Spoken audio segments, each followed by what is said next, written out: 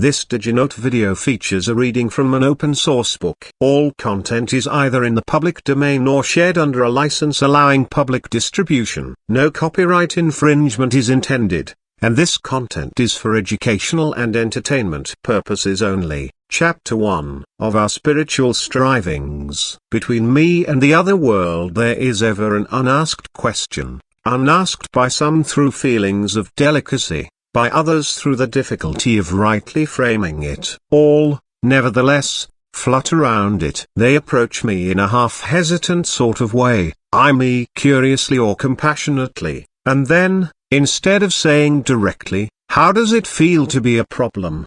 they say, "I know an excellent colored man in my town," or "I fought at Mechanicsville," or "Do not these southern outrages make your blood boil?" At these I smile, or am interested, or reduce the boiling to a simmer, as the occasion may require. To the real question, how does it feel to be a problem? I answer seldom a word. And yet, being a problem is a strange experience, peculiar even for one who has never been anything else, save perhaps in babyhood and in Europe. It is in the early days of rollicking boyhood that the revelation first bursts upon one, all in a day, as it were. I remember well when the shadow swept across me. I was a little thing, away up in the hills of New England, where the dark housatonic winds between Hoosac and Taconic to the sea. In a wooden schoolhouse, something put it into the boys' and girls' heads to buy gorgeous visiting cards,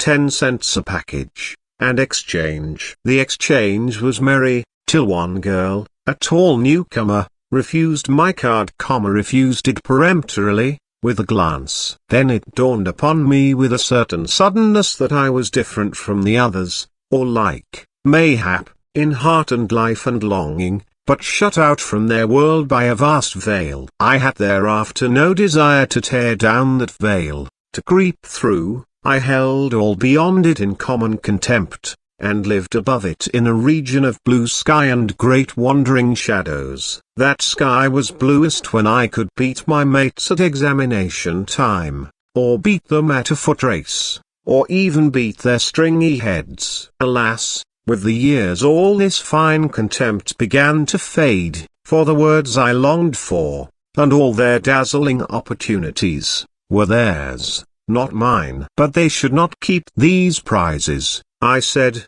Some, all, I would wrest from them. Just how I would do it I could never decide, by reading law, by healing the sick, by telling the wonderful tales that swam in my head, some way. With other black boys the strife was not so fiercely sunny, their youth shrunk into tasteless sycophancy, or into silent hatred of the pale world about them and mocking distrust of everything white, or wasted itself in a bitter cry, "Why did God make me an outcast and a stranger in mine own house?" The shades of the prison house closed round about us all, walls straight and stubborn to the whitest, but relentlessly narrow, tall, and unscalable to sons of night who must plod darkly on in resignation, or beat unavailing palms against the stone, or steadily, half hopelessly, watch the streak of blue above.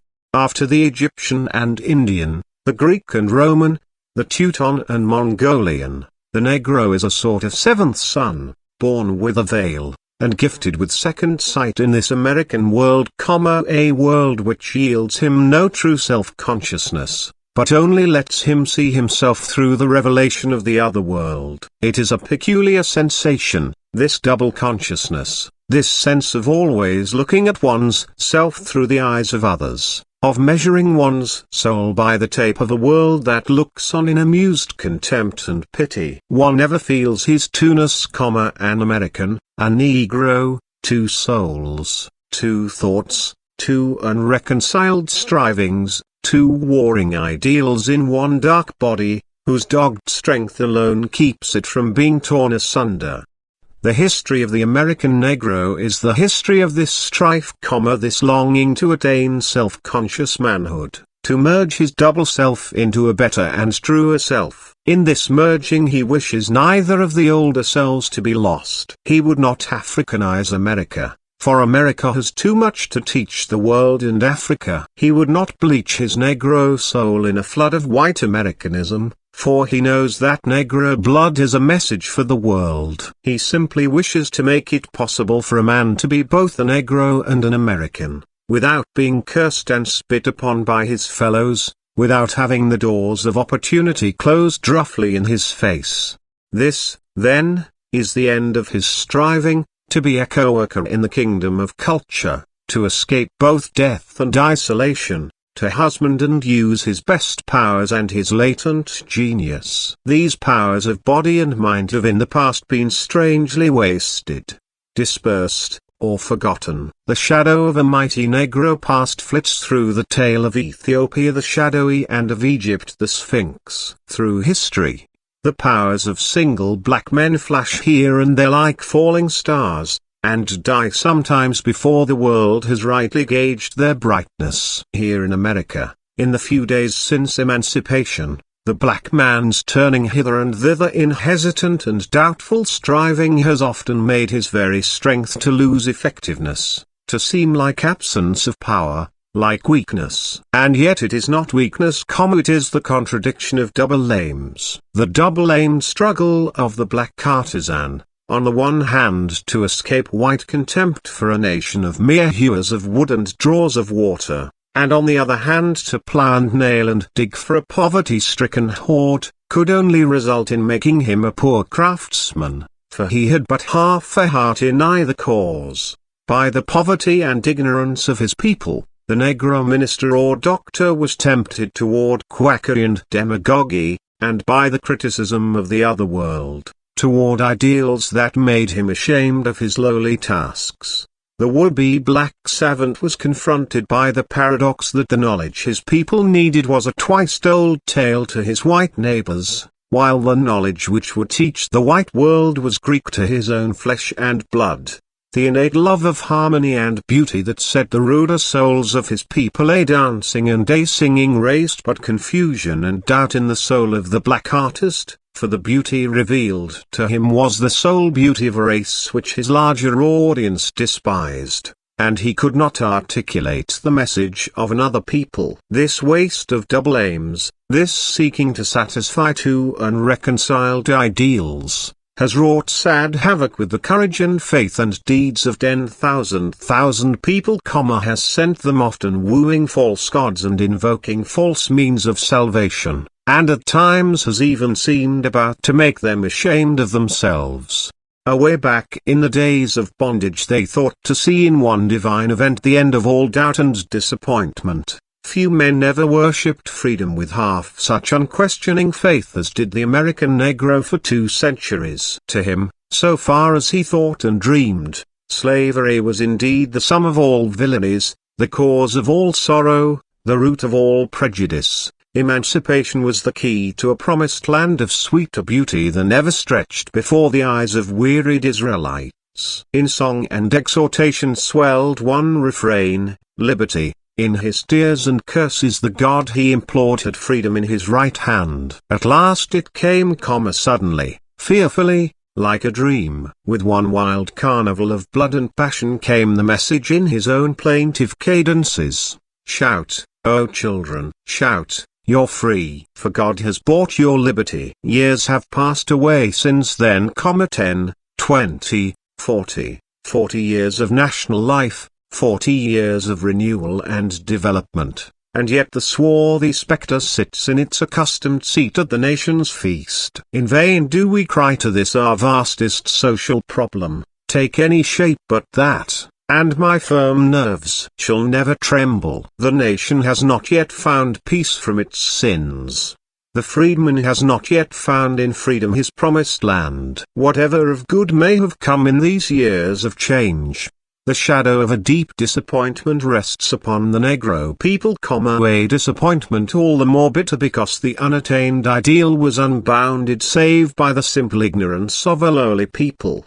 The first decade was merely a prolongation of the vain search for freedom, the boon that seemed ever barely to elude their grasp, like a tantalizing will-o'-the-wisp, maddening and misleading the headless host. The Holocaust of war, the terrors of the Ku Klux Klan, the lies of carpetbaggers, the disorganization of industry, and the contradictory advice of friends and foes, left the bewildered serf with no new watchword beyond the old cry for freedom. As the time flew, however, he began to grasp a new idea. The ideal of liberty demanded for its attainment powerful means, and these the 15th Amendment gave him. The ballot, which before he had looked upon as a visible sign of freedom, he now regarded as the chief means of gaining and perfecting the liberty with which war had partially endowed him. And why not? Had not votes made war and emancipated millions? Had not votes enfranchised the freedmen? Was anything impossible to a power that had done all this? A million black men started with renewed zeal to vote themselves into the kingdom. So the decade flew away, the revolution of 1876 came, and left the half-free serf weary, wandering, but still inspired. Slowly but steadily, in the following years, a new vision began gradually to replace the dream of political power, a powerful movement, the rise of another ideal to guide the unguided, another pillar of fire by night after a clouded day. It was the ideal of book learning, the curiosity, born of compulsory ignorance, to know and test the power of the Kabbalistic letters of the white man, the longing to know. Here at last seemed to have been discovered the mountain path to Canaan, longer than the highway of emancipation and law, steep and rugged, but straight, leading to heights high enough to overlook life. Up the new path the advance guard toiled, slowly, heavily, doggedly. Only those who have watched and guided the faltering feet, the misty minds, the dull understandings, of the dark pupils of these schools know how faithfully, how piteously, this people strove to learn. It was weary work. The cold statistician wrote down the inches of progress here and there, noted also where here and there a foot had slipped or someone had fallen. To the tired climbers, the horizon was ever dark, the mists were often cold, the Canaan was always dim and far away. If, however, the vistas disclosed as yet no goal, no resting place, little but flattery and criticism, the journey at least gave leisure for reflection and self-examination. It changed the child of emancipation to the youth with dawning self-consciousness, self-realization, self-respect. In those somber forests of his striving his own soul rose before him, and he saw himself come darkly as through a veil, and yet he saw in himself some faint revelation of his power, of his mission. He began to have a dim feeling that, to attain his place in the world, he must be himself, and not another. For the first time he sought to analyze the burden he bore upon his back, that dead weight of social degradation partially masked behind a half-named Negro problem. He felt his poverty, without a cent, without a home, without land, tools, or savings. He had entered into competition with rich, landed, skilled neighbors. To be a poor man is hard. But to be a poor race in a land of dollars is the very bottom of hardships. He felt the weight of his ignorance common not simply of letters, but of life, of business, of the humanities. The accumulated sloth and shirking and awkwardness of decades and centuries shackled his hands and feet. Nor was his burden all poverty and ignorance. The red stain of bastardy, which 2 centuries of systematic legal defilement of Negro women had stamped upon his race, meant not only the loss of ancient African chastity, but also the hereditary weight of a mass of corruption from white adulterers, threatening almost the obliteration of the Negro home. A people thus handicapped ought not to be asked to race with the world, but rather allowed to give all its time and thought to its own social problems. But alas! While sociologists gleefully count his bastards and his prostitutes, the very soul of the toiling, sweating black man is darkened by the shadow of a vast despair. Men call the shadow prejudice, and learnedly explain it as the natural defense of culture against barbarism, learning against ignorance, purity against crime, the higher against the lower races, to which the Negro cries Amen, and swears that to so much of this strange prejudice as is founded on just homage to civilization, culture, righteousness, and progress, he humbly bows and meekly does obeisance. But before that nameless prejudice that leaps beyond all this he stands helpless, dismayed, and well-nigh speechless, before that personal disrespect and mockery, the ridicule and systematic humiliation, the distortion of fact and wanton license of fancy, the cynical ignoring of the better and the boisterous welcoming of the worse, the all-pervading desire to inculcate disdain for everything black, from Toussaint to the devil. Before this there rises a sickening despair that would disarm and discourage any nation save that black host to whom discouragement is an unwritten word. But the facing of so vast a prejudice could not but bring the inevitable self-questioning, self-disparagement, and lowering of ideals which ever accompany repression and breed in an atmosphere of contempt and hate. Whisperings and portents came home upon the four winds. Lo! We are diseased and dying, cried the dark hosts, we cannot write, our voting is vain, what need of education, since we must always cook and serve? And the nation echoed and enforced this self-criticism, saying, be content to be servants, and nothing more. What need of higher culture for half men? Away with the black man's ballot, by force or fraud, and behold the suicide of a race. Nevertheless, out of the evil came something of good, the more careful adjustment of education to real life, the clearer perception of the Negro's social responsibilities, and the sobering realization of the meaning of progress. So dawned the time of Sturm und Drang, storm and stress. Today rocks our little boat on the mad waters of the world's sea. There is within and without the sound of conflict, the burning of body and rending of soul. Inspiration strives with doubt, and faith with vain questionings. The bright ideals of the past, physical freedom, political power, the training of brains and the training of hands, all these in turn have waxed and waned, until even the last grows dim and overcast. Are they all wrong, all false? No, not that. But each alone was over-simple and incomplete, the dreams of a credulous race childhood, or the fond imaginings of the other world which does not know and does not want to know our power. To be really true, all these ideals must be melted and welded into one. The training of the schools we need today more than ever, the training of deft hands, quick eyes and ears, and above all the broader, deeper, higher culture of gifted minds and pure hearts. The power of the ballot we need in sheer self-defense, else what shall save us from a second slavery? Freedom, too, the long sought, we still seek, the freedom of life and limb, the freedom to work and think, the freedom to love and aspire. Work, culture, liberty, all these we need, not singly but together, not successively but together, each growing and aiding each, and all striving toward that vast ideal that swims before the Negro people, the ideal of human brotherhood, gained through the unifying ideal of race.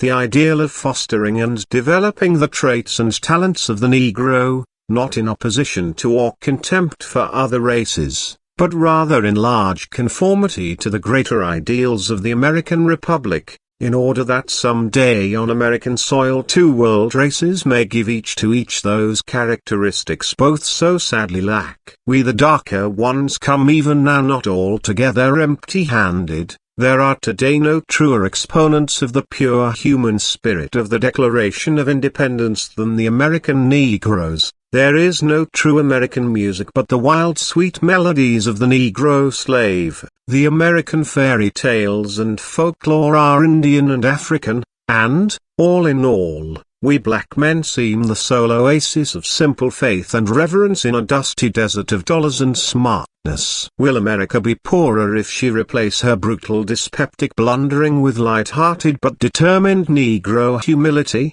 Or her coarse and cruel wit with loving jovial good humor? or her vulgar music with the soul of the sorrow songs? Merely a concrete test of the underlying principles of the Great Republic is the Negro problem, and the spiritual striving of the freedmen's sons is the travail of souls whose burden is almost beyond the measure of their strength, but who bear it in the name of an historic race, in the name of this the land of their fathers' fathers, and in the name of human opportunity. And now what I have briefly sketched in large outline let me on coming pages tell again in many ways, with loving emphasis and deeper detail, that men may listen to the striving in the souls of black folk. Chapter 2 of The Dawn of Freedom. The problem of the 20th century is the problem of the color line, the relation of the darker to the lighter races of men in Asia and Africa, in America and the islands of the sea. It was a phase of this problem that caused the Civil War, and however much they who marched south and north in 1861 may have fixed on the technical points of union and local autonomy as a shibboleth, all nevertheless knew, as we know, that the question of Negro slavery was the real cause of the conflict. Curious it was, too, how this deeper question ever forced itself to the surface despite effort and disclaimer. No sooner had Northern armies touched Southern soil than this old question, newly guised, sprang from the earth. What shall be done with Negroes? Peremptory military commands this way and that could not answer the query. The Emancipation Proclamation seemed but to broaden and intensify the difficulties, and the war amendments made the Negro problems of today. It is the aim of this essay to study the period of history from 1861 to 1872 so far as it relates to the American Negro. In effect, this tale of the dawn of freedom is an account of that government of men called the Freedmen's Bureau, one of the most singular and interesting of the attempts made by a great nation to grapple with vast problems of race and social condition.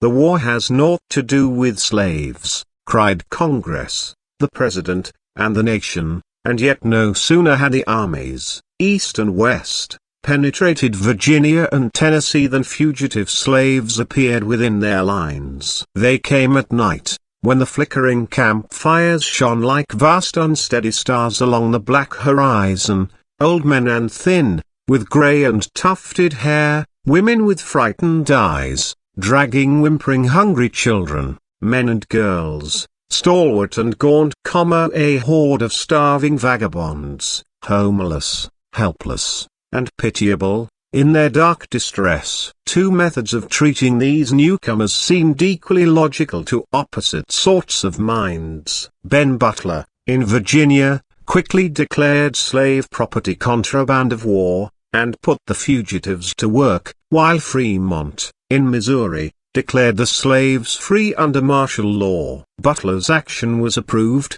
but Fremont's was hastily countermanded, and his successor, Halleck, saw things differently. Hereafter, he commanded, no slaves should be allowed to come into your lines at all. If any come without your knowledge, when owners call for them, deliver them.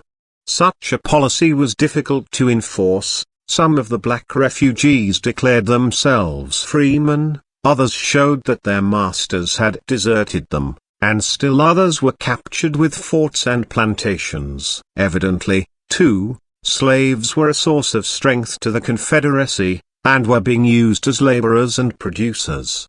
They constitute a military resource, wrote Secretary Cameron, late in 1861, and being such, that they should not be turned over to the enemy is too plain to discuss. So gradually the tone of the army chiefs changed. Congress forbade the rendition of fugitives, and Butler's contrabands were welcomed as military laborers. This complicated rather than solved the problem, for now the scattering fugitives became a steady stream, which flowed faster as the armies marched. Then the long-headed man with care-chiseled face who sat in the White House saw the inevitable, and emancipated the slaves of rebels on New Year's, 1863. A month later Congress called earnestly for the Negro soldiers whom the Act of July, 1862, had half-grudgingly allowed to enlist. Thus the barriers were leveled and the deed was done. The stream of fugitives swelled to a flood, and anxious army officers kept inquiring, "What must be done with slaves?" arriving almost daily. "Are we to find food and shelter for women and children?" It was a Pierce of Boston who pointed out the way, and thus became in a sense the founder of the Freedmen's Bureau. He was a firm friend of Secretary Chase, and when, in 1861, the care of slaves and abandoned lands devolved upon the Treasury officials, Pierce was specially detailed from the ranks to study the conditions. First, he cared for the refugees at Fortress Monroe, and then, after Sherman had captured Hilton Head, Pierce was sent there to found his Port Royal experiment of making free working men out of slaves. Before his experiment was barely started, however, the problem of the fugitives had assumed such proportions that it was taken from the hands of the overburdened Treasury Department and given to the Army officials. Already centers of massed freedmen were forming at Fortress Monroe, Washington, New Orleans, Vicksburg and Corinth, Columbus, Key, and Cairo, as well as at Port Royal. Army chaplains found here new and fruitful fields. Superintendents of contrabands multiplied, and some attempt at systematic work was made by enlisting the able-bodied men and giving work to the others.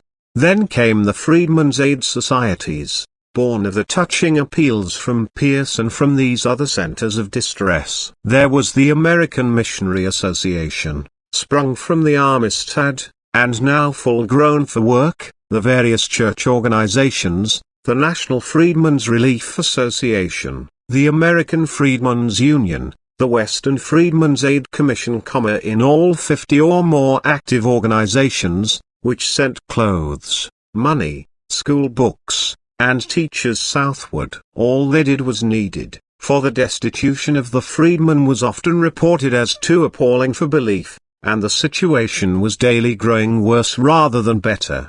And daily, too, it seemed more plain that this was no ordinary matter of temporary relief, but a national crisis, for here loomed a labor problem of vast dimensions. Masses of Negroes stood idle, or, if they worked spasmodically, were never sure of pay, and if perchance they received pay, squandered the new thing thoughtlessly. In these and other ways were camp life and the new liberty demoralizing the freedmen. The broader economic organization thus clearly demanded sprang up here and there as accident and local conditions determined. Here it was that Pierce's Port Royal plan of leased plantations and guided workmen pointed out the rough way. In Washington the military governor, at the urgent appeal of the superintendent, opened confiscated estates to the cultivation of the fugitives, and there in the shadow of the dome gathered black farm villages. General Dix gave over estates to the freedmen of Fortress Monroe,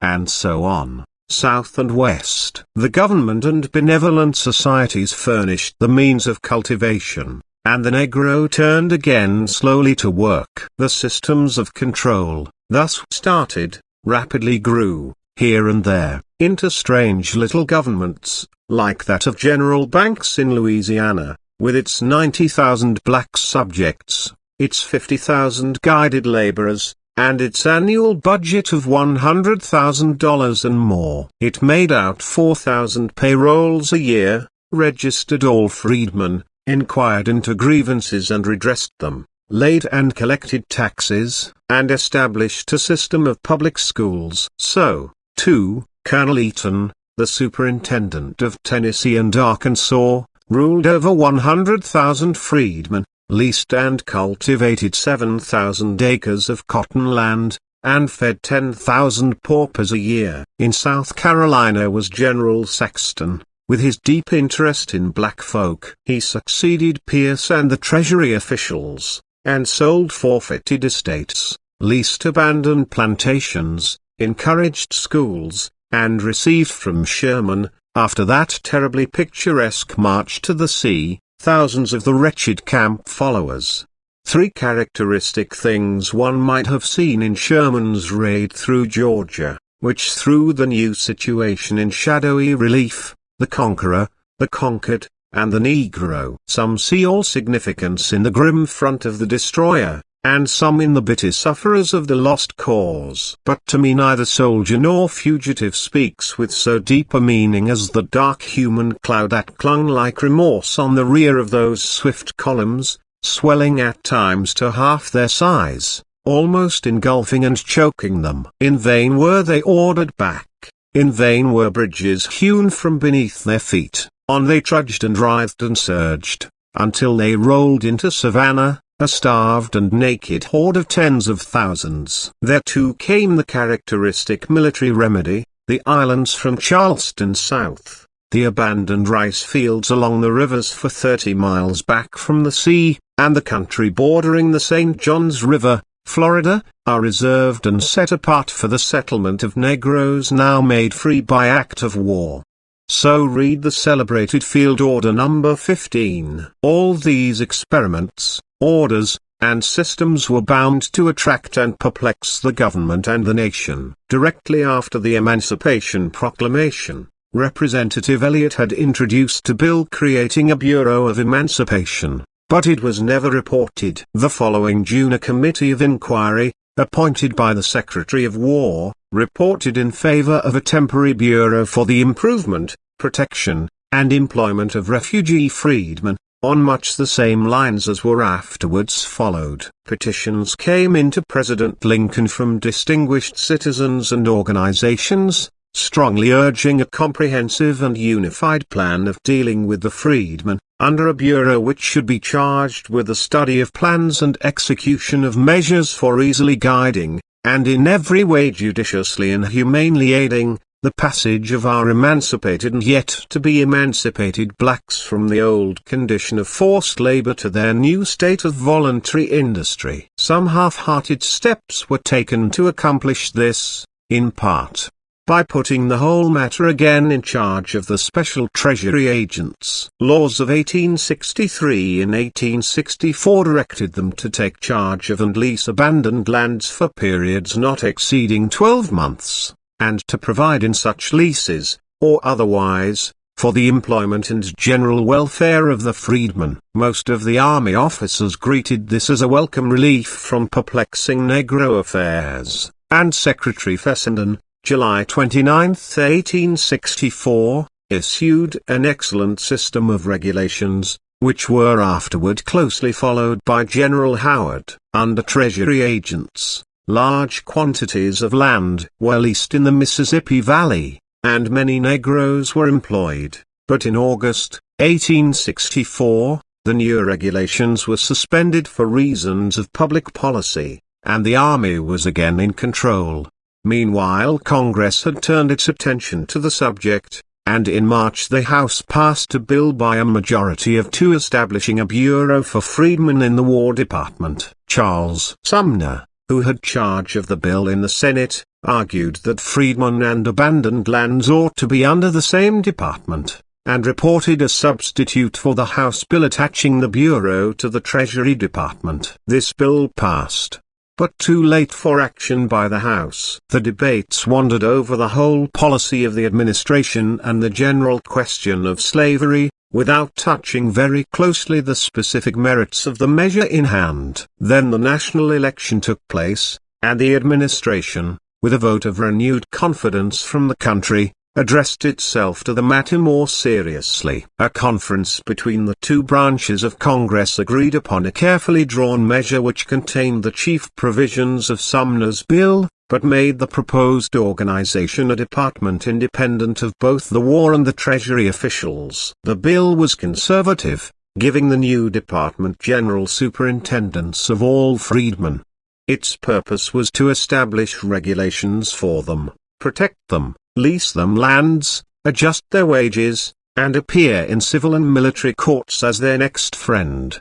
There were many limitations attached to the powers thus granted, and the organization was made permanent. Nevertheless, the Senate defeated the bill, and a new conference committee was appointed. This committee reported a new bill, February 28, which was whirled through just as the session closed, and became the Act of 1865 establishing in the War Department a Bureau of Refugees, Freedmen, and Abandoned Lands. This last compromise was a hasty bit of legislation, vague and uncertain in outline. A bureau was created, to continue during the present War of Rebellion, and for 1 year thereafter, to which was given the supervision and management of all abandoned lands and the control of all subjects relating to refugees and freedmen, under such rules and regulations as may be presented by the head of the Bureau and approved by the President. A commissioner, appointed by the President and Senate, was to control the Bureau, with an office force not exceeding 10 clerks.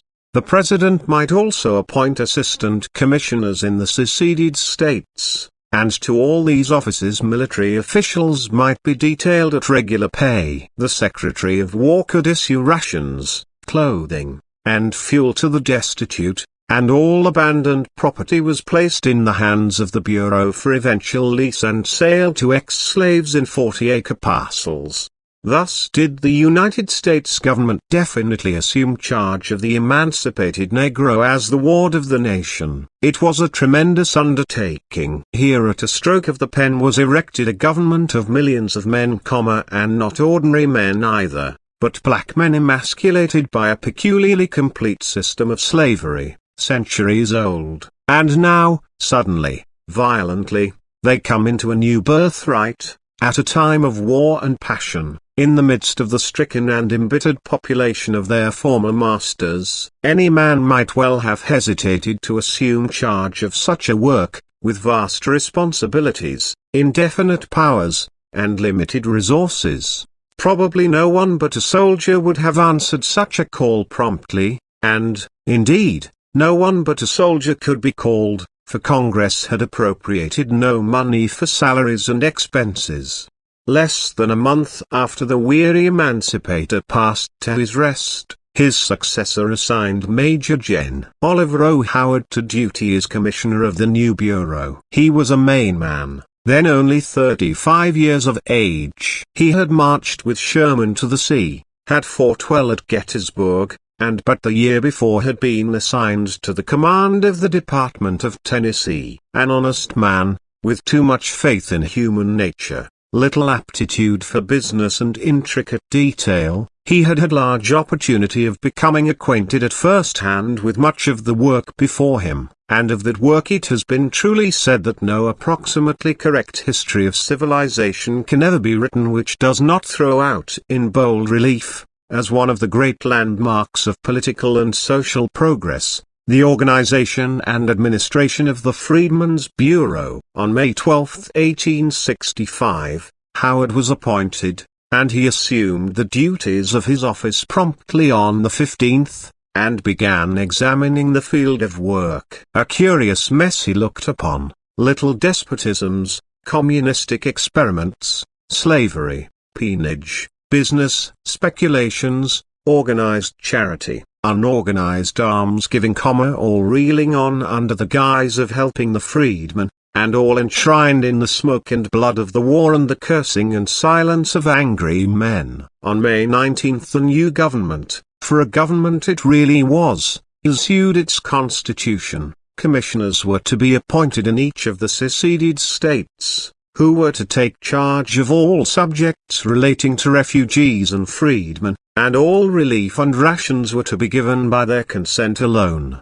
The Bureau invited continued cooperation with benevolent societies, and declared, "It will be the object of all commissioners to introduce practicable systems of compensated labor, and to establish schools." Forthwith 9 assistant commissioners were appointed. They were to hasten to their fields of work, seek gradually to close relief establishments, and make the destitute self-supporting, act as courts of law where there were no courts, or where Negroes were not recognized in them as free, establish the institution of marriage among ex-slaves, and keep records, see that freedmen were free to choose their employers, and help in making fair contracts for them, and finally, the circular said, simple good faith, for which we hope on all hands for those concerned in the passing away of slavery, will especially relieve the assistant commissioners in the discharge of their duties toward the freedmen,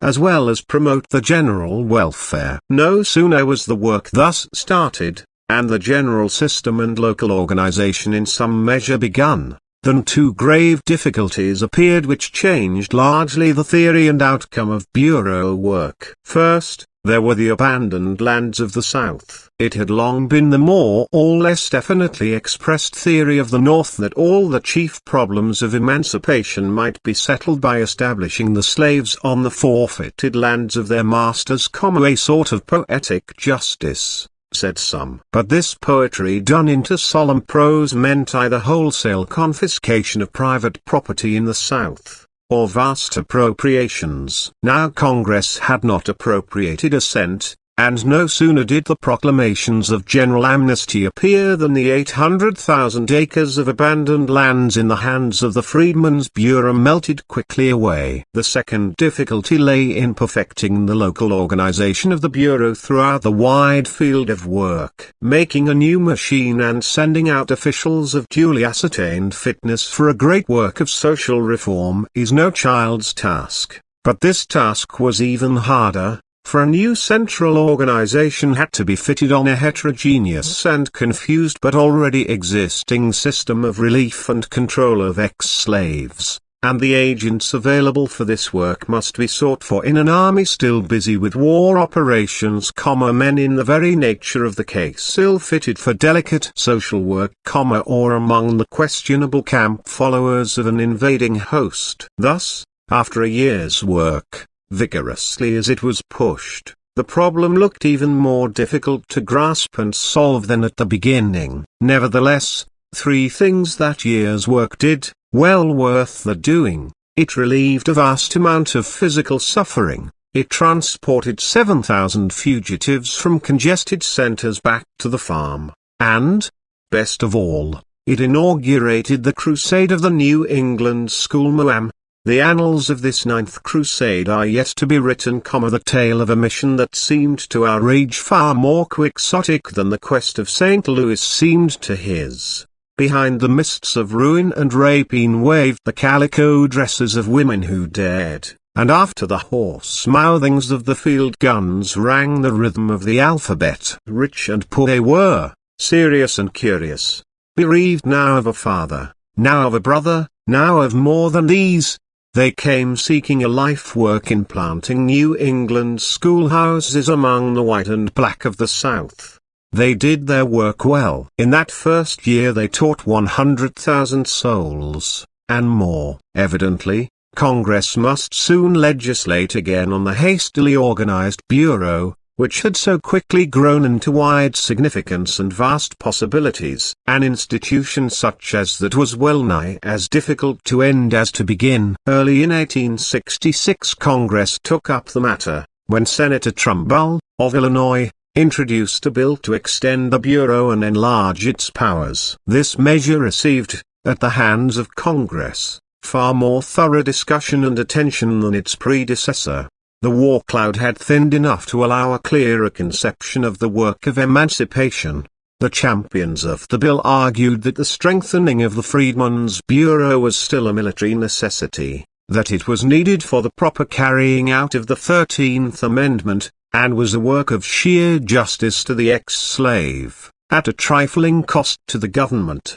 The opponents of the measure declared that the war was over, and the necessity for war measures past, that the Bureau, by reason of its extraordinary powers, was clearly unconstitutional in time of peace, and was destined to irritate the South and pauperize the freedmen, at a final cost of possibly hundreds of millions. These two arguments were unanswered, and indeed unanswerable. The one that the extraordinary powers of the Bureau threatened the civil rights of all citizens, and the other that the government must have power to do what manifestly must be done, and that present abandonment of the freedmen meant their practical re-enslavement. The bill which finally passed enlarged and made permanent the Freedmen's Bureau. It was promptly vetoed by President Johnson as unconstitutional, unnecessary, and extrajudicial, and failed of passage over the veto. Meantime, however, the breach between Congress and the President began to broaden,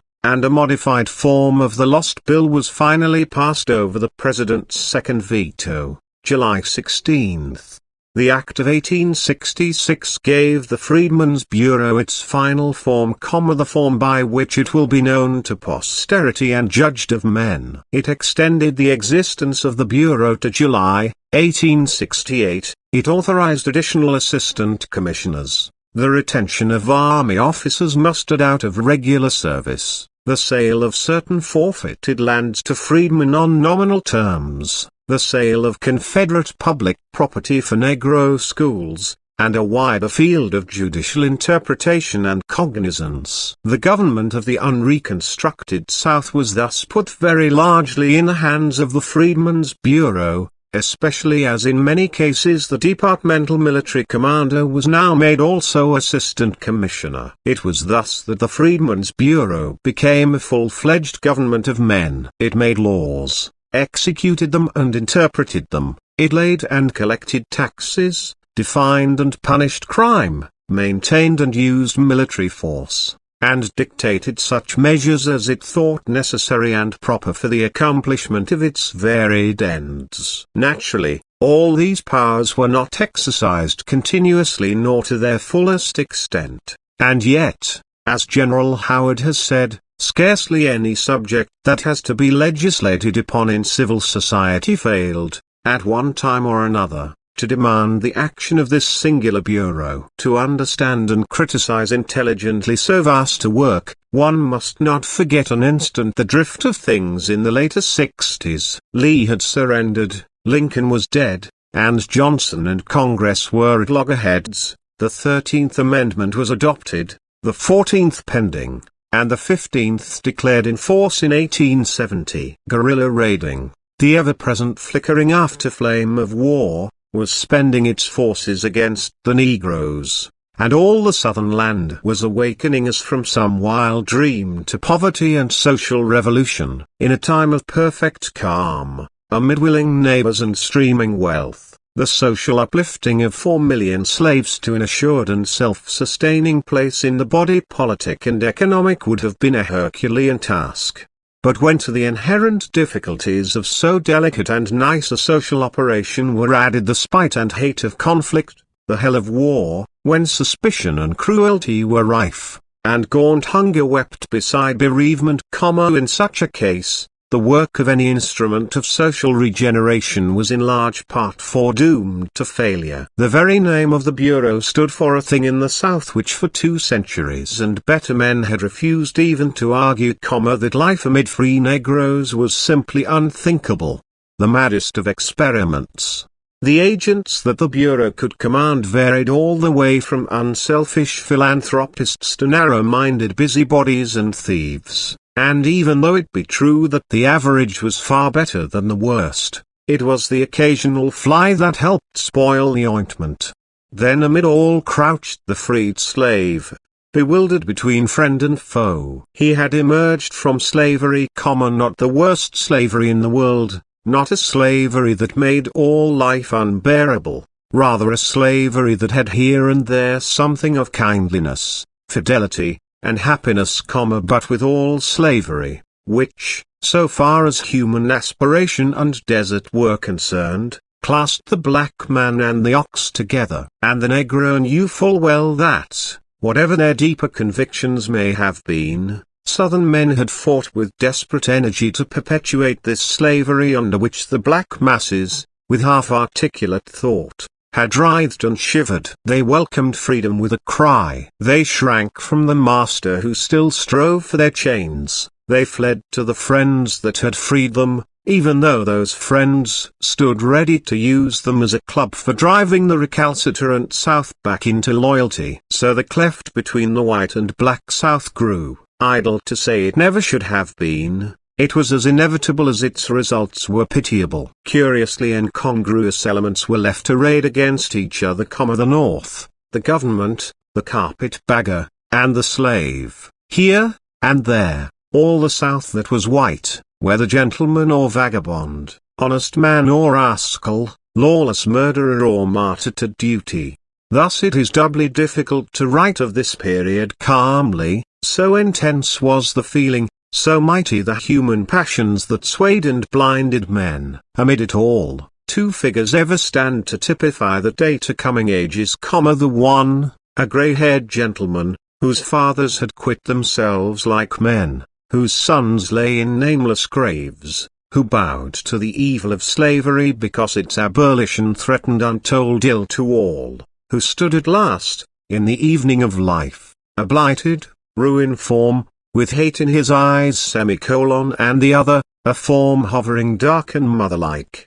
Her awful face black with the mists of centuries, had aforetime quailed at that white master's command, had bent in love over the cradles of his sons and daughters, and closed in death the sunken eyes of his wife, I, too, at his behest had laid herself low to his lust, and borne a tawny man-child to the world, only to see her dark boy's limbs scattered to the winds by midnight marauders riding after damned niggers. These were the saddest sights of that awful day, and no man clasped the hands of these two passing figures of the present past, but, hating, they went to their long home, and, hating, their children's children live today. Here, then, was the field of work for the Freedmen's Bureau, and since, with some hesitation, it was continued by the Act of 1868 until 1869, let us look upon 4 years of its work as a whole. There were, in 1868, 900 Bureau officials scattered from Washington to Texas, ruling, directly and indirectly, many millions of men. The deeds of these rulers fall mainly under 7 heads: the relief of physical suffering, the overseeing of the beginnings of free labor, the buying and selling of land, the establishment of schools, the paying of bounties, the administration of justice, and the financiering of all these activities. Up to June, 1869, over 500,000 patients had been treated by bureau physicians and surgeons, and 60 hospitals and asylums had been in operation. In 50 months 21 million free rations were distributed at a cost of over $4 million. Next came the difficult question of labor. First, 30,000 black men were transported from the refuges and relief stations back to the farms, back to the critical trial of a new way of working. Plain instructions went out from Washington: the laborers must be free to choose their employers, no fixed rate of wages was prescribed, and there was to be no peonage or forced labor. So far, so good, but where local agents differed toto solo in capacity and character, where the personnel was continually changing, the outcome was necessarily varied. The largest element of success lay in the fact that the majority of the freedmen were willing, even eager, to work. So labor contracts were written, 50,000 in a single state, laborers advised, wages guaranteed, and employers supplied. In truth, the organization became a vast labor bureau, not perfect, indeed, notably defective here and there, but on the whole successful beyond the dreams of thoughtful men. The two great obstacles which confronted the officials were the tyrant and the idler, the slaveholder who was determined to perpetuate slavery under another name, and the freedman who regarded freedom as perpetual rest, the devil and the deep sea. In the work of establishing the Negroes as peasant proprietors, the Bureau was from the first handicapped and at last absolutely checked. Something was done, and larger things were planned. Abandoned lands were leased so long as they remained in the hands of the Bureau, and a total revenue of nearly $500,000 derived from black tenants. Some other lands to which the nation had gained title were sold on easy terms, and public lands were opened for settlement to the very few freedmen who had tools and capital. But the vision of 40 acres and a mule, the righteous and reasonable ambition to become a landholder, which the nation had all but categorically promised the freedmen, was destined in most cases to bitter disappointment. And those men of marvelous hindsight who are today seeking to preach the Negro back to the present peonage of the soil know well, or ought to know, that the opportunity of binding the Negro peasant willingly to the soil was lost on that day when the commissioner of the Freedmen's Bureau had to go to South Carolina and tell the weeping freedmen, after their years of toil, that their land was not theirs, that there was a mistake somewhere. If by 1874 the Georgia Negro alone owned 350,000 acres of land, it was by grace of his thrift rather than by bounty of the government. The greatest success of the Freedmen's Bureau lay in the planting of the free school among Negroes, and the idea of free elementary education among all classes in the South. It not only called the schoolmistresses through the benevolent agencies and built them schoolhouses, but it helped discover and support such apostles of human culture as Edmund Ware, Samuel Armstrong, and Erastus Cravath. The opposition to Negro education in the South was at first bitter, and showed itself in ashes, insult, and blood, for the South believed an educated Negro to be a dangerous Negro. And the South was not wholly wrong, for education among all kinds of men always has had, and always will have, an element of danger and revolution, of dissatisfaction and discontent. Nevertheless, men strive to know. Perhaps some inkling of this paradox, even in the unquiet days of the Bureau, helped the bayonets allay an opposition to human training which still today lies smoldering in the South, but not flaming. Fisk, Atlanta, Howard, and Hampton were founded in these days, and $6 million were expended for educational work. $750,000 of which the freedmen themselves gave of their poverty. Such contributions, together with the buying of land and various other enterprises, showed that the ex-slave was handling some free capital already. The chief initial source of this was labor in the army, and his pay and bounty as a soldier. Payments to Negro soldiers were at first complicated by the ignorance of the recipients, and the fact that the quotas of colored regiments from northern states were largely filled by recruits from the South, unknown to their fellow soldiers. Consequently, payments were accompanied by such frauds that Congress, by joint resolution in 1867, put the whole matter in the hands of the Freedmen's Bureau. In 2 years $6 million was thus distributed to 5,000 claimants, and in the end the sum exceeded $8 million. Even in this system fraud was frequent, but still the work put needed capital in the hands of practical paupers, and some, at least, was well spent.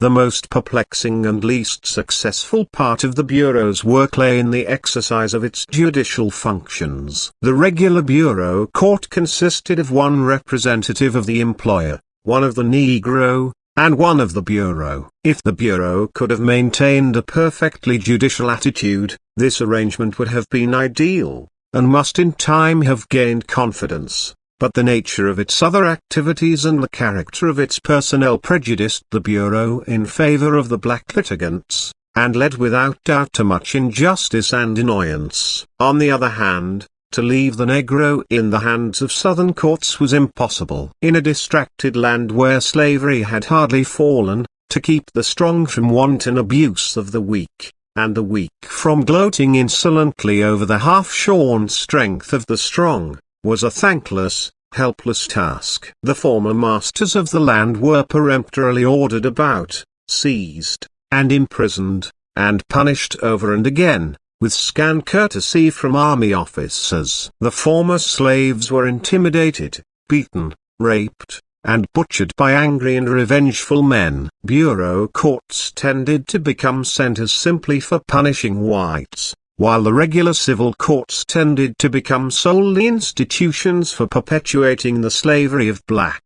Almost every law and method ingenuity could devise was employed by the legislatures to reduce the Negroes to serfdom, to make them the slaves of the state, if not of individual owners, while the Bureau officials too often were found striving to put the bottom rail on top, and gave the freedmen a power and independence which they could not yet use. It is all well enough for us of another generation to wax wise with advice to those who bore the burden in the heat of the day. It is full easy now to see that the man who lost home, fortune, and family at a stroke, and saw his land ruled by mules and niggers, was really benefited by the passing of slavery. It is not difficult now to say to the young freedman, cheated and cuffed about, who has seen his father's head beaten to a jelly and his own mother namelessly assaulted, that the meek shall inherit the earth. Above all, nothing is more convenient than to heap on the Freedmen's Bureau all the evils of that evil day, and damn it utterly for every mistake and blunder that was made. All this is easy, but it is neither sensible nor just. Someone had blundered, but that was long before Oliver Howard was born. There was criminal aggression and heedless neglect, but without some system of control there would have been far more than there was. Had that control been from within, the Negro would have been re-enslaved, to all intents and purposes. Coming as the control did from without, perfect men and methods would have bettered all things. And even with imperfect agents and questionable methods, the work accomplished was not undeserving of commendation. Such was the dawn of freedom, such was the work of the Freedmen's Bureau, which, summed up in brief, may be epitomized thus: for some $15 million, beside the sums spent before 1865, and the dole of benevolent societies, this Bureau set going a system of free labor, established a beginning of peasant proprietorship, secured the recognition of black freedmen before courts of law, and founded the free common school in the South. On the other hand, it failed to begin the establishment of goodwill between ex-masters and freedmen, to guard its work wholly from paternalistic methods which discouraged self-reliance, and to carry out to any considerable extent its implied promises to furnish the freedmen with land. Its successes were the result of hard work, supplemented by the aid of philanthropists and the eager striving of black men. Its failures were the result of bad local agents, the inherent difficulties of the work, and national neglect. Such an institution, from its wide powers, great responsibilities, large control of moneys, and generally conspicuous position, was naturally open to repeated and bitter attack. It sustained a searching congressional investigation at the instance of Fernando Wood in 1870. Its archives and few remaining functions were with blunt discourtesy transferred from Howard's control, in his absence, to the supervision of Secretary of War Belknap in 1872, on the Secretary's recommendation. Finally, in consequence of grave intimations of wrongdoing made by the Secretary and his subordinates, General Howard was court-martialed in 1874. In both of these trials the Commissioner of the Freedmen's Bureau was officially exonerated from any willful misdoing, and his work commended. Nevertheless, many unpleasant things were brought to light, the methods of transacting the business of the Bureau were faulty, several cases of defalcation were proved, and other frauds strongly suspected. There were some business transactions which savored of dangerous speculation, if not dishonesty, and around it all lay the smirch of the Freedmen's Bank, morally and practically. The Freedmen's Bank was part of the Freedmen's Bureau, although it had no legal connection with it. With the prestige of the government back of it, and a directing board of unusual respectability and national reputation, this banking institution had made a remarkable start in the development of that thrift among black folk which slavery had kept them from knowing. Then in one sad day came the crash, all the hard-earned dollars of the freedmen disappeared, but that was the least of the loss, all the faith in saving went too, and much of the faith in men, and that was a loss that a nation which today sneers at Negro shiftlessness has never yet made good. Not even 10 additional years of slavery could have done so much to throttle the thrift of the freedmen as the mismanagement and bankruptcy of the series of savings banks chartered by the nation for their especial aid. Where all the blame should rest, it is hard to say, whether the Bureau and the bank died chiefly by reason of the blows of its selfish friends or the dark machinations of its foes. Perhaps even time will never reveal, for here lies unwritten history.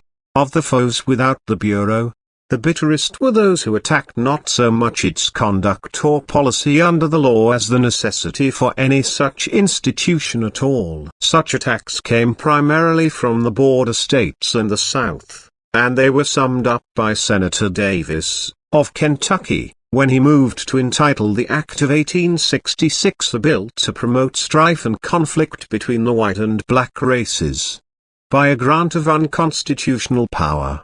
The argument gathered tremendous strength South and North, but its very strength was its weakness, for, argued the plain common sense of the nation, if it is unconstitutional, unpractical, and futile for the nation to stand guardian over its helpless wards, then there is left but one alternative, to make those wards their own guardians by arming them with the ballot. Moreover, the path of the practical politician pointed the same way, for, argued this opportunist, if we cannot peacefully reconstruct the South with white votes, we certainly can with black votes. So justice and force joined hands. The alternative thus offered the nation was not between full and restricted Negro suffrage, else every sensible man, black and white, would easily have chosen the latter. It was rather a choice between suffrage and slavery, after endless blood and gold had flowed to sweep human bondage away. Not a single Southern legislature stood ready to admit a Negro, under any conditions, to the polls. Not a single Southern legislature believed free Negro labor was possible without a system of restrictions that took all its freedom away. There was scarcely a white man in the South who did not honestly regard emancipation as a crime, and its practical nullification as a duty. In such a situation, the granting of the ballot to the black man was a necessity, the very least a guilty nation could grant a wronged race, and the only method of compelling the South to accept the results of the war. Thus Negro suffrage ended a civil war by beginning a race feud. And some felt gratitude toward the race thus sacrificed in its swaddling clothes on the altar of national integrity, and some felt and feel only indifference and contempt.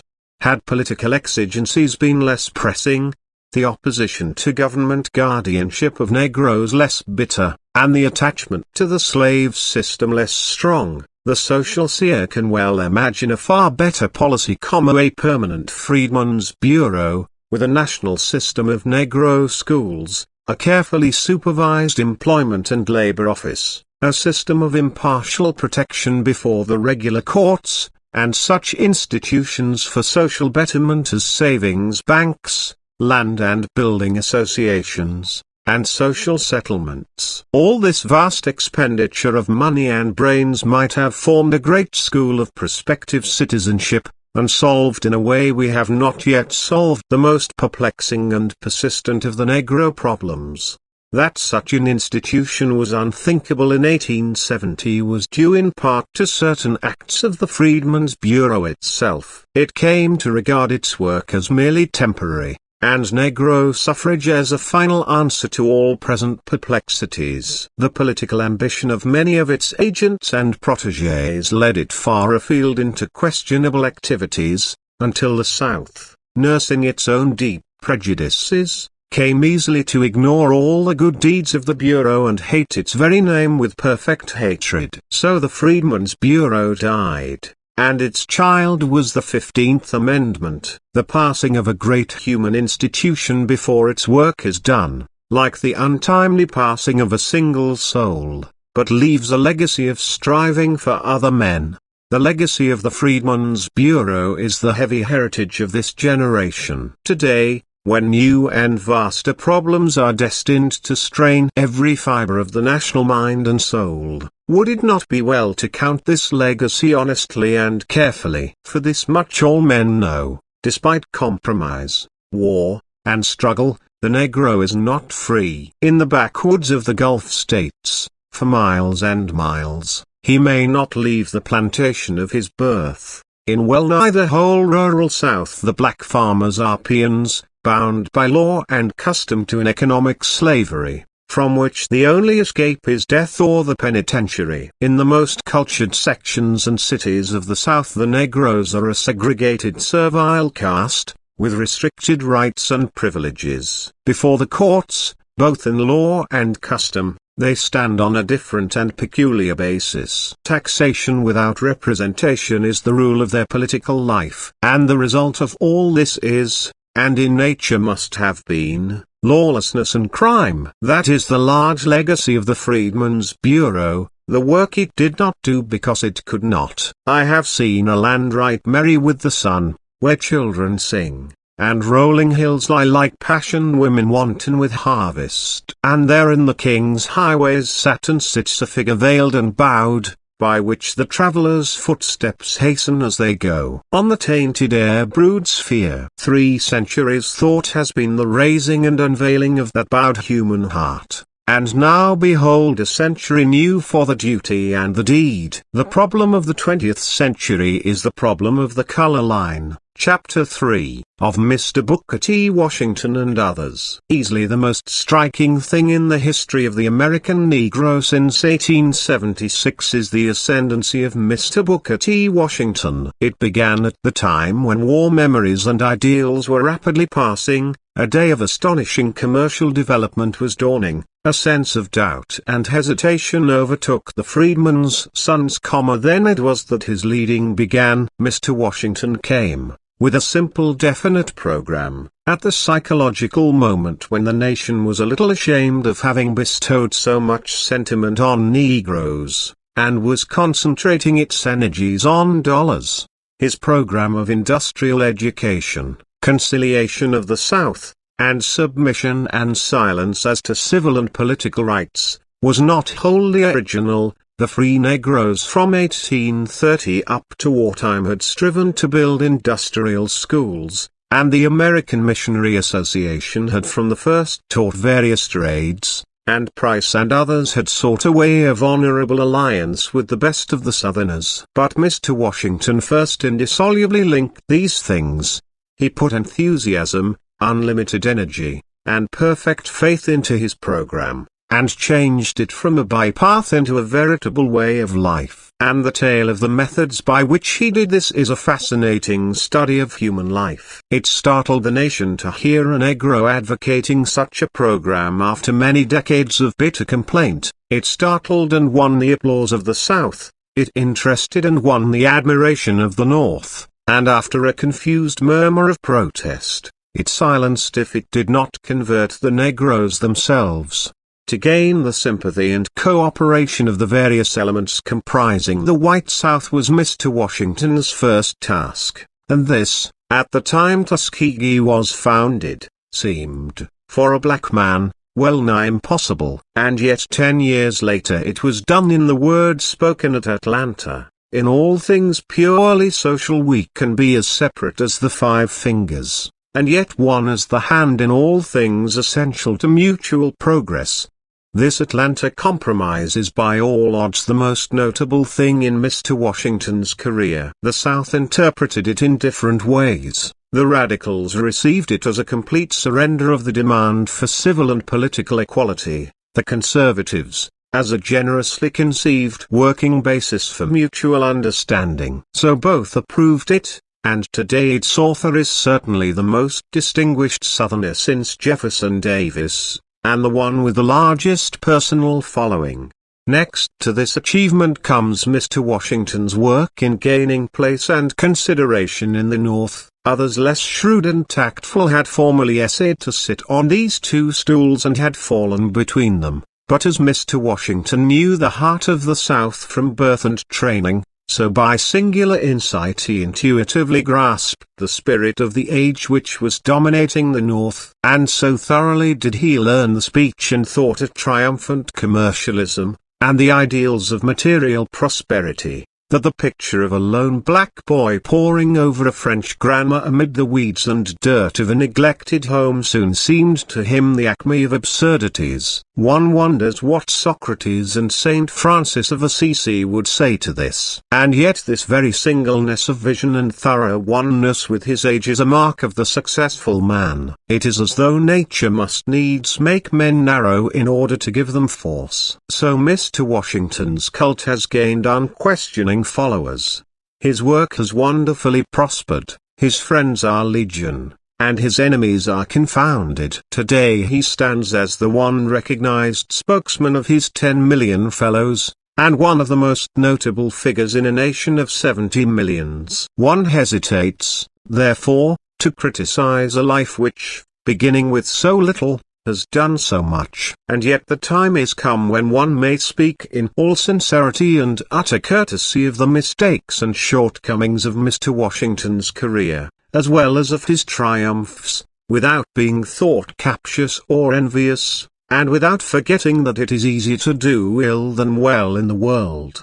The criticism that has hitherto met Mr. Washington has not always been of this broad character. In the South especially has he had to walk warily to avoid the harshest judgments, and naturally so, for he is dealing with the one subject of deepest sensitiveness to that section. Twice, once when at the Chicago celebration of the Spanish-American War he alluded to the color prejudice that is eating away the vitals of the South. And once when he dined with President Roosevelt, has the resulting Southern criticism been violent enough to threaten seriously his popularity. In the North the feeling has several times forced itself into words, that Mr. Washington's counsels of submission overlooked certain elements of true manhood, and that his educational program was unnecessarily narrow. Usually, however, such criticism has not found open expression, although, too, the spiritual sons of the abolitionists have not been prepared to acknowledge that the schools founded before Tuskegee,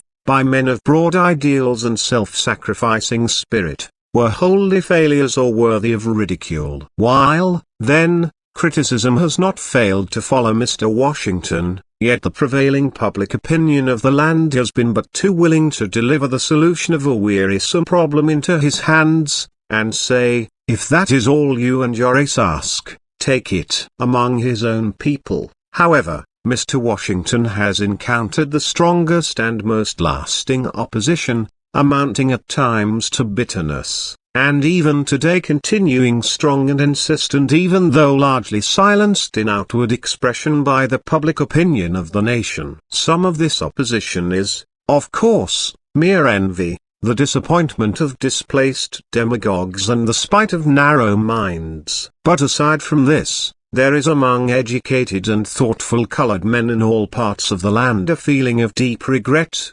sorrow, and apprehension at the wide currency and ascendancy which some of Mr. Washington's theories have gained. These same men admire his sincerity of purpose, and are willing to forgive much to honest endeavor which is doing something worth the doing. They cooperate with Mr. Washington as far as they conscientiously can, and, indeed, it is no ordinary tribute to this man's tact and power that, steering as he must between so many diverse interests and opinions, he so largely retains the respect of all.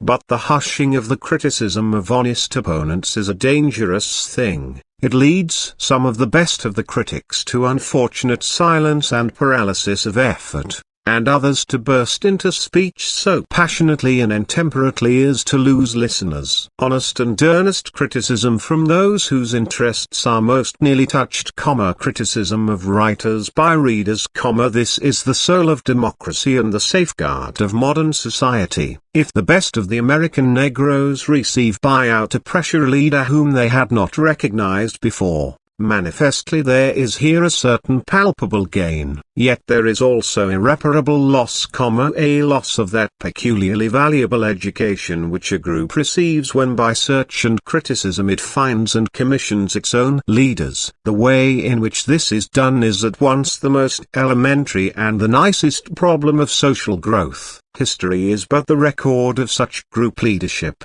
And yet how infinitely changeful is its type and character. And of all types and kinds, what can be more instructive than the leadership of a group within a group? That curious double movement where real progress may be negative and actual advance be relative retrogression. All this is the social student's inspiration and despair. Now in the past the American Negro has had instructive experience in the choosing of group leaders, founding thus a peculiar dynasty which in the light of present conditions is worthwhile studying. When sticks and stones and beasts form the sole environment of a people, their attitude is largely one of determined opposition to and conquest of natural forces. But when to earth and brute is added an environment of men and ideas, then the attitude of the imprisoned group may take three main forms: a feeling of revolt and revenge, an attempt to adjust all thought and action to the will of the greater group,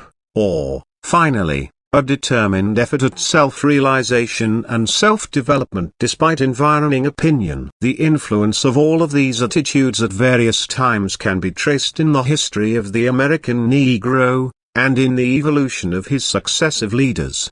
Before 1750, while the fire of African freedom still burned in the veins of the slaves, there was in all leadership or attempted leadership but the one motive of revolt and revenge, typified in the terrible Maroons, the Danish blacks, and Cato of Stono, and veiling all the Americas in fear of insurrection. The liberalizing tendencies of the latter half of the 18th century brought, along with kindlier relations between black and white, thoughts of ultimate adjustment and assimilation. Such aspiration was especially voiced in the earnest songs of Phyllis, in the martyrdom of Attucks, the fighting of Salem and Poor, the intellectual accomplishments of Bannock and Durham, and the political demands of the Cuffs.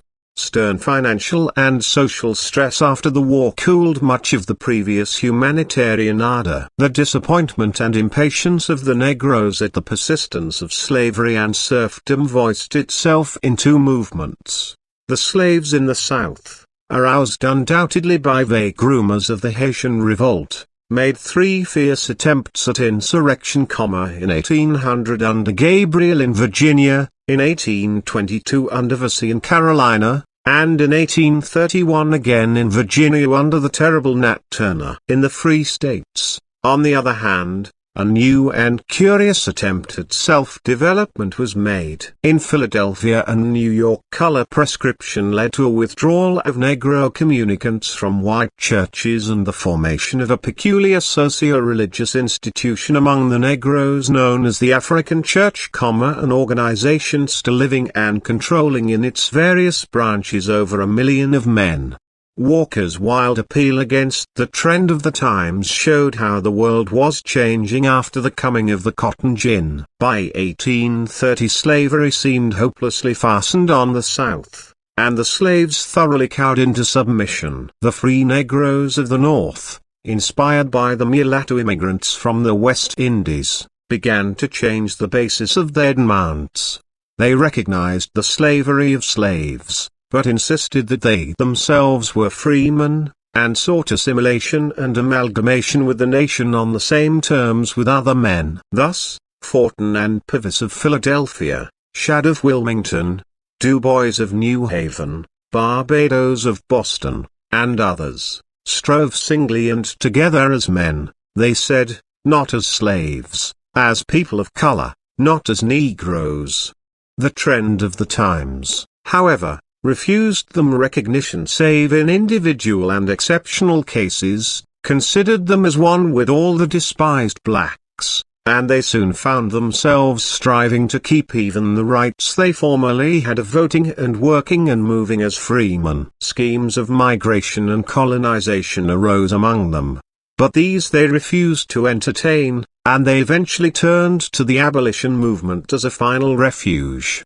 Here, led by Remond, Nell, Wells Brown, and Douglas, a new period of self-assertion and self-development dawned. To be sure, ultimate freedom and assimilation was the ideal before the leaders, but the assertion of the manhood rights of the Negro by himself was the main reliance, and John Brown's raid was the extreme of its logic. After the war and emancipation, the great form of Frederick Douglass, the greatest of American Negro leaders, still led the host. Self-assertion, especially in political lines, was the main program, and behind Douglass came Eliot, Bruce, and Langston, and the Reconstruction politicians, and, less conspicuous but of greater social significance, Alexander Crummell and Bishop Daniel Payne. Then came the Revolution of 1876, the suppression of the Negro votes, the changing and shifting of ideals, and the seeking of new lights in the great night. Douglass, in his old age, still bravely stood for the ideals of his early manhood, ultimate assimilation through self-assertion, and on no other terms. For a time Price arose as a new leader, destined, it seemed, not to give up, but to restate the old ideals in a form less repugnant to the white South. But he passed away in his prime. Then came the new leader. Nearly all the former ones had become leaders by the silent suffrage of their fellows, had sought to lead their own people alone, and were usually, save Douglass, little known outside their race. But Booker T. Washington arose as essentially the leader not of one race but of two, a compromiser between the South, the North, and the Negro. Naturally the Negroes resented, at first bitterly, signs of compromise which surrendered their civil and political rights, even though this was to be exchanged for larger chances of economic development. The rich and dominating North, however, was not only weary of the race problem, but was investing largely in Southern enterprises, and welcomed any method of peaceful cooperation. Thus, by national opinion, the Negroes began to recognize Mr. Washington's leadership, and the voice of criticism was hushed. Mr. Washington represents in Negro thought the old attitude of adjustment and submission, but adjustment at such a peculiar time as to make his program unique. This is an age of unusual economic development, and Mr. Washington's program naturally takes an economic cast, becoming a gospel of work and money to such an extent as apparently almost completely to overshadow the higher aims of life. Moreover, this is an age when the more advanced races are coming in closer contact with the less developed races, and the race feeling is therefore intensified, and Mr. Washington's program practically accepts the alleged inferiority of the Negro races. Again, in our own land, the reaction from the sentiment of wartime has given impetus to race prejudice against Negroes, and Mr. Washington withdraws many of the high demands of Negroes as men and American citizens. In other periods of intensified prejudice all the Negroes' tendency to self-assertion has been called forth. At this period a policy of submission is advocated. In the history of nearly all other races and peoples the doctrine preached at such crises has been that manly self-respect is worth more than lands and houses, and that a people who voluntarily surrender such respect, or cease striving for it, are not worth civilizing. In answer to this, it has been claimed that the Negro can survive only through submission. Mr. Washington distinctly asks that black people give up, at least for the present, three things. First, political power. Second, insistence on civil rights. Third, higher education of Negro youth, and concentrate all their energies on industrial education, and accumulation of wealth, and the conciliation of the South. This policy has been courageously and insistently advocated for over 15 years, and has been triumphant for perhaps 10 years. As a result of this tender of the palm branch, what has been the return? In these years there have occurred 1. The disfranchisement of the Negro. 2. the legal creation of a distinct status of civil inferiority for the Negro. 3. The steady withdrawal of aid from institutions for the higher training of the Negro. These movements are not, to be sure, direct results of Mr. Washington's teachings, but his propaganda has, without a shadow of doubt, helped their speedier accomplishment. The question then comes, is it possible, and probable, that 9 millions of men can make effective progress in economic lines if they are deprived of political rights, made a servile caste, and allowed only the most meager chance for developing their exceptional men? If history and reason give any distinct answer to these questions, it is an emphatic number. And Mr. Washington thus faces the triple paradox of his career. 1. He is striving nobly to make Negro artisans businessmen and property owners, but it is utterly impossible, under modern competitive methods, for workingmen and property owners to defend their rights and exist without the right of suffrage. 2. He insists on thrift and self-respect, but at the same time counsels a silent submission to civic inferiority such as is bound to sap the manhood of any race in the long run. 3. He advocates common school and industrial training, and depreciates institutions of higher learning, but neither the Negro common schools, nor Tuskegee itself, could remain open a day were it not for teachers trained in Negro colleges, or trained by their graduates. This triple paradox in Mr. Washington's position is the object of criticism by two classes of colored Americans. One class is spiritually descended from Toussaint the Savior, through Gabriel, Vesey, and Turner, and they represent the attitude of revolt and revenge. They hate the white South blindly and distrust the white race generally, and so far as they agree on definite action, think that the Negro's only hope lies in emigration beyond the borders of the United States. And yet, by the irony of fate, nothing has more effectually made this program seem hopeless than the recent course of the United States toward weaker and darker peoples in the West Indies, Hawaii, and the Philippines. For where in the world may we go and be safe from lying and brute force? The other class of Negroes who cannot agree with Mr. Washington has hitherto said little aloud. They deprecate the sight of scattered councils, of internal disagreement, and especially they dislike making their just criticism of a useful and earnest man an excuse for a general discharge of venom from small-minded opponents. Nevertheless, the questions involved are so fundamental and serious that it is difficult to see how men like the Grimkes, Kelly Miller, J. W.E. Bowen, and other representatives of this group, can much longer be silent. Such men feel in conscience bound to ask of this nation three things. 1. The right to vote. 2. Civic equality. 3. The education of youth according to ability.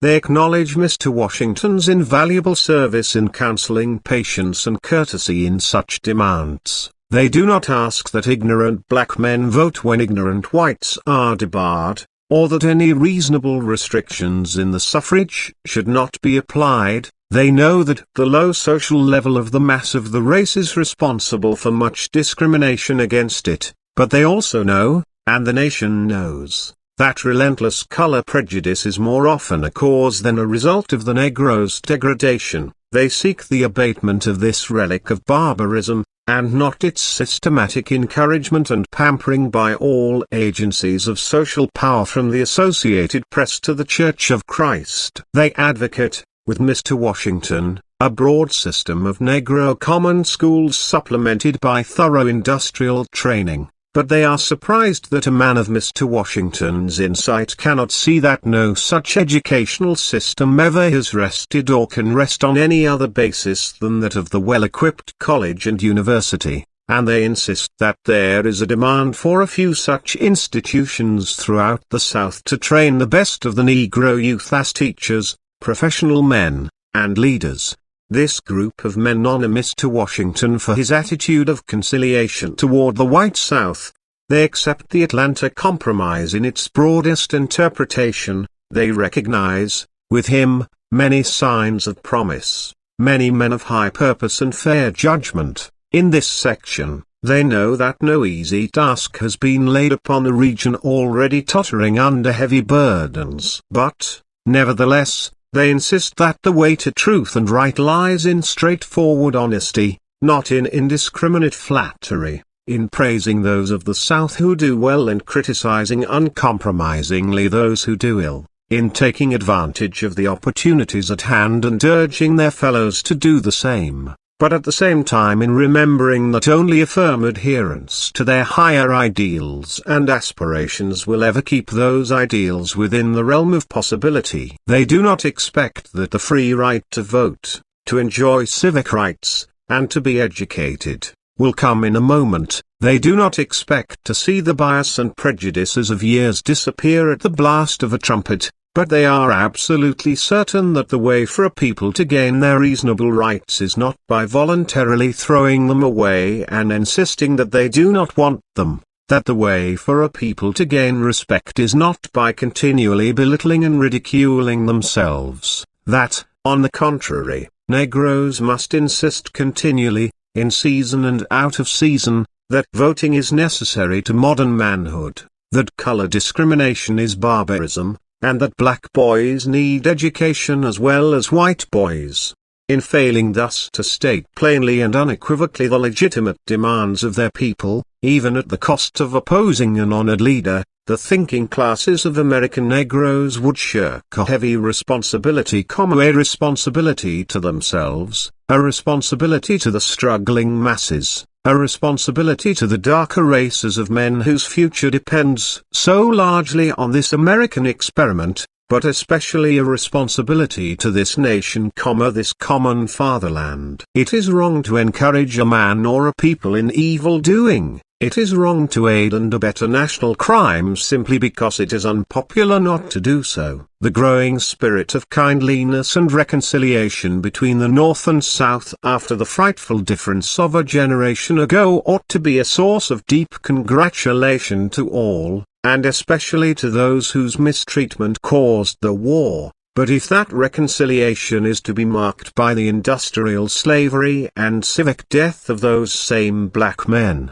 with permanent legislation into a position of inferiority, then those black men, if they are really men, are called upon by every consideration of patriotism and loyalty to oppose such a course by all civilized methods, even though such opposition involves disagreement with Mr. Booker T. Washington. We have no right to sit silently by while the inevitable seeds are sown for a harvest of disaster to our children, black and white. First, it is the duty of black men to judge the South discriminatingly. The present generation of Southerners are not responsible for the past, and they should not be blindly hated or blamed for it. Furthermore, to no class is the indiscriminate endorsement of the recent course of the South toward Negroes more nauseating than to the best thought of the South. The South is not solid, it is a land in the ferment of social change, wherein forces of all kinds are fighting for supremacy,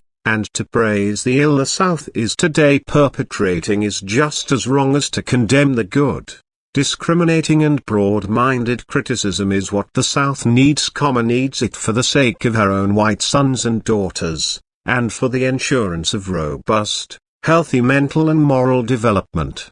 Today even the attitude of the Southern whites toward the blacks is not, as so many assume, in all cases the same. The ignorant Southerner hates the Negro, the workingmen fear his competition, the money makers wish to use him as a laborer, some of the educated see a menace in his upward development, while others, usually the sons of the masters, wish to help him to rise. National opinion has enabled this last class to maintain the Negro common schools, and to protect the Negro partially in property, life, and limb. Through the pressure of the money makers, the Negro is in danger of being reduced to semi-slavery, especially in the country districts. The workingmen, and those of the educated who fear the Negro, have united to disfranchise him, and some have urged his deportation. while the passions of the ignorant are easily aroused to lynch and abuse any black man. To praise this intricate whirl of thought and prejudice is nonsense.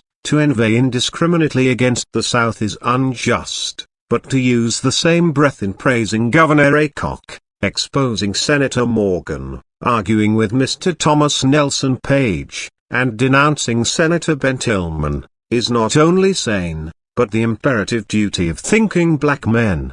It would be unjust to Mr. Washington not to acknowledge that in several instances he has opposed movements in the South which were unjust to the Negro. He sent memorials to the Louisiana and Alabama constitutional conventions. He has spoken against lynching, and in other ways has openly or silently set his influence against sinister schemes and unfortunate happenings. Notwithstanding this, it is equally true to assert that on the whole the distinct impression left by Mr. Washington's propaganda is, first, that the South is justified in its present attitude toward the Negro because of the Negro's degradation; secondly, that the prime cause of the Negro's failure to rise more quickly is his wrong education in the past; and, thirdly, that his future rise depends primarily on his own efforts. Each of these propositions is a dangerous half-truth. The supplementary truths must never be lost sight of. First, slavery and race prejudice are potent if not sufficient causes of the Negro's position. Second, industrial and common school training were necessarily slow in planting because they had to await the black teachers trained by higher institutions, it being extremely doubtful if any essentially different development was possible, and certainly a Tuskegee was unthinkable before 1880. And, third, while it is a great truth to say that the Negro must strive and strive mightily to help himself, it is equally true that unless his striving be not simply seconded, but rather aroused and encouraged, by the initiative of the richer and wiser environing group, he cannot hope for great success. In his failure to realize and impress this last point, Mr. Washington is especially to be criticized. His doctrine has tended to make the whites, North and South, shift the burden of the Negro problem to the Negro's shoulders and stand aside as critical and rather pessimistic spectators, when in fact the burden belongs to the nation, and the hands of none of us are clean if we bend not our energies to righting these great wrongs.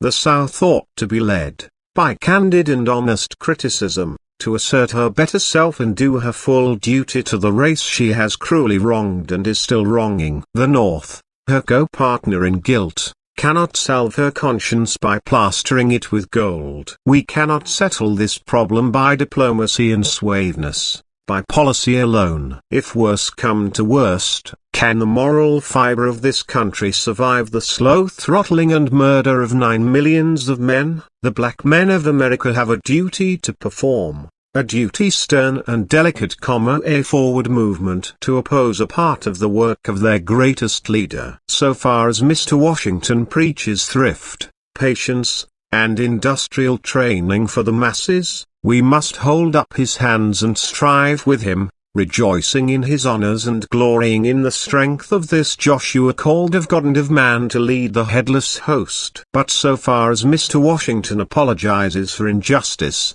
North or South, does not rightly value the privilege and duty of voting, belittles the emasculating effects of caste distinctions, and opposes the higher training and ambition of our brighter minds, so far as he, the South, or the nation, does this, we must unceasingly and firmly oppose them. By every civilized and peaceful method we must strive for the rights which the world accords to men, clinging unwaveringly to those great words which the sons of the fathers would fain forget. We hold these truths to be self-evident, that all men are created equal, that they are endowed by their Creator with certain unalienable rights, that among these are life, liberty, and the pursuit of happiness. Chapter 4 of the Meaning of Progress. Once upon a time I taught school in the hills of Tennessee, where the broad dark vale of the Mississippi begins to roll and crumple to greet the Alleghanies. I was a Fisk student then,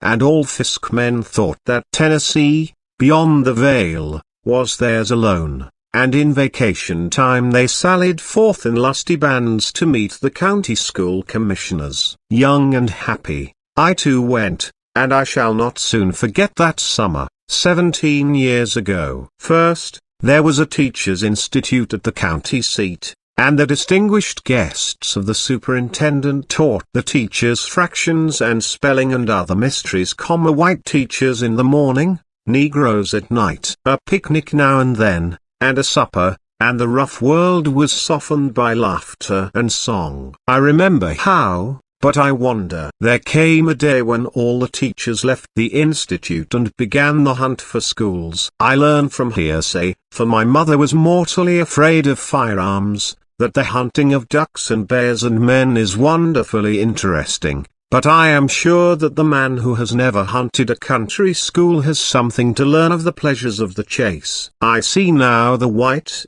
hot roads lazily rise and fall and wind before me under the burning July sun. I feel the deep weariness of heart and limb as 6 miles stretch relentlessly ahead. I feel my heart sink heavily as I hear again and again, "Got a teacher?" Yes. So I walked on and on. Horses were too expensive, until I had wandered beyond railways, beyond stage lines, to a land of varmints and rattlesnakes, where the coming of a stranger was an event, and men lived and died in the shadow of one blue hill.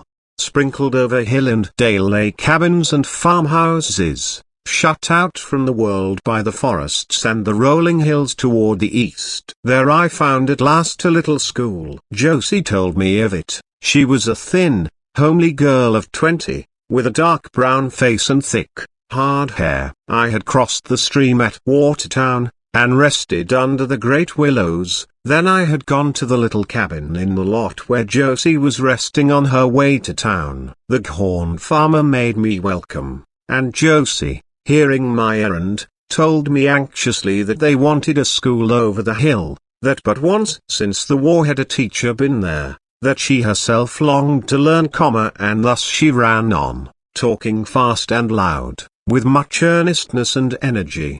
Next morning I crossed the tall round hill, lingered to look at the blue and yellow mountains stretching toward the Carolinas, then plunged into the wood, and came out at Josie's home. It was a dull frame cottage with 4 rooms, perched just below the brow of the hill, amid beech trees. The father was a quiet, simple-souled, calmly ignorant, with no touch of vulgarity. The mother was different, strong, bustling, and energetic, with a quick, restless tongue, and an ambition to live like folks.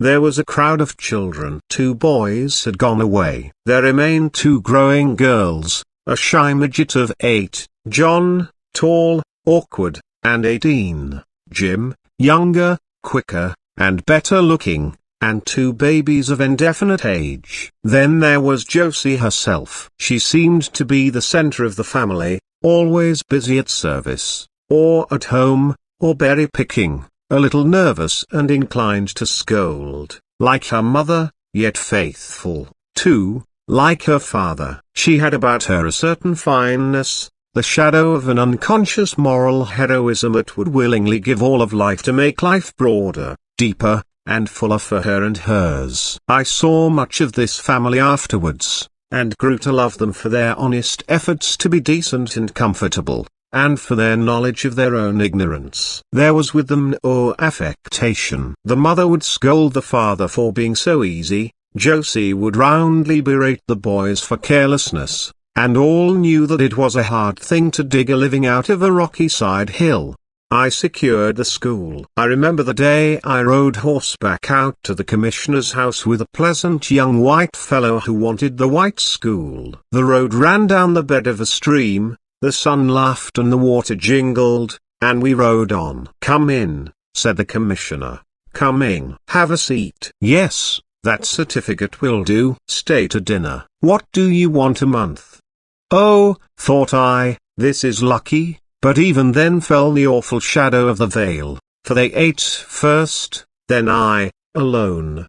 The schoolhouse was a log hut, where Colonel Wheeler used to shelter his corn. It sat in a lot behind a rail fence and thorn bushes, near the sweetest of springs. There was an entrance where a door once was, and within, a massive rickety fireplace. Great chinks between the logs served as windows. Furniture was scarce. A pale blackboard crouched in the corner. My desk was made of 3 boards, reinforced at critical points, and my chair, borrowed from the landlady, had to be returned every night. Seats for the children, these puzzled me much. I was haunted by a New England vision of neat little desks and chairs, but, alas, the reality was rough plank benches without backs, and at times without legs. They had the one virtue of making naps dangerous, possibly fatal, for the floor was not to be trusted. It was a hot morning late in July when the school opened. I trembled when I heard the patter of little feet down the dusty road, and saw the growing row of dark solemn faces and bright eager eyes facing me. First came Josie and her brothers and sisters. The longing to know, to be a student in the great school at Nashville, hovered like a star above this child woman amid her work and worry, and she studied doggedly. There were the Dowells from their farm over toward Alexandria, Fanny, with her smooth black face and wondering eyes, Martha, brown and dull, the pretty girl wife of a brother, and the younger brood. There were the Burkes, 2 brown and yellow lads, and a tiny haughty-eyed girl. Fat Reuben's little chubby girl came, with golden face and old gold hair, faithful and solemn. Then he was on hand early, a jolly, ugly, good-hearted girl, who slyly dipped snuff and looked after her little bow-legged brother. When her mother could spare her, Tildy came, a midnight beauty, with starry eyes and tapering limbs, and her brother, correspondingly homely. And then the big boys, the hulking Lawrences, the lazy Neils, unfathered sons of mother and daughter, Hickman, with a stoop in his shoulders, and the rest. There they sat, nearly 30 of them, on the rough benches, their faces shading from a pale cream to a deep brown, the little feet bare and swinging, the eyes full of expectation, with here and there a twinkle of mischief, and the hands grasping Webster's blue-black spelling book. I loved my school, and the fine faith the children had in the wisdom of their teacher was truly marvelous. We read and spelled together, wrote a little, picked flowers, sang, and listened to stories of the world beyond the hill. At times the school would dwindle away, and I would start out. I would visit Mun Eddings, who lived in 2 very dirty rooms, and ask why little Lugeen, whose flaming face seemed ever ablaze with the dark red hair uncombed, was absent all last week, or why I missed so often the inimitable rags of Mac and Ed. Then the father, who worked Colonel Wheeler's farm on shares, would tell me how the crops needed the boys, and the thin, slovenly mother, whose face was pretty when washed, assured me that Lugeen must mind the baby. But we'll start them again next week. When the Lawrences stopped, I knew that the doubts of the old folks about book learning had conquered again, and so, toiling up the hill, and getting as far into the cabin as possible, I put Cicero Pro Archia Poetu into the simplest English with local applications, and usually convinced them, for a week or so. On Friday nights I often went home with some of the children, sometimes to Doc Burke's farm. He was a great, loud, thin black, ever working, and trying to buy the 75 acres of hill and dale where he lived, but people said that he would surely fail, and the white folks would get it all. His wife was a magnificent Amazon, with saffron face and shining hair, uncorseted and barefooted, and the children were strong and beautiful. They lived in a 1.5-room cabin in the hollow of the farm, near the spring. The front room was full of great fat white beds, scrupulously neat, and there were bad chromos on the walls, and a tired center table. In the tiny back kitchen I was often invited to take out and help myself to fried chicken and wheat biscuit, meat and corn pone, string beans and berries. At first I used to be a little alarmed at the approach of bedtime in the one lone bedroom, but embarrassment was very deftly avoided. First, all the children nodded and slept, and were stowed away in one great pile of goose feathers. Next, the mother and the father discreetly slipped away to the kitchen while I went to bed. Then, blowing out the dim light, they retired in the dark. In the morning all were up and away before I thought of awaking. Across the road, where Fat Reuben lived, they all went outdoors while the teacher retired, because they did not boast the luxury of a kitchen. I liked to stay with the Dowells, for they had 4 rooms and plenty of good country fare. Uncle Bird had a small, rough farm, all woods and hills, miles from the big road, but he was full of tales, he preached now and then, and with his children, berries, horses, and wheat he was happy and prosperous. Often, to keep the peace, I must go where life was less lovely. For instance, Tildy's mother was incorrigibly dirty, Reuben's larder was limited seriously, and herds of untamed insects wandered over the Eddingses' beds. Best of all, I loved to go to Josie's, and sit on the porch, eating peaches, while the mother bustled and talked, how Josie had bought the sewing machine, how Josie worked at service in winter, but that $4 a month was mighty little wages, how Josie longed to go away to school, but that it looked like they never could get far enough ahead to let her, how the crops failed and the well was yet unfinished, and, finally, how mean some of the white folks were. For 2 summers I lived in this little world. It was dull and humdrum. The girls looked at the hill in wistful longing, and the boys fretted and haunted Alexandria. Alexandria was town, a straggling, lazy village of houses, churches, and shops, and an aristocracy of Toms, Dicks, and captains. Cuddled on the hill to the north was the village of the colored folks, who lived in 3 or 4 room unpainted cottages, some neat and homelike, and some dirty. The dwellings were scattered rather aimlessly, but they centered about the twin temples of the hamlet, the Methodist, and the hard-shell Baptist churches. These, in turn, leaned gingerly on a sad-colored schoolhouse. Hither my little world wended its crooked way on Sunday to meet other worlds, and gossip, and wonder, and make the weekly sacrifice with frenzied priest at the altar of the old-time religion.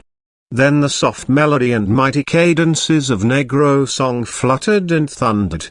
I have called my tiny community a world, and so its isolation made it, and yet there was among us but a half-awakened common consciousness, sprung from common joy and grief, at burial, birth, or wedding, from a common hardship in poverty, poor land, and low wages, and, above all, from the sight of the veil that hung between us and opportunity. All this caused us to think some thoughts together.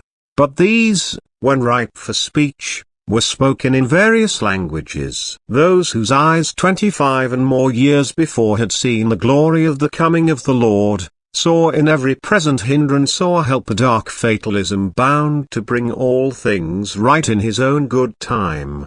The mass of those to whom slavery was a dim recollection of childhood found the world a puzzling thing. It asked little of them, and they answered with little, and yet it ridiculed their offering. Such a paradox they could not understand, and therefore sank into listless indifference, or shiftlessness, or reckless bravado. There were, however, some, such as Josie, Jim, and Ben, to whom war, hell, and slavery were but childhood tales, whose young appetites had been whetted to an edge by school and story and half-awakened thought. Ill could they be content, born without and beyond the world, and their weak wings beat against their barriers, barriers of caste, of youth, of life, at last, in dangerous moments, against everything that opposed even a whim.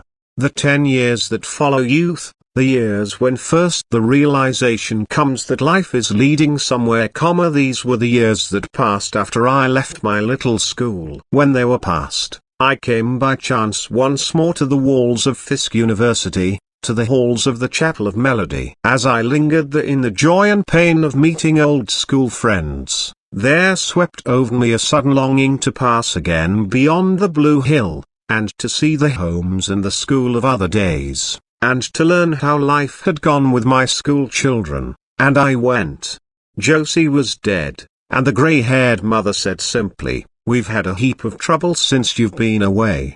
I had feared for Jim. With a cultured parentage and a social caste to uphold him, he might have made a venturesome merchant or a West Point cadet. But here he was, angry with life and reckless, and when Fanny Durham charged him with stealing wheat, the old man had to ride fast to escape the stones which the furious fool hurled after him. They told Jim to run away, but he would not run, and the constable came that afternoon. It grieved Josie, and great awkward John walked 9 miles every day to see his little brother through the bars of Lebanon jail. At last the two came back together in the dark night. The mother cooked supper, and Josie emptied her purse, and the boys stole away. Josie grew thin and silent, yet worked the more. The hill became steep for the quiet old father, and with the boys away there was little to do in the valley. Josie helped them to sell the old farm,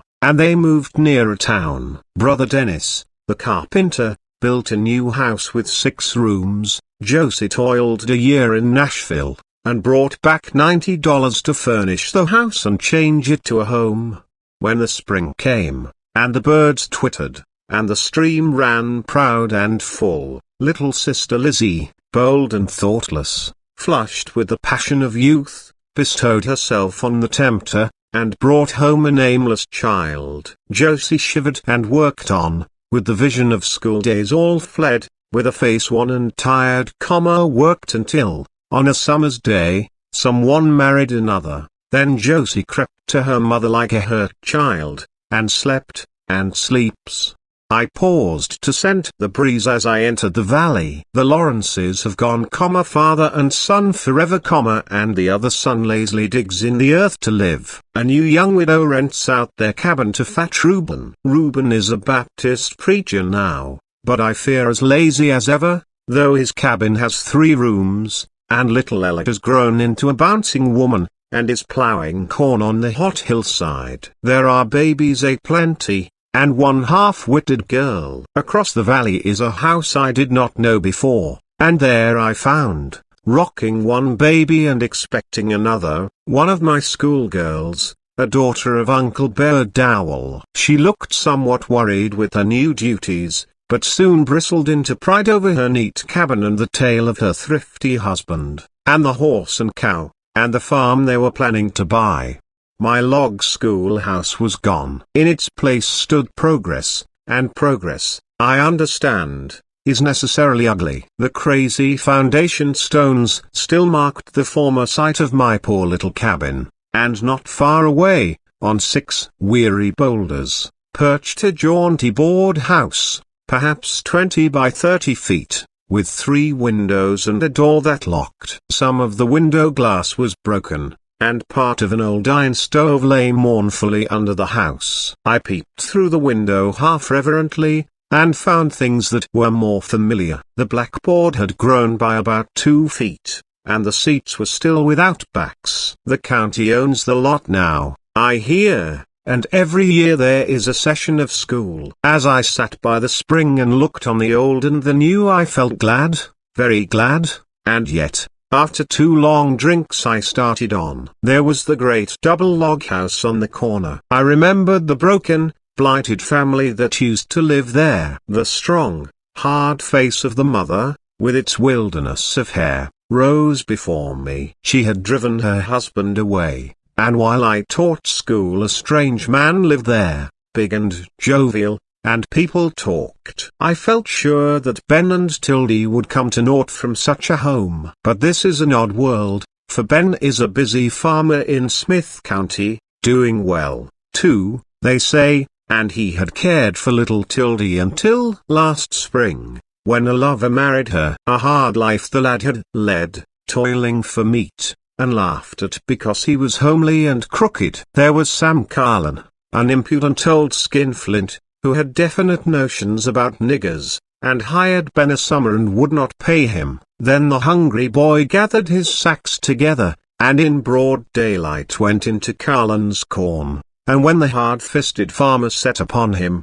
the angry boy flew at him like a beast. Doc Burke saved a murder and a lynching that day. The story reminded me again of the Burkes, and an impatience seized me to know who won in the battle, Doc or the 75 acres. For it is a hard thing to make a farm out of nothing, even in 15 years. So I hurried on, thinking of the Burkes.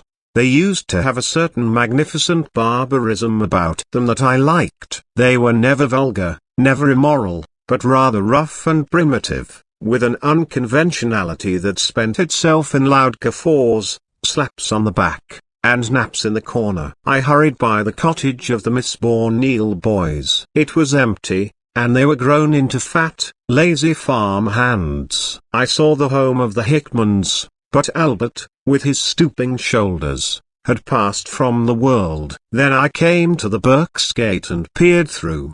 The enclosure looked rough and untrimmed, and yet there were the same fences around the old farm save to the left, where lay 25 other acres, and lo!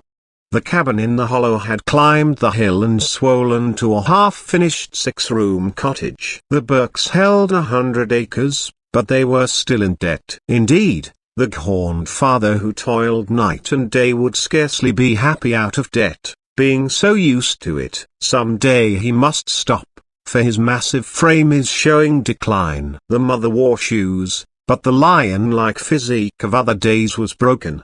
The children had grown up. Rob, the image of his father, was loud and rough with laughter. Birdie, my school baby of 6, had grown to a picture of maiden beauty, tall and tawny. Edgar is gone, said the mother, with head half bowed, gone to work in Nashville. He and his father couldn't agree. Little Doc, the boy born since the time of my school, took me horseback down the creek next morning toward Farmer Dowell's.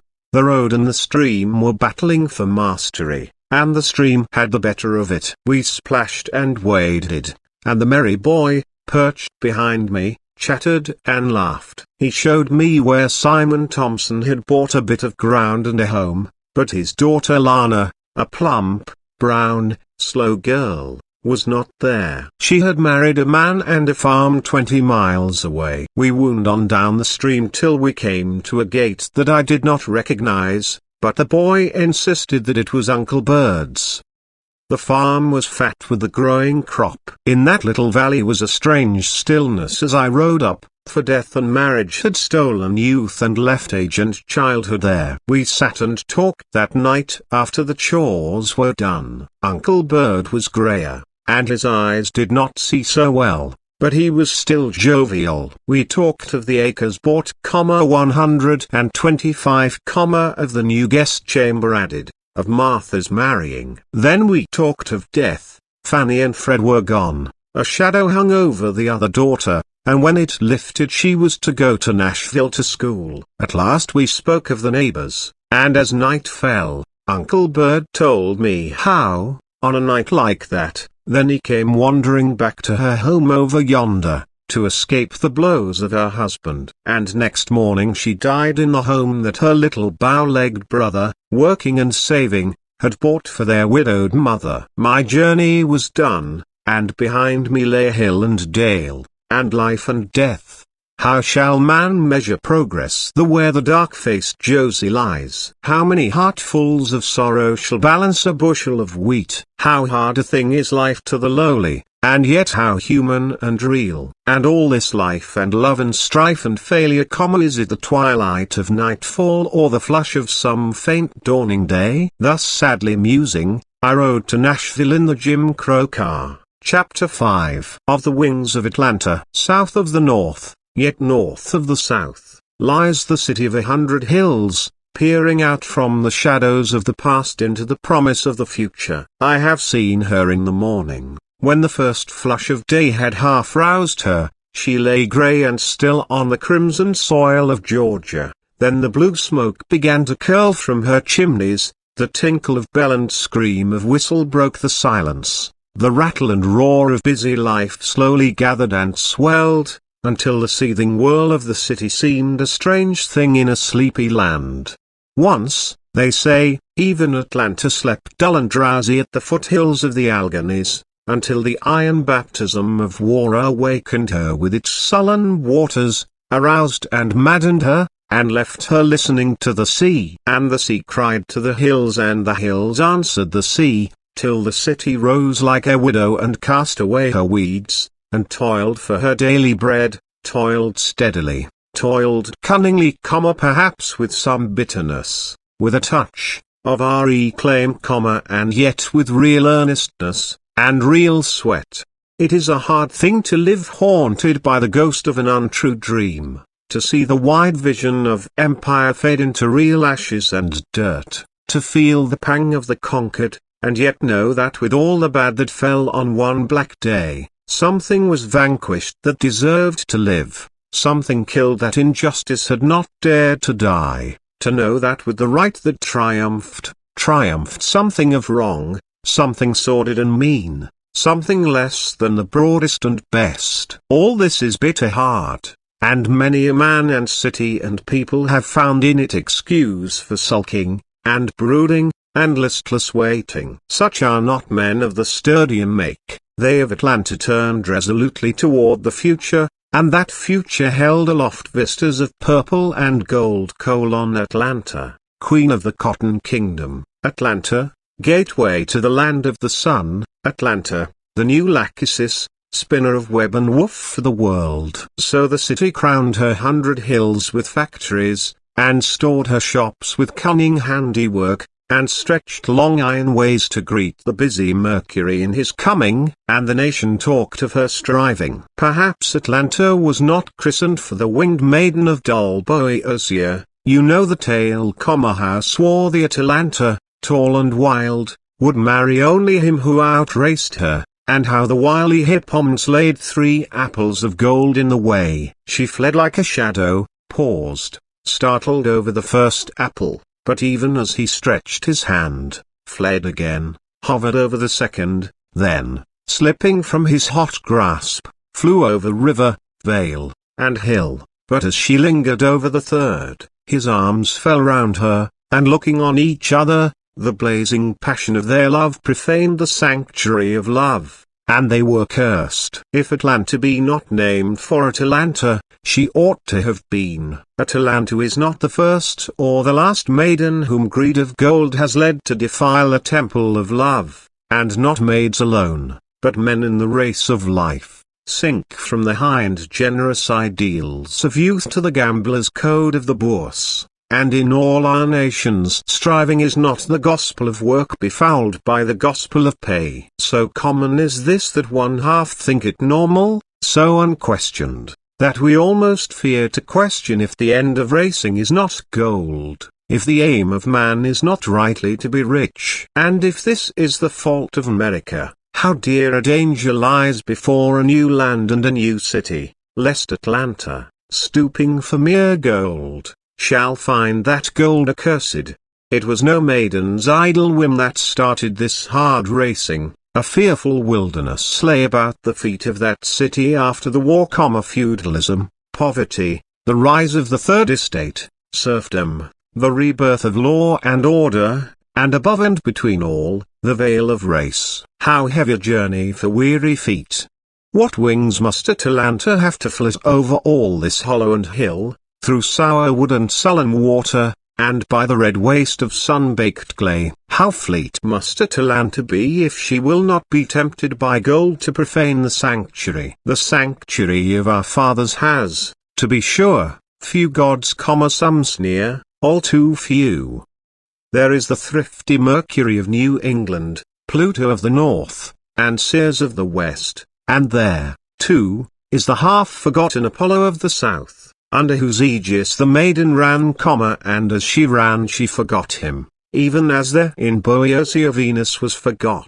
She forgot the old ideal of the southern gentleman, that new world air of the grace and courtliness of patrician, knight, and noble, forgot his honor with his foibles, his kindliness with his carelessness, and stooped to apples of gold, to men busier and sharper, thriftier and more unscrupulous. Golden apples are beautiful. I remember the lawless days of boyhood, when orchards in crimson and gold tempted me over fence and field, and, too, the merchant who has dethroned the planter is no despicable parvenu. Work and wealth are the mighty levers to lift this old new land. Thrift and toil and saving are the highways to new hopes and new possibilities, and yet the warning is needed lest the wily hippomons tempt Atalanta to thinking that golden apples are the goal of racing, and not mere incidents by the way. Atlanta must not lead the South to dream of material prosperity as the touchstone of all success. Already the fatal might of this idea is beginning to spread. It is replacing the finer type of Southerner with vulgar money-getters. It is burying the sweeter beauties of Southern life beneath pretense and ostentation. For every social ill the panacea of wealth has been urged, wealth to overthrow the remains of the slave feudalism, wealth to raise the cracker third estate, wealth to employ the black serfs, and the prospect of wealth to keep them working, wealth as the end and aim of politics, and as the legal tender for law and order, and, finally, instead of truth, beauty, and goodness, wealth as the ideal of the public school. Not only is this true in the world which Atlanta typifies, but it is threatening to be true of a world beneath and beyond that world, the black world beyond the veil. Today it makes little difference to Atlanta, to the South, what the Negro thinks or dreams or wills. In the soul life of the land he is today, and naturally will long remain, unthought of, half forgotten, and yet when he does come to think and will and do for himself, and let no man dream that day will never come, then the part he plays will not be one of sudden learning, but words and thoughts he has been taught to lisp in his race childhood. Today the ferment of his striving toward self-realization is to the strife of the white world like a wheel within a wheel. Beyond the veil are smaller but like problems of ideals, of leaders in the lead, of serfdom, of poverty, of order and subordination, and, through all, the veil of race. Few know of these problems, few who know notice them, and yet there they are, awaiting student, artist, and seer, a field for somebody sometime to discover. Hither has the temptation of hippomons penetrated, already in this smaller world, which now indirectly and anon directly must influence the larger for good or ill. The habit is forming of interpreting the world in dollars.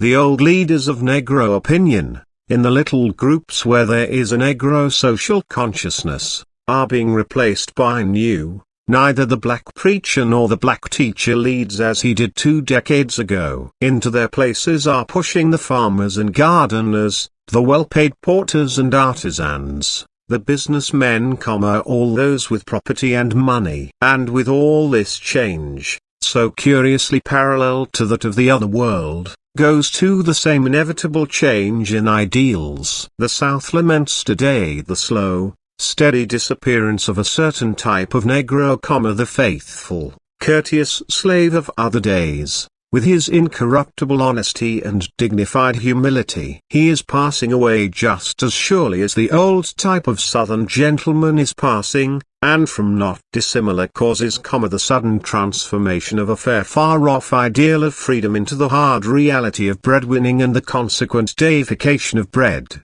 In the black world, the preacher and teacher embodied once the ideals of this people, the strife for another and a juster world, the vague dream of righteousness, the mystery of knowing. But today the danger is that these ideals, with their simple beauty and weird inspiration, will suddenly sink to a question of cash and a lust for gold. Here stands this black young Atalanta, girding herself for the race that must be run, and if her eyes be still toward the hills and sky as in the days of old, then we may look for noble running. But what if some ruthless or wily or even thoughtless hippomons lay golden apples before her? What if the Negro people be wooed from a strife for righteousness, from a love of knowing, to regard dollars as the be-all and end-all of life? What if to the mammonism of America be added the rising mammonism of the reborn South, and the mammonism of this South be reinforced by the budding mammonism of its half-awakened black millions? Whither, then, is the new world quest of goodness and beauty and truth gone glimmering? Must this, and that fair flower of freedom which, despite the jeers of latter-day striplings, sprung from our fathers' blood, must that too degenerate into a dusty quest of gold, into lawless lust with hippomans?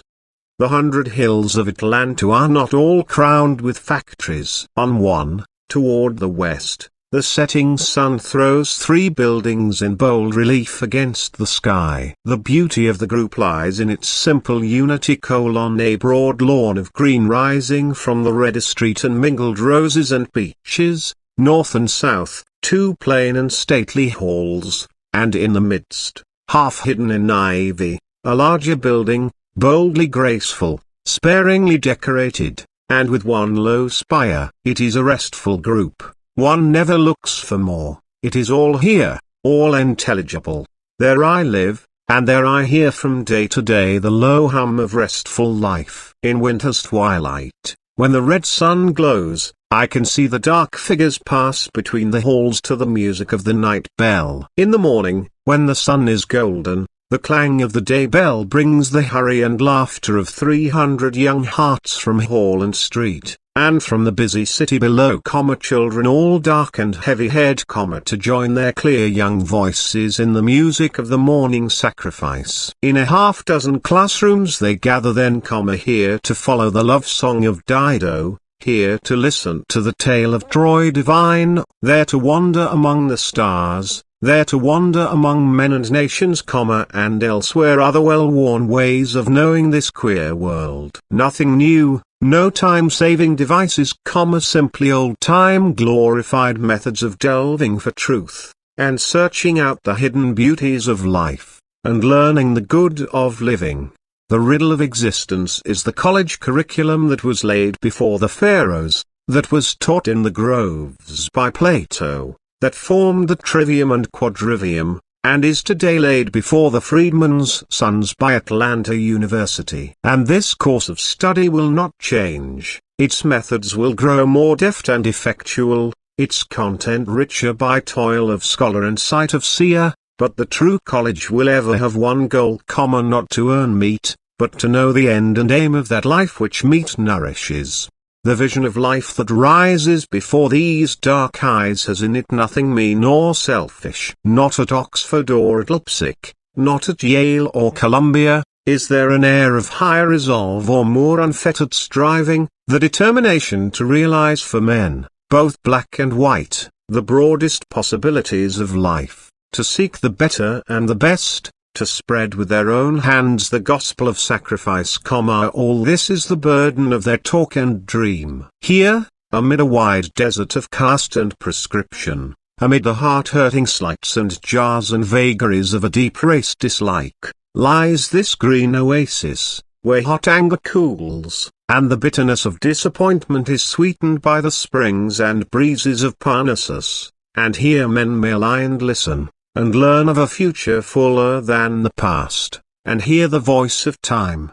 Entpen sollst du, sollst entpen. They made their mistakes, those who planted Fisk and Howard and Atlanta before the smoke of battle had lifted. They made their mistakes, but those mistakes were not the things at which we lately laughed somewhat uproariously. They were right when they sought to found a new educational system upon the university, where, forsooth, shall we ground knowledge save on the broadest and deepest knowledge? The roots of the tree, rather than the leaves, are the sources of its life, and from the dawn of history, from Cadmus to Cambridge, the culture of the university has been the broad foundation stone on which is built the kindergarten's ABC.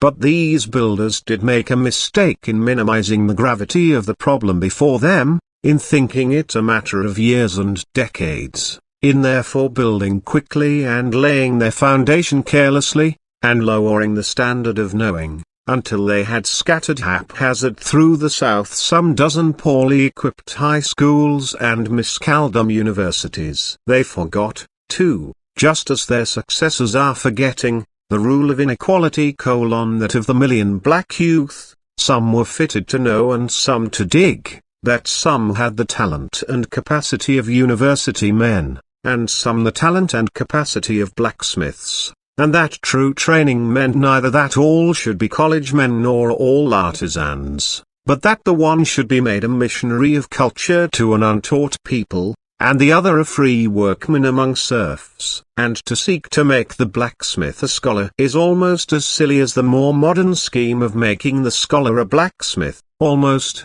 but not quite.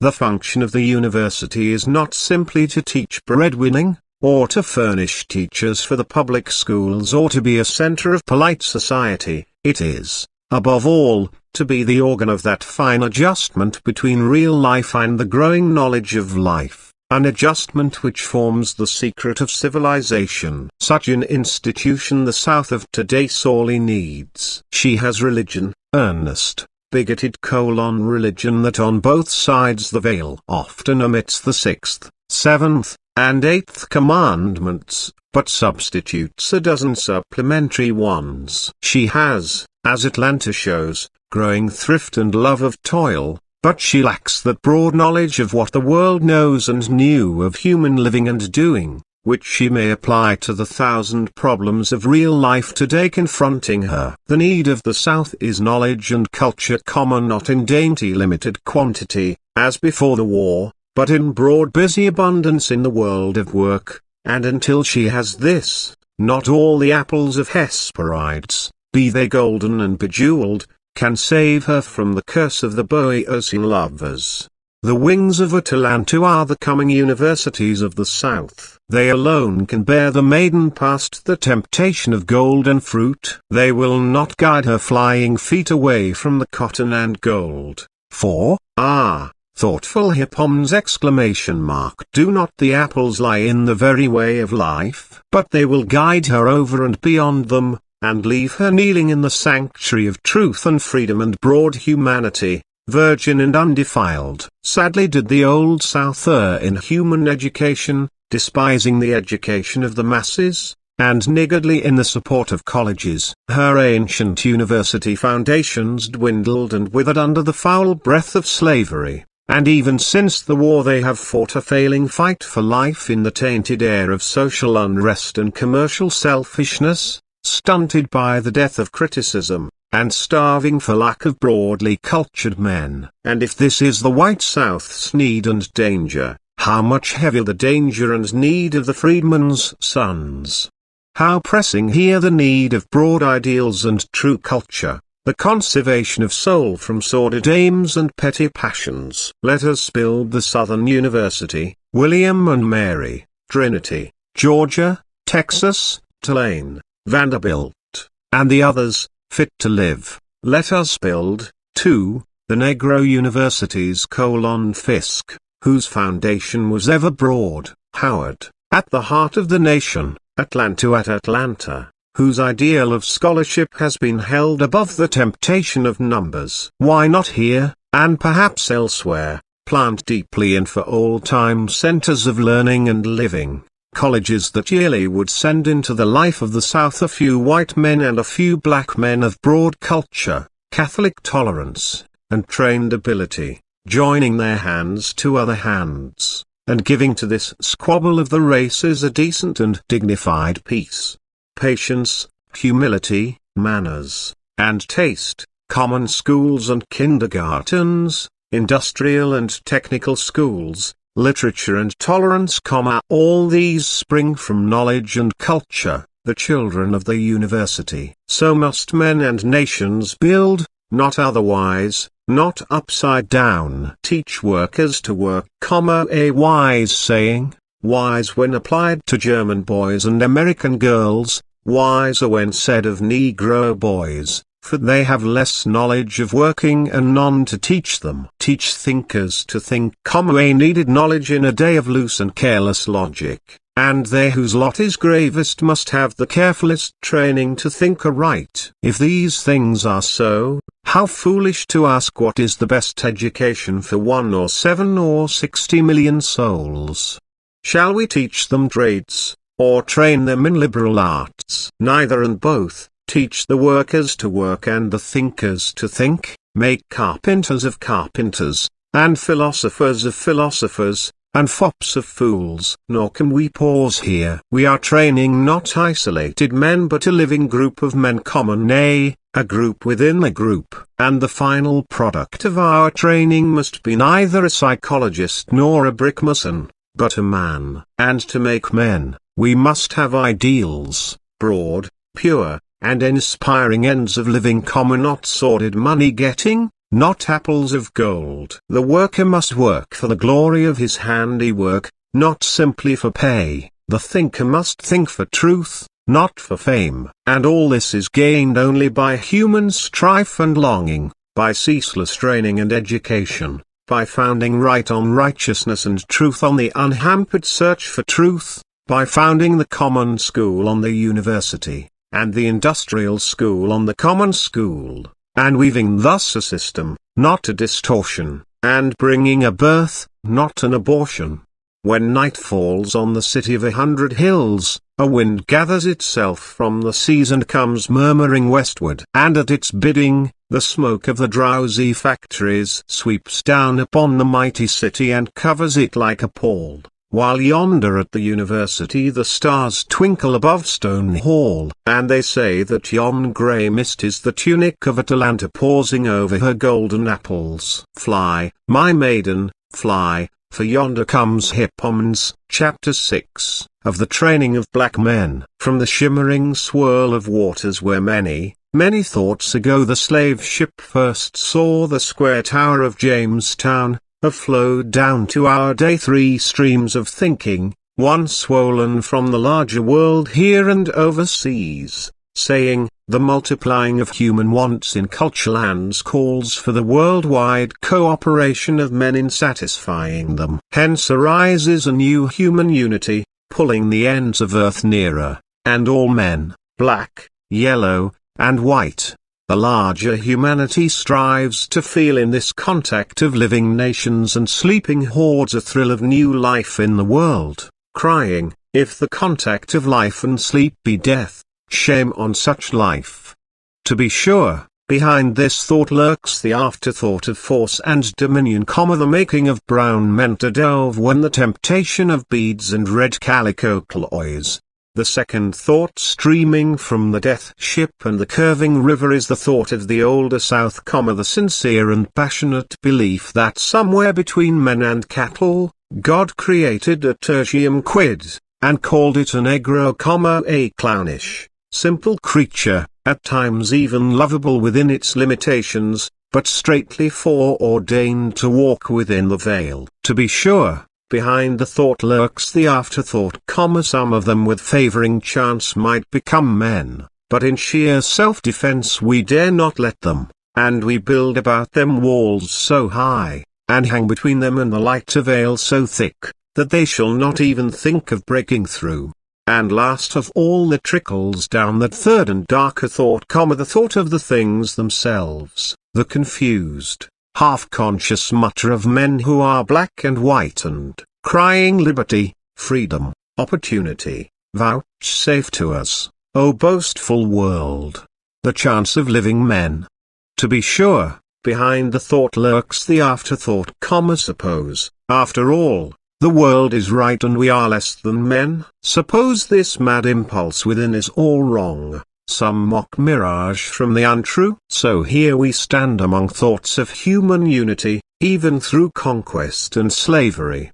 The inferiority of black men, even if forced by fraud, a shriek in the night for the freedom of men who themselves are not yet sure of their right to demand it. This is the tangle of thought and afterthought wherein we are called to solve the problem of training men for life. Behind all its curiousness, so attractive alike to sage and dilettante, lie its dim dangers, throwing across us shadows at once grotesque and awful. Plain it is to us that what the world seeks through desert and wild we have within our threshold, a stalwart laboring force, suited to the semi-tropics. If, deaf to the voice of the zeitgeist, we refuse to use and develop these men, we risk poverty and loss. If, on the other hand, seized by the brutal afterthought, we debauch the race thus caught in our talons, selfishly sucking their blood and brains in the future as in the past, what shall save us from national decadence? Only that saner selfishness, which education teaches, can find the rights of all in the whirl of work. Again, we may decry the color prejudice of the South, yet it remains a heavy fact. Such curious kinks of the human mind exist and must be reckoned with soberly. They cannot be laughed away, nor always successfully stormed at, nor easily abolished by act of legislature. And yet they must not be encouraged by being let alone. They must be recognized as facts, but unpleasant facts, things that stand in the way of civilization and religion and common decency. They can be met in but one way, by the breadth and broadening of human reason, by catholicity of taste and culture. And so, too, the native ambition and aspiration of men, even though they be black, backward, and ungraceful, must not lightly be dealt with. To stimulate wildly weak and untrained minds is to play with mighty fires. To flout their striving idly is to welcome a harvest of brutish crime and shameless lethargy in our very laps. The guiding of thought and the deft coordination of deed is at once the path of honor and humanity. And so, in this great question of reconciling three vast and partially contradictory streams of thought, the one panacea of education leaps to the lips of all: such human training as will best use the labor of all men without enslaving or brutalizing, such training as will give us poise to encourage the prejudices that bulwark society, and to stamp out those that in sheer barbarity deafen us to the wail of prisoned souls within the veil, and the mounting fury of shackled men.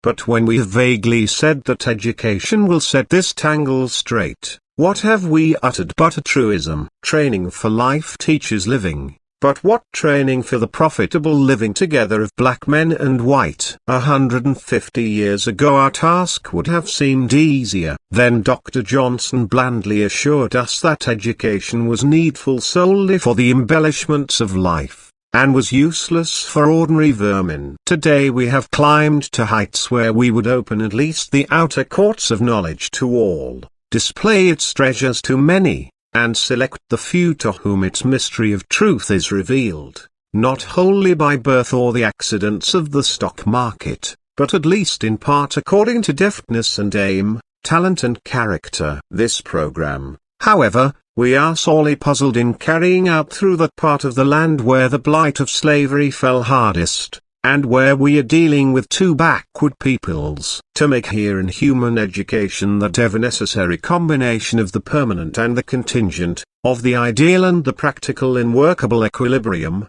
has been there, as it ever must be in every age and place, a matter of infinite experiment and frequent mistakes. In rough approximation we may point out 4 varying decades of work in Southern education since the Civil War. From the close of the war until 1876, was the period of uncertain groping and temporary relief. There were army schools, mission schools, and schools of the Freedmen's Bureau in chaotic disarrangement seeking system and cooperation. Then followed 10 years of constructive definite effort toward the building of complete school systems in the South. Normal schools and colleges were founded for the freedmen, and teachers trained to man the public schools. There was the inevitable tendency of war to underestimate the prejudices of the master and the ignorance of the slave, and all seemed clear sailing out of the wreckage of the storm. Meantime, starting in this decade yet especially developing from 1885 to 1895, began the Industrial Revolution of the South. The land saw glimpses of a new destiny and the stirring of new ideals. The educational system striving to complete itself saw new obstacles and a field of work ever broader and deeper. The Negro colleges, hurriedly founded, were inadequately equipped, illogically distributed, and of varying efficiency and grade. The normal and high schools were doing little more than common school work, and the common schools were training but a third of the children who ought to be in them, and training these too often poorly. At the same time, the white South, by reason of its sudden conversion from the slavery ideal, by so much the more became set and strengthened in its racial prejudice, and crystallized it into harsh law and harsher custom, while the marvelous pushing forward of the poor white daily threatened to take even bread and butter from the mouths of the heavily handicapped sons of the freedmen. In the midst, then, of the larger problem of Negro education sprang up the more practical question of work, the inevitable economic quandary that faces a people in the transition from slavery to freedom, and especially those who make that change amid hate and prejudice, lawlessness and ruthless competition.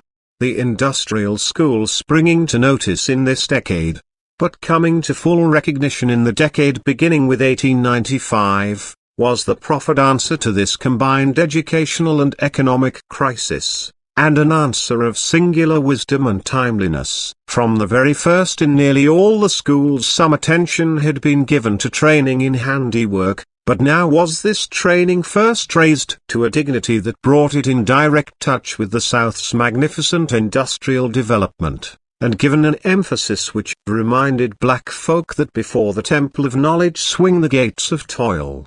Yet after all they are but gates, and when turning our eyes from the temporary and the contingent in the Negro problem to the broader question of the permanent uplifting and civilization of black men in America, we have a right to inquire, as this enthusiasm for material advancement mounts to its height, if after all the industrial school is the final and sufficient answer in the training of the Negro race, and to ask gently, but in all sincerity, the ever-occurring query of the ages, is not life more than meat, and the body more than raiment? And men ask this today all the more eagerly because of sinister signs in recent educational movements. The tendency is here, born of slavery and quickened to renewed life by the crazy imperialism of the day, to regard human beings as among the material resources of a land to be trained with an eye single to future dividends. Race prejudices,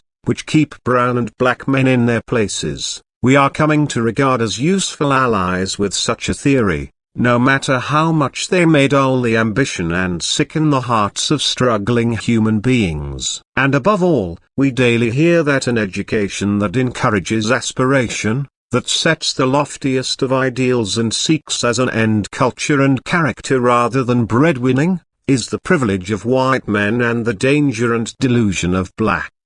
Especially has criticism been directed against the former educational efforts to aid the Negro. In the four periods I have mentioned, we find first, boundless, planless enthusiasm and sacrifice, then the preparation of teachers for a vast public school system, then the launching and expansion of that school system amid increasing difficulties, and finally the training of workmen for the new and growing industries. This development has been sharply ridiculed as a logical anomaly and flat reversal of nature. Soothly we have been told that first industrial and manual training should have taught the Negro to work, then simple schools should have taught him to read and write, and finally, after years, high and normal schools could have completed the system, as intelligence and wealth demanded.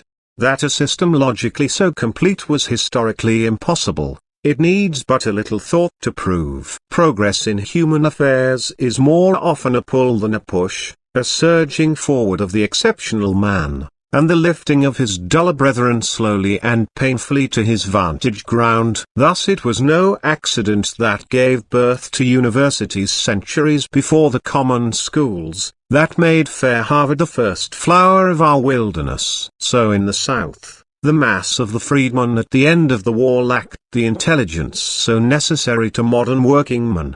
They must first have the common school to teach them to read, write, and cipher, and they must have higher schools to teach teachers for the common schools. The white teachers who flocked south went to establish such a common school system. Few held the idea of founding colleges. Most of them at first would have laughed at the idea. But they faced, as all men since them have faced, that central paradox of the South, the social separation of the races.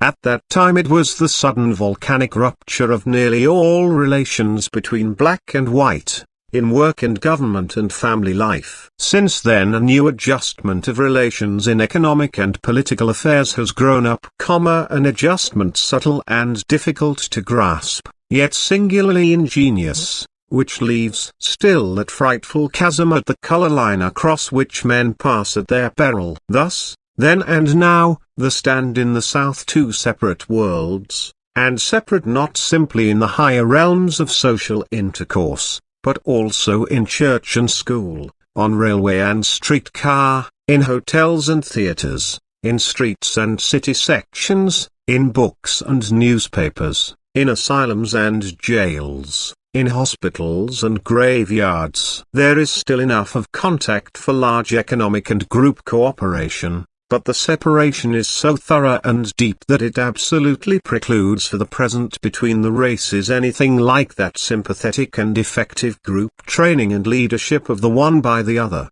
such as the American Negro and all backward peoples must have for effectual progress. This the missionaries of '68 soon saw, and if effective industrial and trade schools were impracticable before the establishment of a common school system, just as certainly no adequate common schools could be founded until there were teachers to teach them. Southern whites would not teach them, Northern whites in sufficient numbers could not be had. If the Negro was to learn, he must teach himself, and the most effective help that could be given him was the establishment of schools to train Negro teachers. This conclusion was slowly but surely reached by every student of the situation until simultaneously, in widely separated regions, without consultation or systematic plan, there arose a series of institutions designed to furnish teachers for the untaught. Above the sneers of critics at the obvious defects of this procedure must ever stand its one crushing rejoinder: in a single generation they put 30,000 black teachers in the South. They wiped out the illiteracy of the majority of the black people of the land, and they made Tuskegee possible.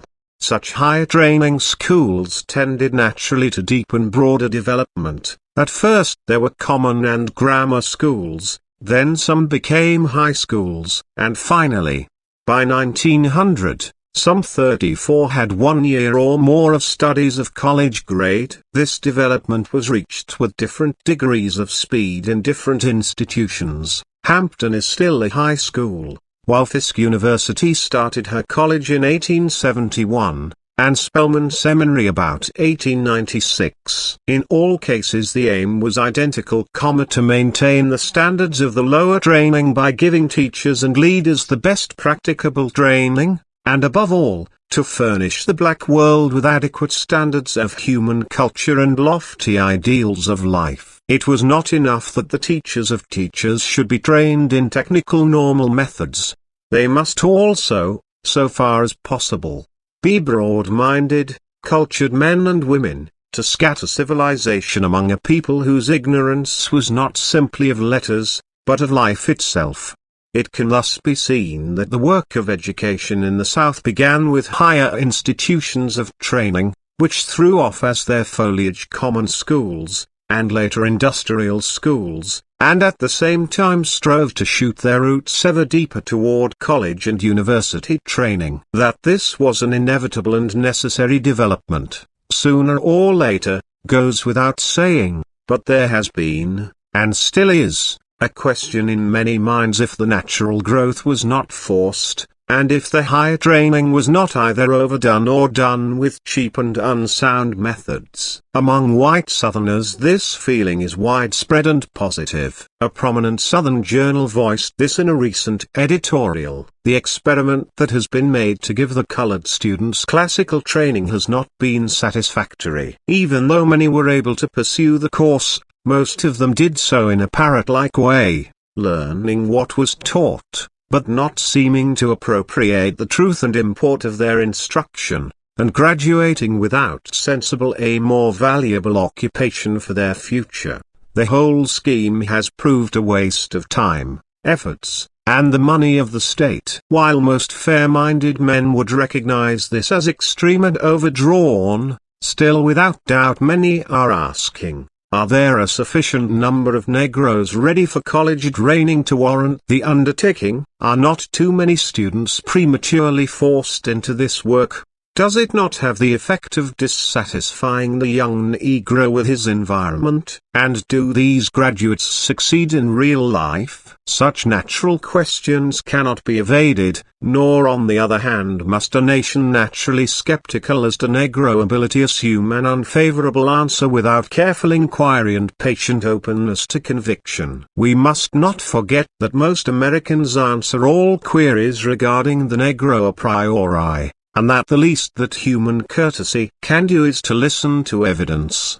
The advocates of the higher education of the Negro would be the last to deny the incompleteness and glaring defects of the present system. Too many institutions have attempted to do college work, the work in some cases has not been thoroughly done, and quantity rather than quality has sometimes been sought. But all this can be said of higher education throughout the land. It is the almost inevitable incident of educational growth, and leaves the deeper question of the legitimate demand for the higher training of Negroes untouched. And this latter question can be settled in but one way, by a first-hand study of the facts. If we leave out of view all institutions which have not actually graduated students from a course higher than that of a New England high school, even though they be called colleges, if then we take the 34 remaining institutions, we may clear up many misapprehensions by asking searchingly, what kind of institutions are they? What do they teach? And what sort of men do they graduate? And first we may say that this type of college, including Atlanta, Fisk, and Howard, Wilberforce and Claflin, sure, and the rest, is peculiar, almost unique. Through the shining trees that whisper before me as I write, I catch glimpses of a boulder of New England granite, covering a grave, which graduates of Atlanta University have placed there, in grateful memory of their former teacher and friend and of the unselfish life he lived, and the noble work he wrought, that they, their children, and their children's children might be blessed. This was the gift of New England to the freed Negro, not arms, but a friend, not cash, but character. It was not and is not money these seething millions want, but love and sympathy, the pulse of hearts beating with red blood, a gift which today only their own kindred and race can bring to the masses, but which once saintly souls brought to their favored children in the crusade of the 60s, that finest thing in American history, and one of the few things untainted by sordid greed and cheap vainglory. The teachers in these institutions came not to keep the Negroes in their place, but to raise them out of the defilement of the places where slavery had wallowed them. The colleges they founded were social settlements, homes where the best of the sons of the freedmen came in close and sympathetic touch with the best traditions of New England. They lived and ate together, studied and worked, hoped and hearkened in the dawning light. In actual formal content their curriculum was doubtless old-fashioned, but in educational power it was supreme, for it was the contact of living souls. From such schools about 2,000 Negroes have gone forth with the bachelor's degree. The number in itself is enough to put at rest the argument that too large a proportion of Negroes are receiving higher training. If the ratio to population of all Negro students throughout the land, in both college and secondary training, be counted, Commissioner Harris assures us it must be increased to 5 times its present average to equal the average of the land.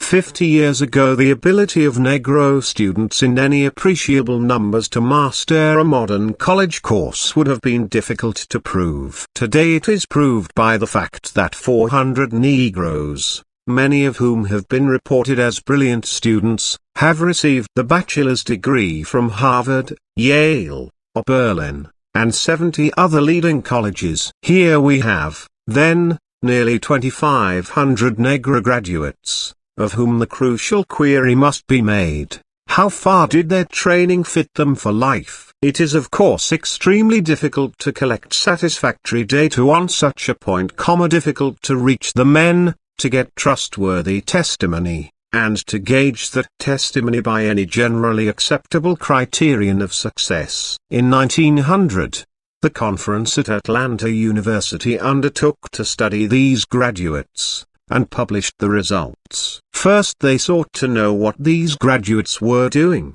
and succeeded in getting answers from nearly 2/3 of the living. The direct testimony was in almost all cases corroborated by the reports of the colleges where they graduated, so that in the main the reports were worthy of credence. 53% of these graduates were teachers, presidents of institutions, heads of normal schools, principals of city school systems, and the like. 17% were clergymen, another 17% were in the professions, chiefly as physicians. Over 6% were merchants, farmers, and artisans, and 4% were in the government civil service. Granting even that a considerable proportion of the third unheard from are unsuccessful, this is a record of usefulness. Personally, I know many hundreds of these graduates, and have corresponded with more than 1,000. Through others I have followed carefully the life work of scores.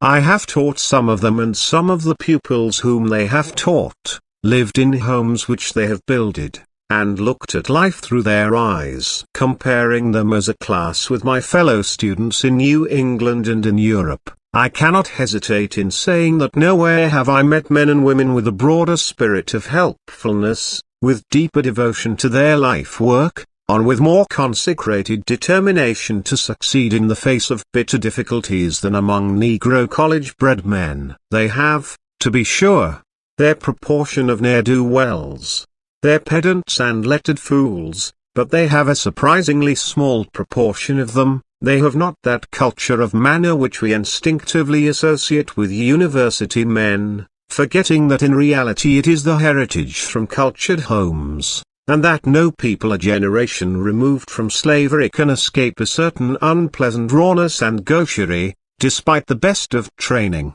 With all their larger vision and deeper sensibility, these men have usually been conservative, careful leaders. They have seldom been agitators, have withstood the temptation to head the mob, and have worked steadily and faithfully in 1,000 communities in the South. As teachers, they have given the South a commendable system of city schools and large numbers of private normal schools and academies. Colored college-bred men have worked side by side with white college graduates at Hampton. Almost from the beginning the backbone of Tuskegee's teaching force has been formed of graduates from Fisk and Atlanta, and today the institute is filled with college graduates, from the energetic wife of the principal down to the teacher of agriculture, including nearly half of the executive council and a majority of the heads of departments. In the professions, college men are slowly but surely leavening the Negro church, are healing and preventing the devastations of disease, and beginning to furnish legal protection for the liberty and property of the toiling masses. All this is needful work. Who would do it if Negroes did not? How could Negroes do it if they were not trained carefully for it? If white people need colleges to furnish teachers, ministers, lawyers, and doctors, do black people need nothing of the sort? If it is true that there are an appreciable number of Negro youth in the land capable by character and talent to receive that higher training, the end of which is culture, and if the 2,500 who have had something of this training in the past have in the main proved themselves useful to their race and generation, the question then comes, what place in the future development of the South ought the Negro college and college-bred man to occupy? That the present social separation and acute race sensitiveness must eventually yield to the influences of culture, as the South grows civilized, is clear. But such transformation calls for singular wisdom and patience. If, while the healing of this vast sore is progressing, the races are to live for many years side by side, united in economic effort, obeying a common government, sensitive to mutual thought and feeling, yet subtly and silently separate in many matters of deeper human intimacy, if this unusual and dangerous development is to progress amid peace and order, mutual respect and growing intelligence, it will call for social surgery at once the delicatest and nicest in modern history. It will demand broad-minded, upright men, both white and black. And in its final accomplishment American civilization will triumph. So far as white men are concerned, this fact is today being recognized in the South, and a happy renaissance of university education seems imminent. But the very voices that cry hail to this good work are, strange to relate, largely silent or antagonistic to the higher education of the Negro. Strange to relate. For this is certain: no secure civilization can be built in the South with the Negro as an ignorant, turbulent proletariat. Suppose we seek to remedy this by making them laborers and nothing more. They are not fools, they have tasted of the tree of life, and they will not cease to think, will not cease attempting to read the riddle of the world. By taking away their best equipped teachers and leaders, by slamming the door of opportunity in the faces of their bolder and brighter minds, will you make them satisfied with their lot? Or will you not rather transfer their leading from the hands of men taught to think to the hands of untrained demagogues? We ought not to forget that despite the pressure of poverty, and despite the active discouragement and even ridicule of friends, the demand for higher training steadily increases among Negro youth. There were, in the years from 1875 to 1880, 22 Negro graduates from Northern colleges. From 1885 to 1890 there were 43, and from 1895 to 1900, nearly 100 graduates. From Southern Negro colleges there were, in the same three periods, 143, 413, and over 500 graduates. Here, then, is the plain thirst for training. By refusing to give this talented tenth the key to knowledge, can any sane man imagine that they will lightly lay aside their yearning and contentedly become hewers of wood and drawers of water? The dangerously clear logic of the Negro's position will more and more loudly assert itself in that day when increasing wealth and more intricate social organization preclude the South from being, as it so largely is, simply an armed camp for intimidating black folk. Such waste of energy cannot be spared if the South is to catch up with civilization. And as the black third of the land grows in thrift and skill, unless skillfully guided in its larger philosophy, it must more and more brood over the red past and the creeping, crooked present, until it grasps a gospel of revolt and revenge and throws its newfound energies athwart the current of advance. Even today the masses of the Negroes see all too clearly the anomalies of their position and the moral crookedness of yours. You may marshal strong indictments against them, but their counter-cries, lacking though they be in formal logic, have burning truths within them which you may not wholly ignore. O Southern gentlemen, if you deplore their presence here, they ask, who brought us? When you cry, deliver us from the vision of intermarriage, they answer that legal marriage is infinitely better than systematic concubinage and prostitution. And if in just fury you accuse their vagabonds of violating women, they also in fury quite as just may reply, the rape which your gentlemen have done against helpless black women in defiance of your own laws is written on the foreheads of 2 millions of mulattoes, and written in ineffaceable blood. And finally, when you fasten crime upon this race as its peculiar trait, they answer that slavery was the arch-crime, and lynching and lawlessness its twin abortions, that color and race are not crimes. And yet it is they which in this land receive most unceasing condemnation, north, east, south, and west.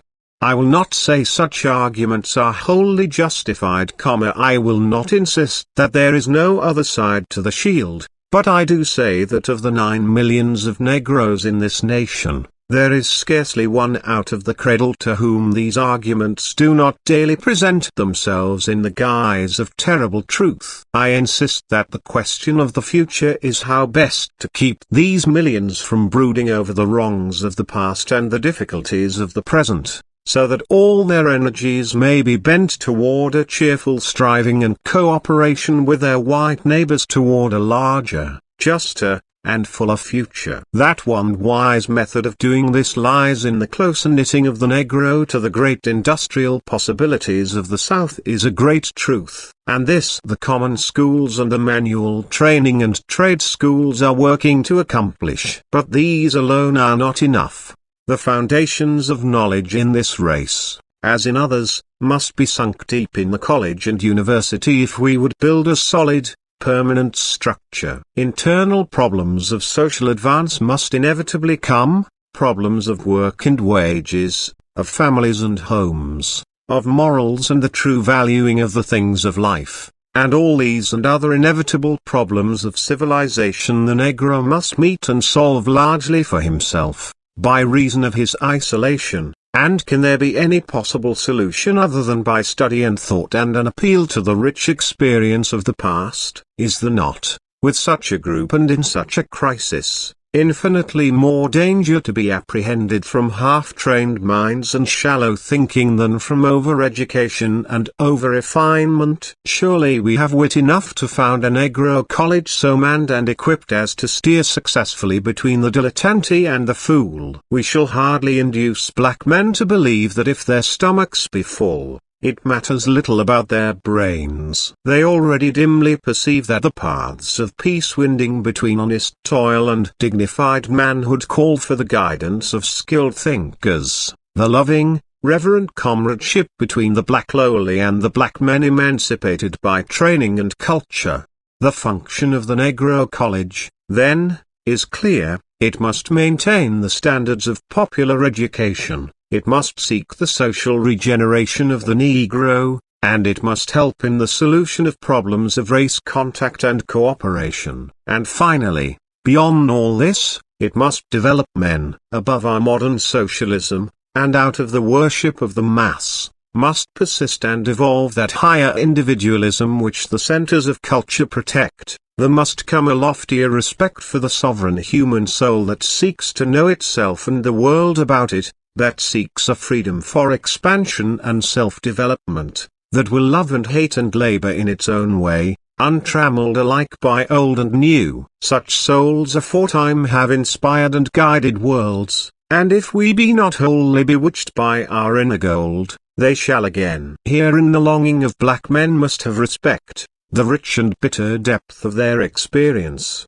the unknown treasures of their inner life, the strange rendings of nature they have seen, may give the world new points of view and make their loving, living, and doing precious to all human hearts, and to themselves in these the days that try their souls. The chance to soar in the dim blue air above the smoke is to their finer spirit spoon and guerdon for what they lose on earth by being black. I sit with Shakespeare and he winces not. Across the color line I move arm in arm with Balzac and Dumas, where smiling men and welcoming women glide in gilded halls. From out the caves of evening that swing between the strong-limbed earth and the tracery of the stars, I summon Aristotle and Aurelius and what soul I will, and they come all graciously with no scorn nor condescension. So, wed with truth, I dwell above the veil. Is this the life you grudge us, O nightly America? Is this the life you long to change into the dull red hideousness of Georgia? Are you so afraid lest peering from this high Pisgah, between Philistine and Amalekite, we sight the promised land? Chapter 7 of the Black Belt. Out of the north the train thundered, and we woke to see the crimson soil of Georgia stretching away bare and monotonous right and left. Here and there lay straggling, unlovely villages, and lean men loafed leisurely at the depots. Then again came the stretch of pines and clay. Yet we did not nod, nor weary of the scene, for this is historic ground. Right across our track, 360 years ago, wandered the cavalcade of Hernando de Soto, looking for gold and the great sea, and he and his footsore captives disappeared yonder in the grim forests to the west. Here sits Atlanta, the city of 100 hills, with something western, something southern, and something quite its own, in its busy life. Just this side Atlanta is the land of the Cherokees, and to the southwest, not far from where Sam Hose was crucified, you may stand on a spot which is today the center of the Negro problem, the center of those 9 million men who are America's dark heritage from slavery and the slave trade. Not only is Georgia thus the geographical focus of our Negro population, but in many other respects, both now and yesterday, the Negro problems have seemed to be centered in this state. No other state in the Union can count 1 million Negroes among its citizens, a population as large as the slave population of the whole Union in 1800. No other state fought so long and strenuously to gather this host of Africans. Oglethorpe thought slavery against law and gospel, but the circumstances which gave Georgia its first inhabitants were not calculated to furnish citizens overnight in their ideas about rum and slaves. Despite the prohibitions of the trustees, these Georgians, like some of their descendants, proceeded to take the law into their own hands. And so pliant were the judges, and so flagrant the smuggling, and so earnest were the prayers of Whitefield, that by the middle of the 18th century all restrictions were swept away, and the slave trade went merrily on for 50 years and more. Down in Darien, where the illegal riots took place some summers ago, there used to come a strong protest against slavery from the Scotch Highlanders, and the Moravians of Ebenezer did not like the system. But not till the Haitian terror of Toussaint was the trade in men even checked, while the National Statute of 1808 did not suffice to stop it. How the Africans poured in ! 50,000 between 1790 and 1810, and then, from Virginia and from smugglers, 2,000 a year for many years more. So the 30,000 Negroes of Georgia in 1790 doubled in a decade, were over 100,000 in 1810, had reached 200,000 in 1820, and 500,000 at the time of the war. Thus like a snake the black population writhed upward. But we must hasten on our journey. This that we pass as we near Atlanta is the ancient land of the Cherokees, that brave Indian nation which strove so long for its fatherland, until fate and the United States government drove them beyond the Mississippi. If you wish to ride with me you must come into the Jim Crow car. There will be no objection, already 4 other white men, and a little white girl with her nurse, are in there. Usually the races are mixed in there, but the white coach is all white. Of course this car is not so good as the other, but it is fairly clean and comfortable. The discomfort lies chiefly in the hearts of those 4 black men yonder, and in mine. We rumble south in quite a business-like way. The bare red clay and pines of northern Georgia begin to disappear, and in their place appears a rich rolling land, luxuriant, and here and there well tilled. This is the land of the Creek Indians, and a hard time the Georgians had to seize it. The towns grow more frequent and more interesting, and brand new cotton mills rise on every side. Below Macon the world grows darker, for now we approach the Black Belt, that strange land of shadows, at which even slaves paled in the past, and whence come now only faint and half-intelligible murmurs to the world beyond. The Jim Crow car grows larger and a shade better. 3 rough field hands and 2 or 3 white loafers accompany us, and the newsboy still spreads his wares at one end. The sun is setting, but we can see the great cotton country as we enter it, the soil now dark and fertile, now thin and grey, with fruit trees and dilapidated buildings, all the way to Albany. At Albany, in the heart of the Black Belt, we stop, 200 miles south of Atlanta, 200 miles west of the Atlantic, and 100 miles north of the Great Gulf lies Dougherty County, with 10,000 Negroes and 2,000 whites. The Flint River winds down from Andersonville, and, turning suddenly at Albany, the county seat, hurries on to join the Chattahoochee and the sea. Andrew Jackson knew the Flint well, and marched across it once to avenge the Indian massacre at Fort Mims. That was in 1814, not long before the Battle of New Orleans, and by the Creek Treaty that followed this campaign, all Dougherty County, and much other rich land, was ceded to Georgia. Still, settlers fought shy of this land, for the Indians were all about, and they were unpleasant neighbors in those days. The panic of 1837, which Jackson bequeathed to Van Buren, turned the planters from the impoverished lands of Virginia,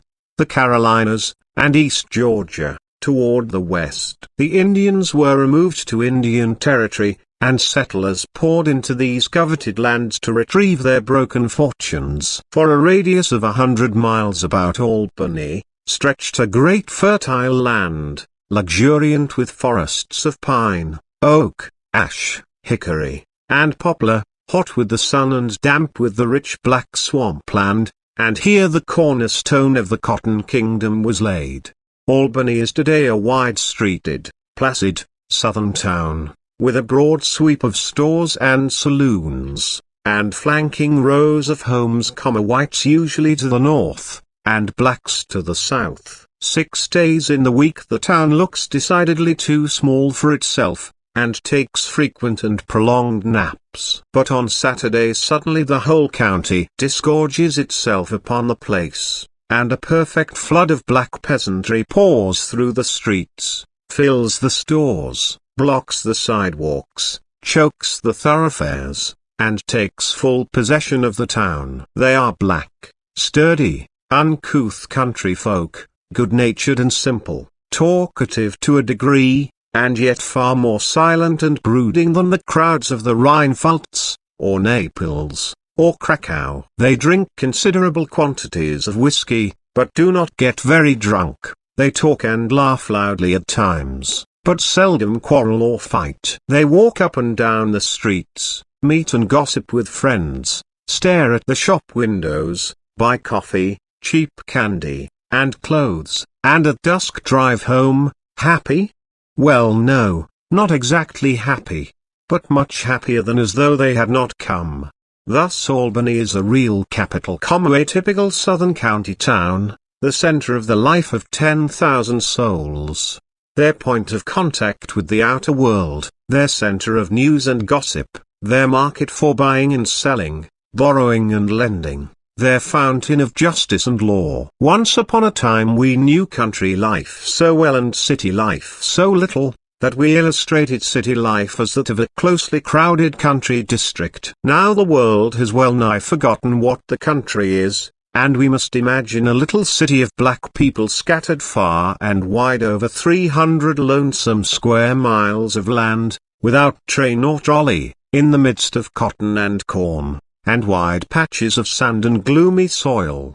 It gets pretty hot in southern Georgia in July, a sort of dull, determined heat that seems quite independent of the sun, so it took us some days to muster courage enough to leave the porch and venture out on the long country roads, that we might see this unknown world. Finally we started. It was about 10 in the morning, bright with a faint breeze, and we jogged leisurely southward in the valley of the Flint. We passed the scattered box-like cabins of the brickyard hands, and the long tenement row facetiously called the Ark, and were soon in the open country, and on the confines of the great plantations of other days. There is the Joe Fields place, a rough old fellow was he, and had killed many a nigger in his day. 12 miles his plantation used to run, a regular barony. It is nearly all gone now, only straggling bits belong to the family, and the rest has passed to Jews and Negroes. Even the bits which are left are heavily mortgaged, and, like the rest of the land, tilled by tenants. Here is one of them now, a tall brown man, a hard worker and a hard drinker, illiterate, but versed in farm law, as his nodding crops declare. This distressingly new board house is his, and he has just moved out of yonder moss-grown cabin with its one square room. From the curtains in Benton's house, down the road, a dark comely face is staring at the strangers, for passing carriages are not everyday occurrences here. Benton is an intelligent yellow man with a good-sized family, and manages a plantation blasted by the war and now the broken staff of the widow. He might be well-to-do, they say, but he carouses too much in Albany, and the half-desolate spirit of neglect born of the very soil seems to have settled on these acres. In times past there were cotton gins and machinery here, but they have rotted away. The whole land seems forlorn and forsaken. Here are the remnants of the vast plantations of the Sheldons, the Pelots, and the Rensons, but the souls of them are past. The houses lie in half ruin, or have wholly disappeared, the fences have flown, and the families are wandering in the world. Strange vicissitudes have met these whilom masters. Yonder stretch the wide acres of Bildad Reeser. He died in wartime, but the upstart overseer hastened to wed the widow. Then he went, and his neighbors too, and now only the black tenant remains. But the shadow hand of the master's grandnephew or cousin or creditor stretches out of the grey distance to collect the rack rent remorselessly, and so the land is uncared for and poor. Only black tenants can stand such a system, and they only because they must. 10 miles we have ridden today and have seen no white face. A resistless feeling of depression falls slowly upon us, despite the gaudy sunshine and the green cotton fields. This, then, is the cotton kingdom, the shadow of a marvelous dream. And where is the king? Perhaps this is he, the sweating plowman, tilling his 80 acres with 2 lean mules, and fighting a hard battle with debt. So we sit musing, until, as we turn a corner on the sandy road, there comes a fairer scene suddenly in view, a neat cottage snugly ensconced by the road, and near it a little store. A tall bronzed man rises from the porch as we hail him, and comes out to our carriage. He is 6 feet in height, with a sober face that smiles gravely. He walks too straight to be a tenant, yes. He owns 240 acres. The land is run down since the boom days of 1850, he explains, and cotton is low. 3 black tenants live on his place, and in his little store he keeps a small stock of tobacco, snuff, soap, and soda, for the neighborhood. Here is his gin house with new machinery just installed. 300 bales of cotton went through it last year. 2 children he has sent away to school. Yes, he says sadly, he is getting on, but cotton is down to 4 cents. I know how debt sits staring at him. Wherever the king may be, the parks and palaces of the cotton kingdom have not wholly disappeared. We plunge even now into great groves of oak and towering pine, with an undergrowth of myrtle and shrubbery. This was the home house of the Thompsons, slave barons who drove their coach and 4 in the merry past. All is silence now, and ashes, and tangled weeds. The owner put his whole fortune into the rising cotton industry of the 50s, and with the falling prices of the 80s he packed up and stole away. Yonder is another grove, with unkempt lawn, great magnolias, and grass-grown paths. The big house stands in half ruin, its great front door staring blankly at the street, and the back part grotesquely restored for its black tenant. A shabby, well-built negro he is, unlucky and irresolute. He digs hard to pay rent to the white girl who owns the remnant of the place. She married a policeman, and lives in Savannah. Now and again we come to churches. Here is one now, Shepherd's. They call it a great whitewashed barn of a thing, perched on stilts of stone, and looking for all the world as though it were just resting here a moment and might be expected to waddle off down the road at almost any time. And yet it is the center of 100 cabin homes, and sometimes, of a Sunday, 500 persons from far and near gather here and talk and eat and sing. There is a schoolhouse near, a very airy, empty shed, but even this is an improvement, for usually the school is held in the church. The churches vary from log huts to those like shepherds, and the schools from nothing to this little house that sits demurely on the county line. It is a tiny plank house, perhaps 10 by 20. And has within a double row of rough unplaned benches, resting mostly on legs, sometimes on boxes. Opposite the door is a square homemade desk. In one corner are the ruins of a stove,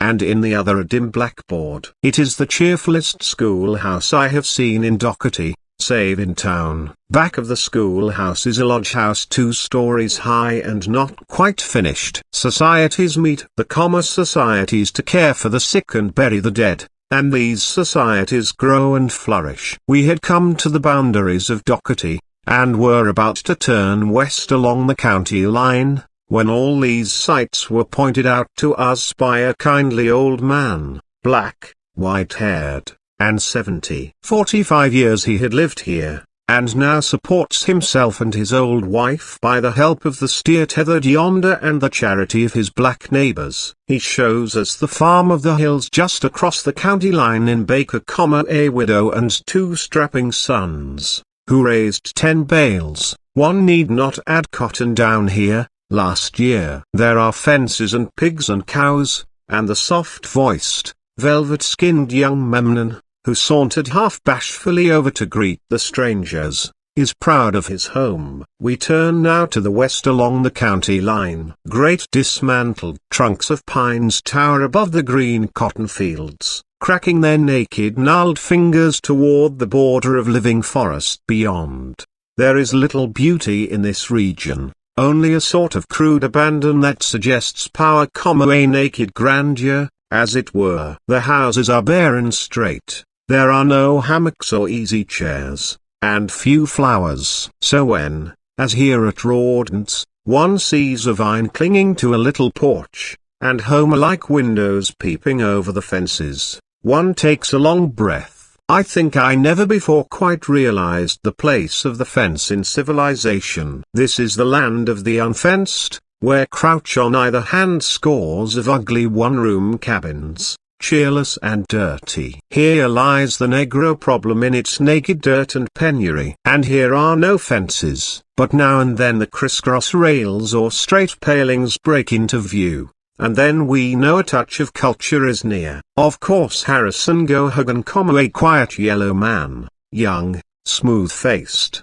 and diligent, of course he is lord of some 100 acres, and we expect to see a vision of well-kept rooms and fat beds and laughing children. For has he not fine fences? And those over yonder, why should they build fences on the rack-rented land? It will only increase their rent. On we wind, through sand and pines and glimpses of old plantations, till there creeps into sight a cluster of buildings, wood and brick, mills and houses, and scattered cabins. It seemed quite a village. As it came nearer and nearer, however, the aspect changed. The buildings were rotten, the bricks were falling out, the mills were silent, and the store was closed. Only in the cabins appeared now and then a bit of lazy life. I could imagine the place under some weird spell, and was half-minded to search out the princess. An old ragged black man, honest, simple,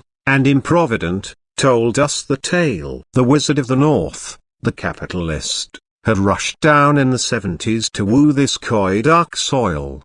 He bought a square mile or more, and for a time the field hands sang, the gins groaned, and the mills buzzed. Then came a change. The agent's son embezzled the funds and ran off with them. Then the agent himself disappeared. Finally the new agent stole even the books, and the company in wrath closed its business and its houses, refused to sell, and let houses and furniture and machinery rust and rot. So the Waters Loring plantation was stilled by the spell of dishonesty, and stands like some gaunt rebuke to a scarred land. Somehow that plantation ended our day's journey, for I could not shake off the influence of that silent scene. Back toward town we glided, past the straight and thread-like pines, past a dark tree-dotted pond where the air was heavy with a dead sweet perfume. White slender-legged curlews flitted by us, and the garnet blooms of the cotton looked gay against the green and purple stalks. A peasant girl was hoeing in the field,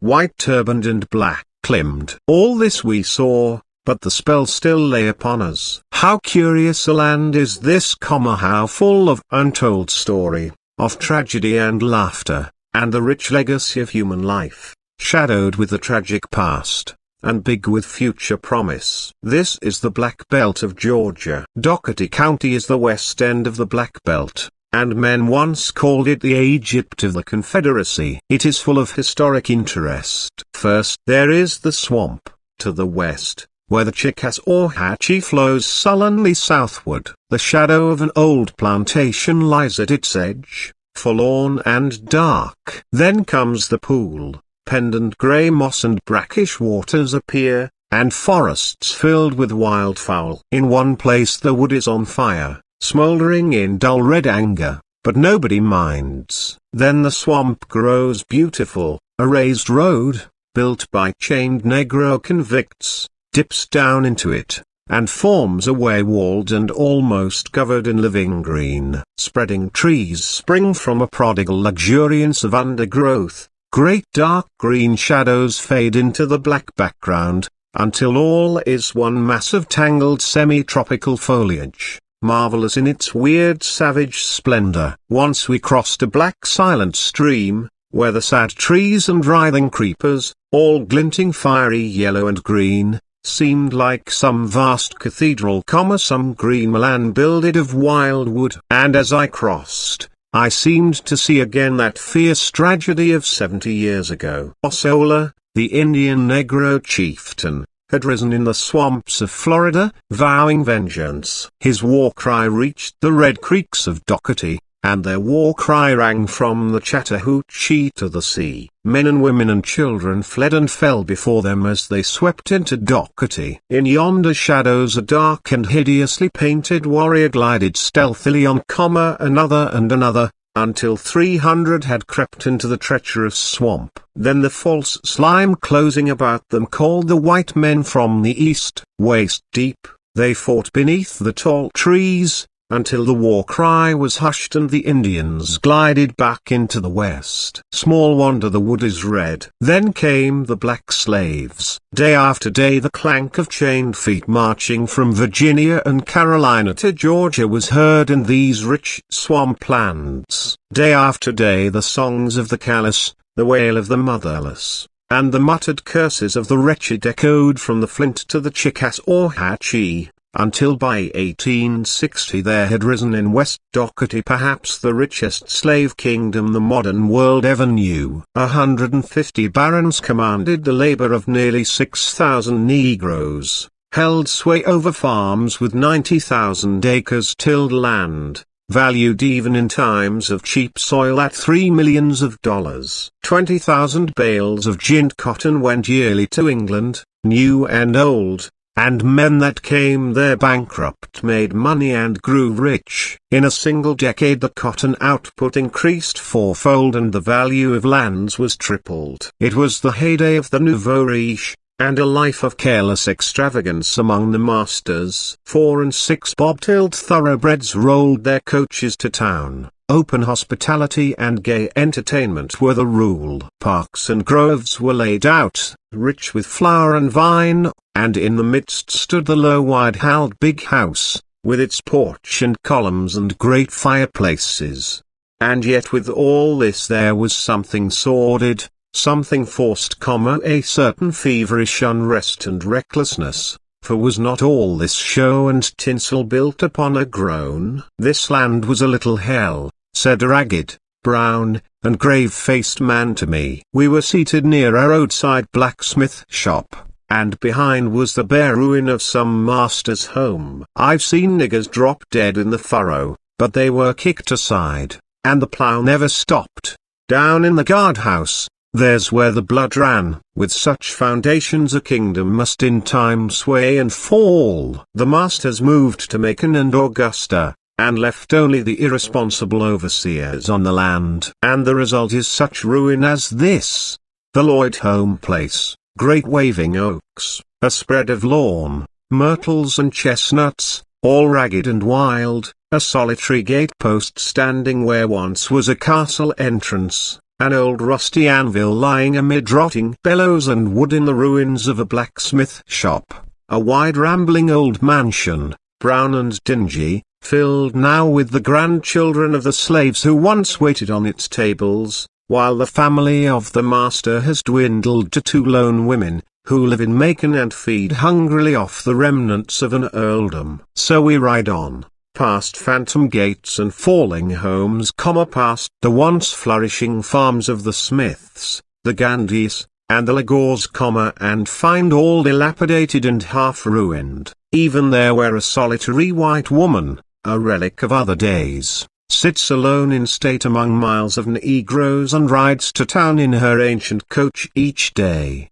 This was indeed the Egypt of the Confederacy, the rich granary whence potatoes and corn and cotton poured out to the famished and ragged Confederate troops as they battled for a cause lost long before 1861. Sheltered and secure, it became the place of refuge for families, wealth, and slaves. Yet even then the hard ruthless rape of the land began to tell. The red clay subsoil already had begun to peer above the loam. The harder the slaves were driven, the more careless and fatal was their farming. Then came the revolution of war and emancipation, the bewilderment of Reconstruction, and now, what is the Egypt of the Confederacy, and what meaning has it for the nation's weal or woe?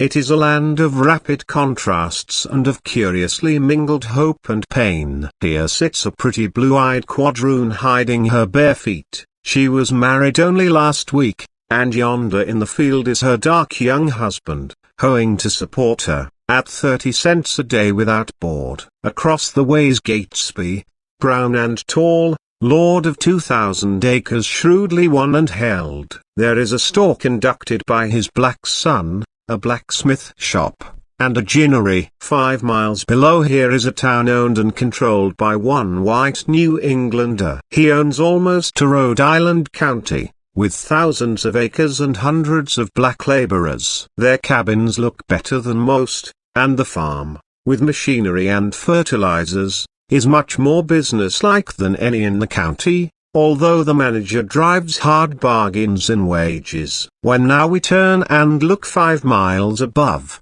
there on the edge of town are 5 houses of prostitutes, 2 of blacks and 3 of whites, and in one of the houses of the whites a worthless black boy was harbored too openly 2 years ago, so he was hanged for rape. And here, too, is the high whitewashed fence of the stockade, as the county prison is called.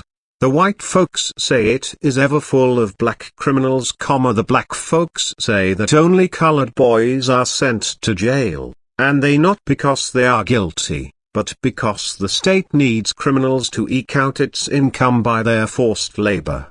The Jew is the heir of the slave baron in Doherty, and as we ride westward, by wide-stretching cornfields and stubby orchards of peach and pear, we see on all sides within the circle of dark forest a land of Canaan. Here and there are tales of projects for money-getting, born in the swift days of Reconstruction, improvement companies, wine companies, mills and factories, most failed, and the Jew fell heir. It is a beautiful land, this Doherty, west of the Flint. The forests are wonderful, the solemn pines have disappeared, and this is the oaky woods, with its wealth of hickories, beeches, oaks and palmettos. But a pall of debt hangs over the beautiful land. The merchants are in debt to the wholesalers, the planters are in debt to the merchants, the tenants owe the planters, and laborers bow and bend beneath the burden of it all. Here and there a man has raised his head above these murky waters. We passed one fenced stock farm with grass and grazing cattle, that looked very homelike after endless corn and cotton. Here and there are black freeholders. There is the horned dull black Jackson, with his 100 acres. I says, "Look up." "If you don't look up you can't get up," remarks Jackson, philosophically. And he's gotten up. Dark Carter's neat barns would do credit to New England. His master helped him to get a start, but when the black man died last fall, the master's sons immediately laid claim to the estate. "And them white folks will get it, too," said my yellow gossip. I turn from these well-tended acres with a comfortable feeling that the Negro is rising. Even then, however, the fields, as we proceed, begin to redden and the trees disappear. Rows of old cabins appear filled with renters and laborers, cheerless, bare, and dirty, for the most part, although here and there the variations decay makes the scene picturesque. A young black fellow greets us. He is 22,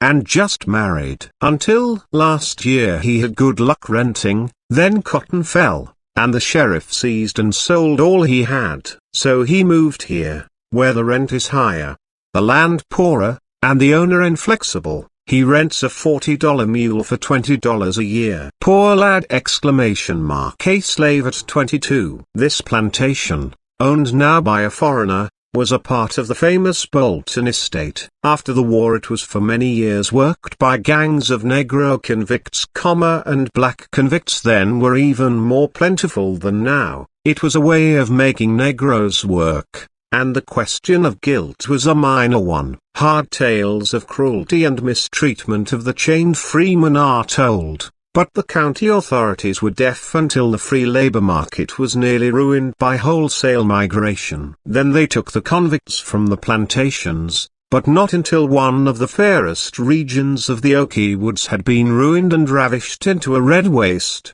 out of which only a Yankee or an immigrant could squeeze more blood from debt-cursed tenants.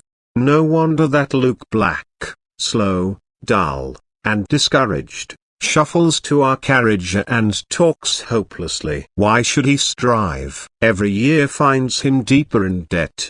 How strange that Georgia, the world-heralded refuge of poor debtors, should bind her own to sloth and misfortune as ruthlessly as ever England did. The poor land groans with its birth pains, and brings forth scarcely 100 pounds of cotton to the acre, where 50 years ago it yielded 8 times as much. Of his meagre yield the tenant pays from a quarter to a third in rent, and most of the rest in interest on food and supplies bought on credit. 20 years yonder sunken-cheeked, old black man has labored under that system, and now, turned day laborer, is supporting his wife and boarding himself on his wages of $1.50 a week, received only part of the year. The Bolton convict farm formerly included the neighboring plantation. Here it was that the convicts were lodged in the great log prison still standing. A dismal place it still remains, with rows of ugly huts filled with surly ignorant tenants. "What rent do you pay here?" I inquired. "I don't know, what is it, Sam?" "All we make," answered Sam. "It is a depressing place, bare, unshaded, with no charm of past association, only a memory of forced human toil common now, then, and before the war. They are not happy, these black men whom we meet throughout this region. There is little of the joyous abandon and playfulness which we are wont to associate with the plantation Negro. At best, the natural good nature is edged with complaint or has changed into sullenness and gloom. And now and then it blazes forth in veiled but hot anger. I remember one big red-eyed black whom we met by the roadside. 45 years he had labored on this farm, beginning with nothing, and still having nothing. To be sure, he had given 4 children a common school training, and perhaps if the new fence law had not allowed unfenced crops in West Dougherty he might have raised a little stock and kept ahead. As it is, he is hopelessly in debt, disappointed, and embittered. He stopped us to inquire after the black boy in Albany, whom it was said a policeman had shot and killed for loud talking on the sidewalk, and then he said slowly, let a white man touch me, and he dies. I don't boast this, I don't say it around loud, or before the children, but I mean it. I've seen them whip my father and my old mother in them cotton rows till the blood ran by, and we passed on. Now Sears, whom we met next lolling under the chubby oak trees, was of quite different fibre. Happy ? Well, yes, he laughed and flipped pebbles, and thought the world was as it was. He had worked here 12 years and has nothing but a mortgaged mule. Children? Yes, 7, but they hadn't been to school this year, couldn't afford books and clothes, and couldn't spare their work. The go part of them to the fields now, 3 big boys astride mules, and a strapping girl with bare brown legs. Careless ignorance and laziness here, fierce hate and vindictiveness. These are the extremes of the Negro problem which we met that day, and we scarce knew which we preferred. Here and there we meet distinct characters quite out of the ordinary. One came out of a piece of newly cleared ground, making a wide detour to avoid the snakes. He was an old, hollow-cheeked man, with a drawn and characterful brown face. He had a sort of self-contained quaintness and rough humour impossible to describe, a certain cynical earnestness that puzzled one. The niggers were jealous of me over on the other place, he said, and so me and the old woman begged this piece of woods, and I cleared it up myself, made nothing for 2 years, but I reckon I've got a crop now. The cotton looked tall and rich, and we praised it. He curtsied low, and then bowed almost to the ground, with an imperturbable gravity that seemed almost suspicious. Then he continued, my mule died last week, a calamity in this land equal to a devastating fire in town, but a white man loaned me another. Then he added, eyeing us, oh, I gets along with white folks. We turned the conversation. Bears? Deer? He answered. Well, I should say there were, and he let fly a string of brave oaths, as he told hunting tales of the swamp. We left him standing still in the middle of the road looking after us, and yet apparently not noticing us. The Whistle place, which includes his bit of land, was bought soon after the war by an English syndicate, the Dixie Cotton and Corn Company. A marvelous deal of style their factor put on, with his servants and coach and 6, so much so that the concern soon landed in inextricable bankruptcy. Nobody lives in the old house now, but a man comes each winter out of the north and collects his high rents. I know not which are the more touching, such old empty houses, or the homes of the master's sons. Sad and bitter tales lie hidden back of those white doors, tales of poverty, of struggle, of disappointment. A revolution such as that of '63 is a terrible thing.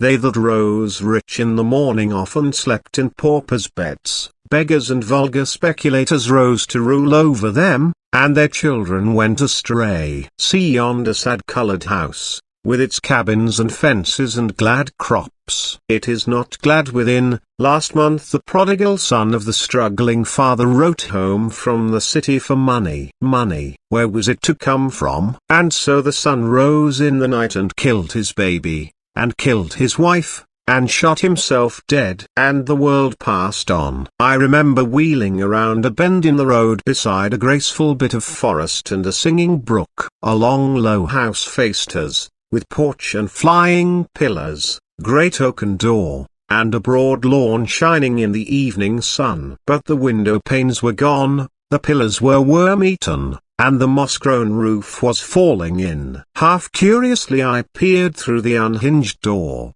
and saw where, on the wall across the hall, was written in one scale letters a faded welcome. Quite a contrast to the southwestern part of Dougherty County is the northwest. Soberly timbered in oak and pine, it has none of that half-tropical luxuriance of the southwest. Then, too, there are fewer signs of a romantic past, and more of systematic modern land-grabbing and money-getting. White people are more in evidence here, and farmer and hired labor replaced to some extent the absentee landlord and rack-rented tenant. The crops have neither the luxuriance of the richer land nor the signs of neglect so often seen, and there were fences and meadows here and there. Most of this land was poor, and beneath the notice of the slave baron, before the war. Since then his poor relations and foreign immigrants have seized it. The returns of the farmer are too small to allow much for wages, and yet he will not sell off small farms. There is the Negro Sanford.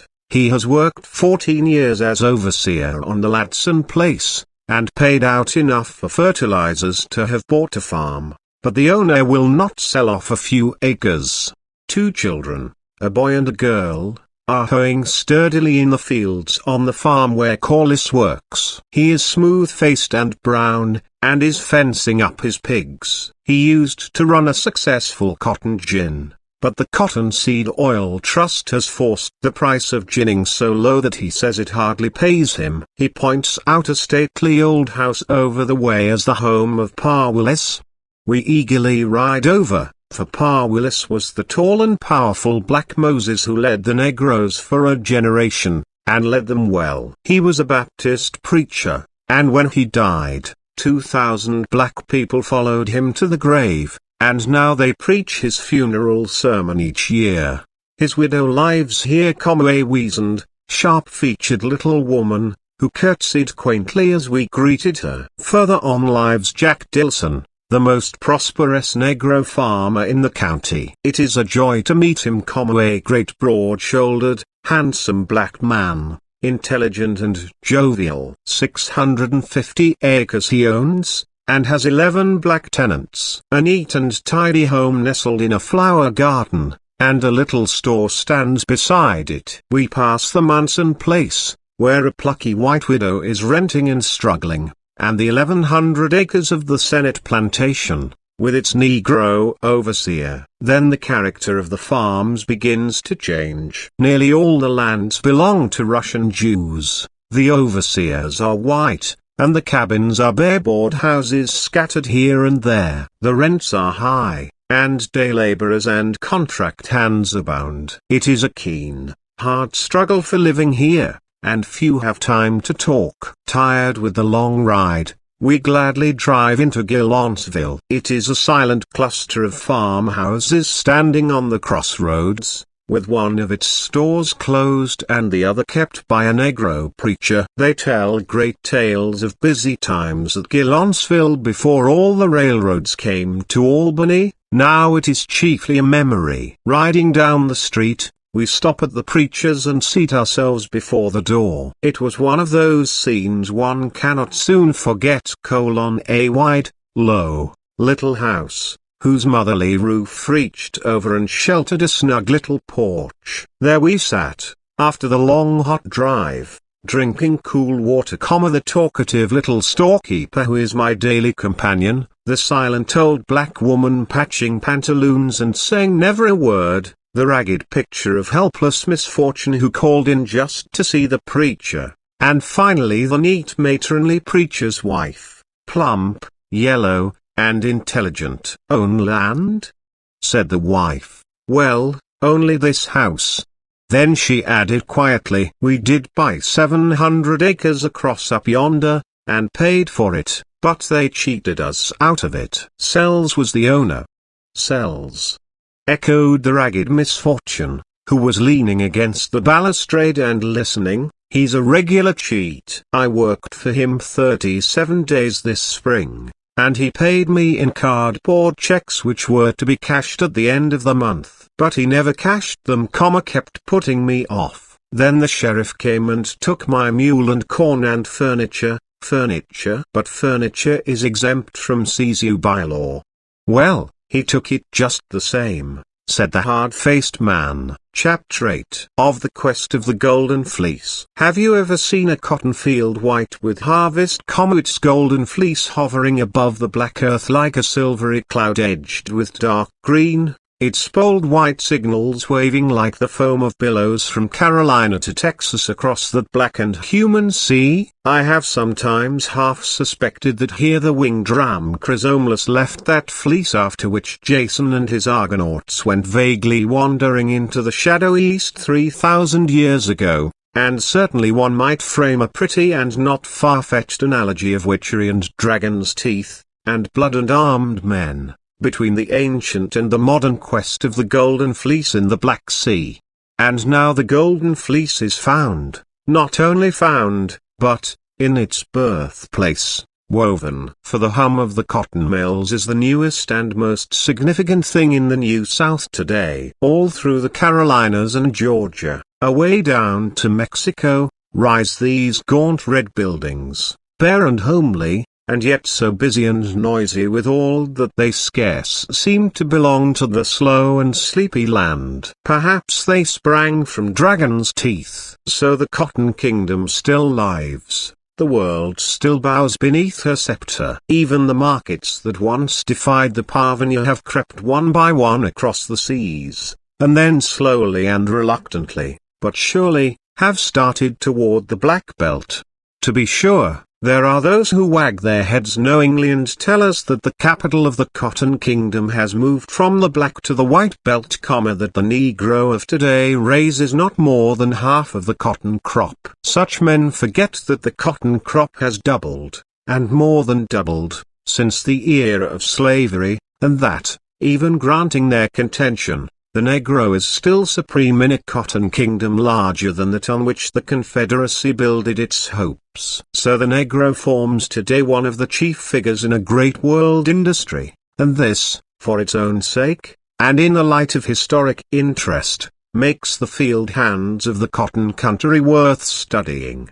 We seldom study the condition of the Negro today honestly and carefully. It is so much easier to assume that we know it all, or perhaps, having already reached conclusions in our own minds, we are loath to have them disturbed by facts. And yet how little we really know of these millions, of their daily lives and longings, of their homely joys and sorrows, of their real shortcomings and the meaning of their crimes. All this we can only learn by intimate contact with the masses, and not by wholesale arguments covering millions, separate in time and space, and differing widely in training and culture. Today, then, my reader, let us turn our faces to the Black Belt of Georgia and seek simply to know the condition of the black farmer laborers of one county there.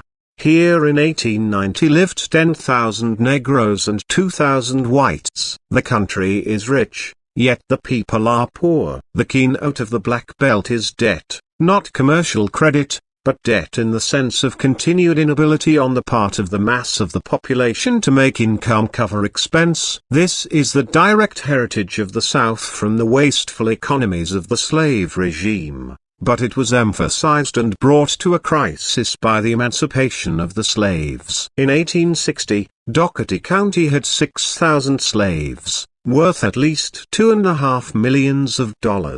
Its farms were estimated at $3 million, making $5.5 million of property, the value of which depended largely on the slave system, and on the speculative demand for land once marvelously rich but already partially devitalized by careless and exhaustive culture. The war then meant a financial crash. In place of the $5.5 million of 1860, there remained in 1870 only farms valued at less than $2 million.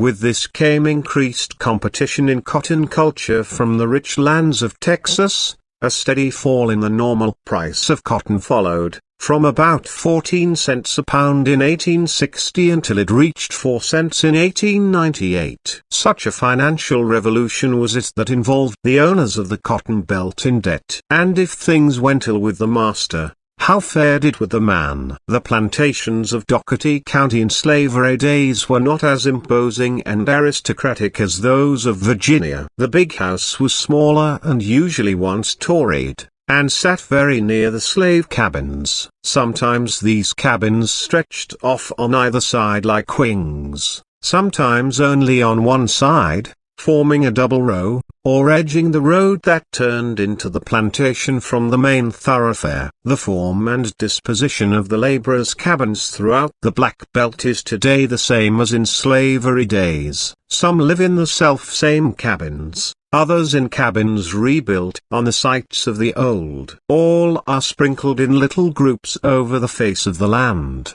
centering about some dilapidated big house where the head tenant or agent lives. The general character and arrangement of these dwellings remains on the whole unaltered. There were in the county, outside the corporate town of Albany, about 1,500 Negro families in 1898. Out of all these, only a single family occupied a house with 7 rooms. Only 14 have 5 rooms or more. The mass live in 1- and 2-room homes. The size and arrangements of a people's homes are no unfair index of their condition. If, then, we inquire more carefully into these Negro homes, we find much that is unsatisfactory. All over the face of the land is the one-room cabin common, now standing in the shadow of the big house, now staring at the dusty road, now rising dark and somber amid the green of the cotton fields. It is nearly always old and bare, built of rough boards,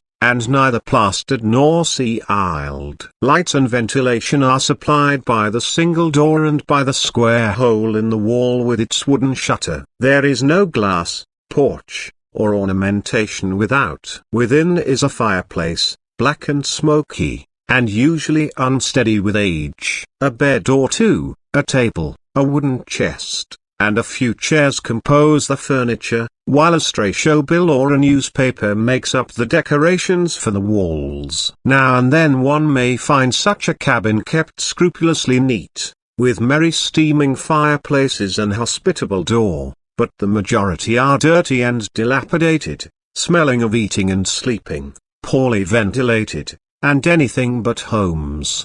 Above all, the cabins are crowded. We have come to associate crowding with homes in cities almost exclusively. This is primarily because we have so little accurate knowledge of country life. Here in Dougherty County one may find families of 8 and 10 occupying 1 or 2 rooms, and for every 10 rooms of house accommodation for the Negroes there are 25 persons. The worst tenement abominations of New York do not have above 22 persons for every 10 rooms. Of course, one small, close room in a city, without a yard, is in many respects worse than the larger single country room. In other respects it is better. It has glass windows, a decent chimney, and a trustworthy floor. The single great advantage of the Negro peasant is that he may spend most of his life outside his hovel, in the open fields. There are 4 chief causes of these wretched homes. First,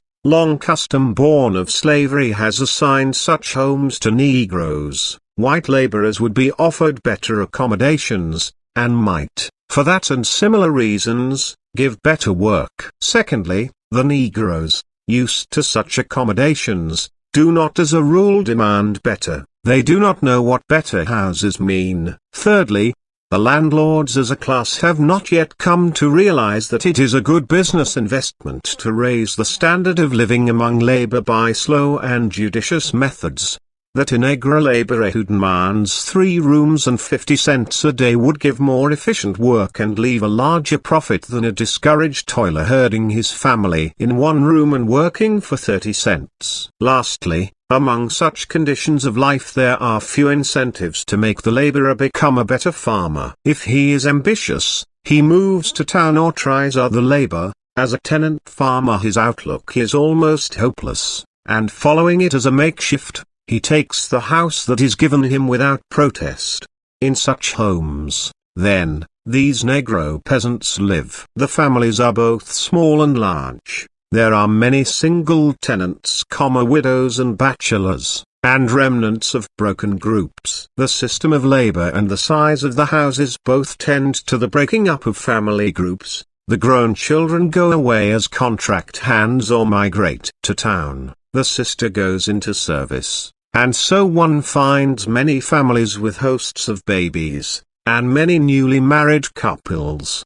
but comparatively few families with half-grown and grown sons with half-grown and grown sons and daughters. The average size of Negro families has undoubtedly decreased since the war, primarily from economic stress. In Russia, over a third of the bridegrooms and over half the brides are under 20. The same was true of the antebellum Negroes. Today, however, very few of the boys and less than a fifth of the Negro girls under 20 are married. The young men marry between the ages of 25 and 35, the young women between 20 and 30. Such postponement is due to the difficulty of earning sufficient to rear and support a family, and it undoubtedly leads, in the country districts, to sexual immorality. The form of this immorality, however, is very seldom that of prostitution, and less frequently that of illegitimacy than one would imagine. Rather, it takes the form of separation and desertion after a family group has been formed. The number of separated persons is 35 to the 1,000,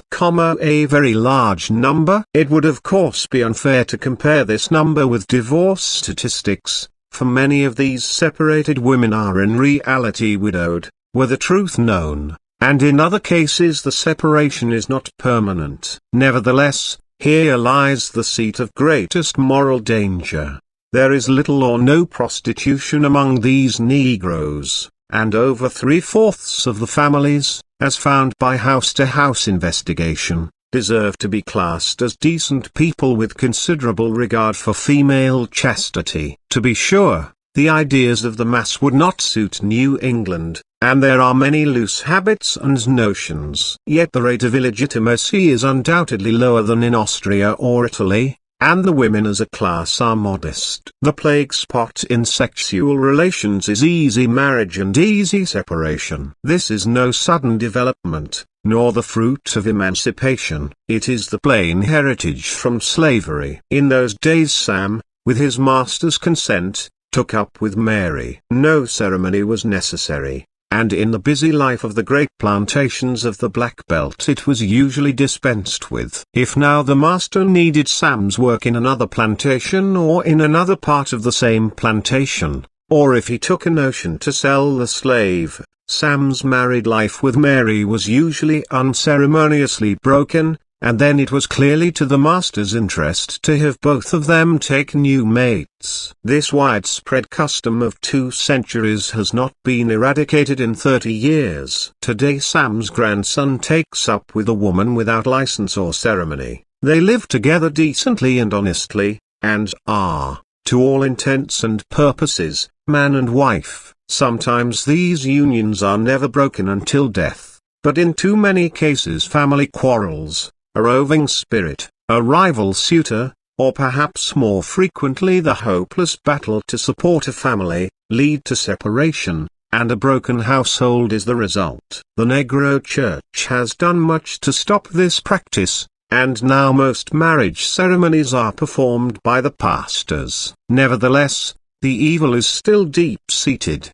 and only a general raising of the standard of living will finally cure it. Looking now at the county black population as a whole, it is fair to characterize it as poor and ignorant. Perhaps 10% compose the well-to-do and the best of the laborers, while at least 9% are thoroughly lewd and vicious. The rest, over 80%, are poor and ignorant, fairly honest and well-meaning, plodding, and to a degree shiftless, with some but not great sexual looseness. Such class lines are by no means fixed, they vary, one might almost say, with the price of cotton.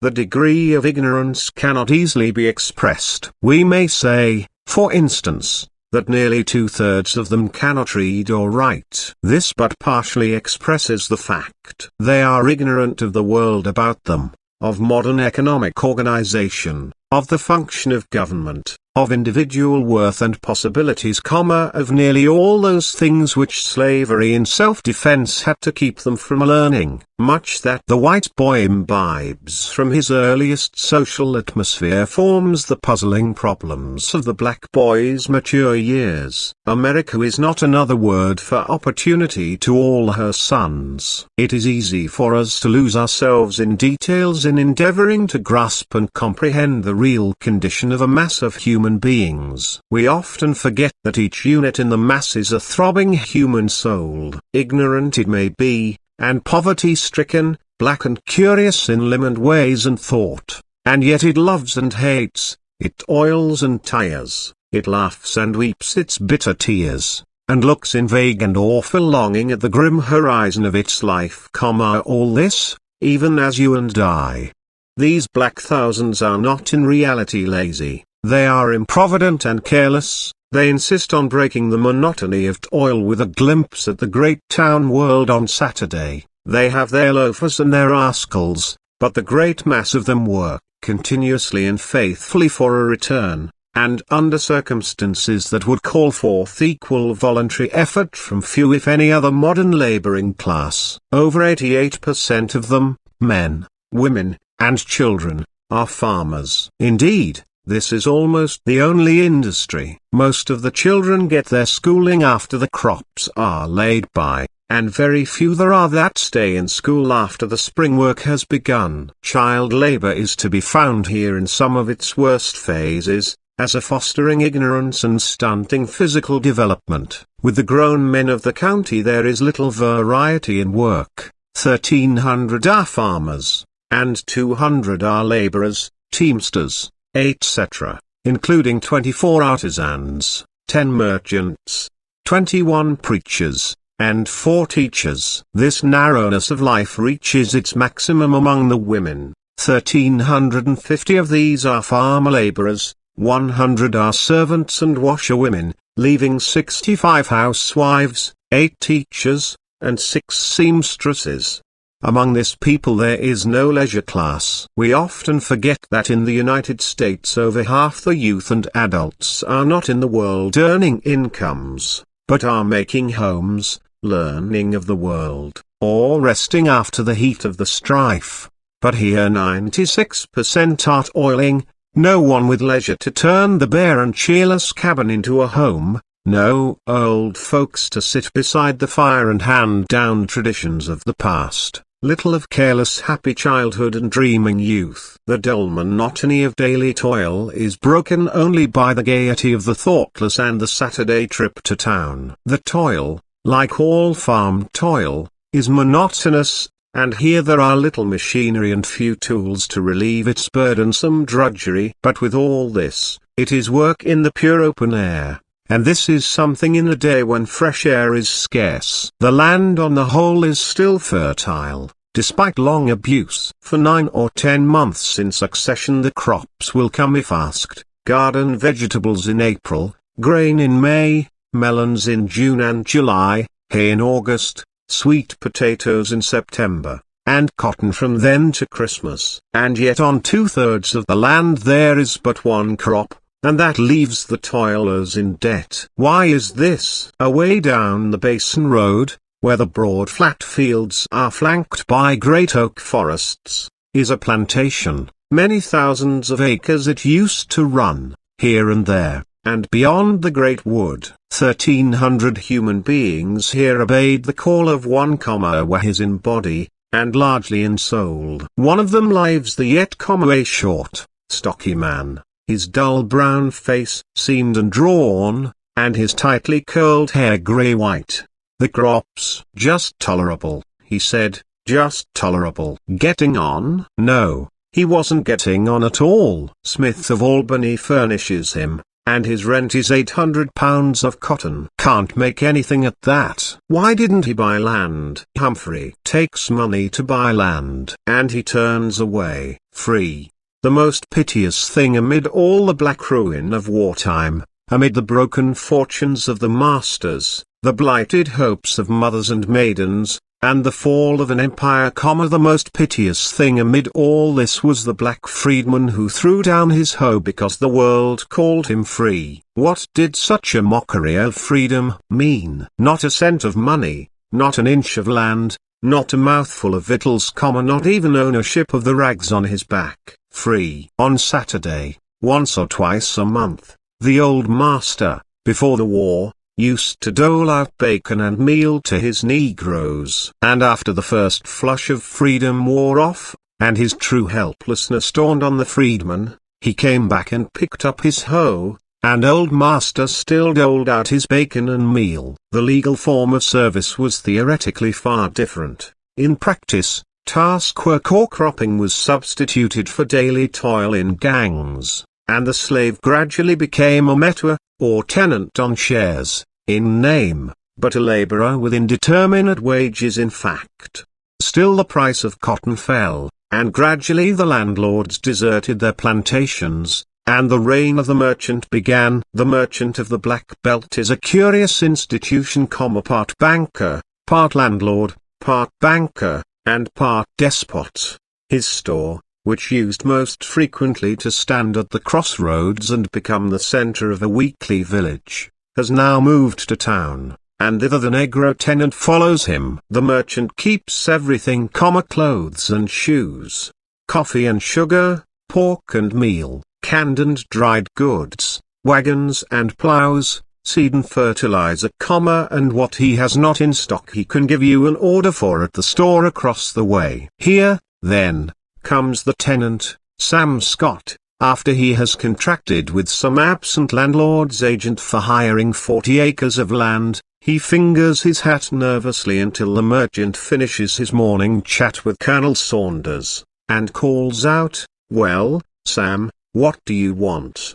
Sam wants him to furnish him, that is, to advance him food and clothing for the year, and perhaps seed and tools, until his crop is raised and sold. If Sam seems a favorable subject, he and the merchant go to a lawyer, and Sam executes a chattel mortgage on his mule and wagon in return for seed and a week's rations. As soon as the green cotton leaves appear above the ground, another mortgage is given on the crop. Every Saturday, or at longer intervals, Sam calls upon the merchant for his rations. A family of 5 usually gets about 30 pounds of fat side pork and a couple of bushels of cornmeal a month. Besides this, clothing and shoes must be furnished. If Sam or his family is sick, there are orders on the druggist and doctor. If the mule wants shoeing, an order on the blacksmith, etc. If Sam is a hard worker and crops promise well, he is often encouraged to buy more sugar, extra clothes, perhaps a buggy. But he is seldom encouraged to save. When cotton rose to 10 cents last fall, the shrewd merchants of Dougherty County sold 1,000 buggies in one season, mostly to black men. The security offered for such transactions, a crop and chattel mortgage, may at first seem slight. And, indeed, the merchants tell many a true tale of shiftlessness and cheating, of cotton picked at night, mules disappearing, and tenants absconding. But on the whole the merchant of the Black Belt is the most prosperous man in the section. So skillfully and so closely has he drawn the bonds of the law about the tenant, that the black man has often simply to choose between pauperism and crime. He waives all homestead exemptions in his contract. He cannot touch his own mortgaged crop, which the laws put almost in the full control of the landowner and of the merchant. When the crop is growing, the merchant watches it like a hawk. As soon as it is ready for market, he takes possession of it, sells it, pays the landowner his rent, subtracts his bill for supplies, and if, as sometimes happens, there is anything left, he hands it over to the black serf for his Christmas celebration. The direct result of this system is an all-cotton scheme of agriculture and the continued bankruptcy of the tenant. The currency of the Black Belt is cotton. It is a crop always saleable for ready money, not usually subject to great yearly fluctuations in price, and one which the Negroes know how to raise. The landlord therefore demands his rent in cotton, and the merchant will accept mortgages on no other crop. There is no use asking the black tenant, then, to diversify his crops, he cannot under this system. Moreover, The system is bound to bankrupt the tenant. I remember once meeting a little one-mule wagon on the river road. A young black fellow sat in it driving listlessly, his elbows on his knees. His dark-faced wife sat beside him, stolid, silent. "Hello," cried my driver, "he has a most imprudent way of addressing these people, though they seem used to it. What have you got there?" "Meat and meal," answered the man, stopping. The meat lay uncovered in the bottom of the wagon, a great thin side of fat pork covered with salt. The meal was in a white bushel bag. "What did you pay for that meat?" "10 cents a pound. It could have been bought for 6 or 7 cents cash." "And the meal?" $2. $1.10 is the cash price in town. Here was a man paying $5 for goods which he could have bought for $3 cash, and raised for $1 or $1.50. Yet it is not wholly his fault. The Negro farmer started started in debt. This was not his choosing, but the crime of this happy-go-lucky nation which goes blundering along with its Reconstruction tragedies, its Spanish War interludes and Philippine matinees, just as though God really were dead. Once in debt, it is no easy matter for a whole race to emerge. In the year of low-priced cotton, 1898, out of 300 tenant families 175 ended their year's work in debt to the extent of $14,000. 50 cleared nothing, and the remaining 75 made a total profit of $1,600. The net indebtedness of the black tenant families of the whole county must have been at least $60,000. In a more prosperous year the situation is far better, but on the average the majority of tenants end the year even, or in debt, which means that they work for board and clothes. Such an economic organization is radically wrong. Whose is the blame? The underlying causes of this situation are complicated but discernible. And one of the chief, outside the carelessness of the nation in letting the slaves start with nothing, is the widespread opinion among the merchants and employers of the Black Belt that only by the slavery of debt can the Negro be kept at work. Without doubt, some pressure was necessary at the beginning of the free labor system to keep the listless and lazy at work, and even today the mass of the Negro laborers need stricter guardianship than most northern laborers.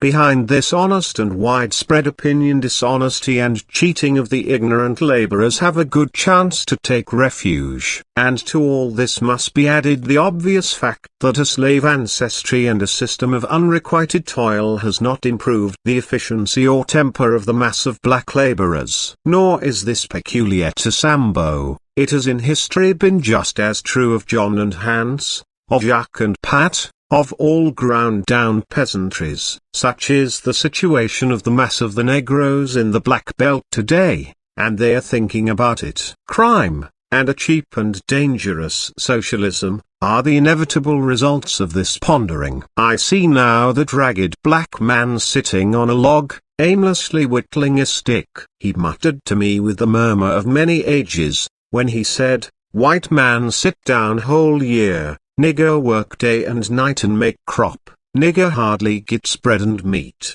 white man sittin' down gets all." It's wrong. And what do the better classes of Negroes do to improve their situation? One of two things: if any way possible, they buy land; if not, they migrate to town. Just as centuries ago it was no easy thing for the serf to escape into the freedom of town life, even so today there are hindrances laid in the way of county laborers. In considerable parts of all the Gulf states, and especially in Mississippi, Louisiana, and Arkansas, the Negroes on the plantations in the back country districts are still held at forced labor practically without wages. Especially is this true in districts where the farmers are composed of the more ignorant class of poor whites, and the Negroes are beyond the reach of schools and intercourse with their advancing fellows. If such a peon should run away, the sheriff, elected by white suffrage, can usually be depended on to catch the fugitive, return him,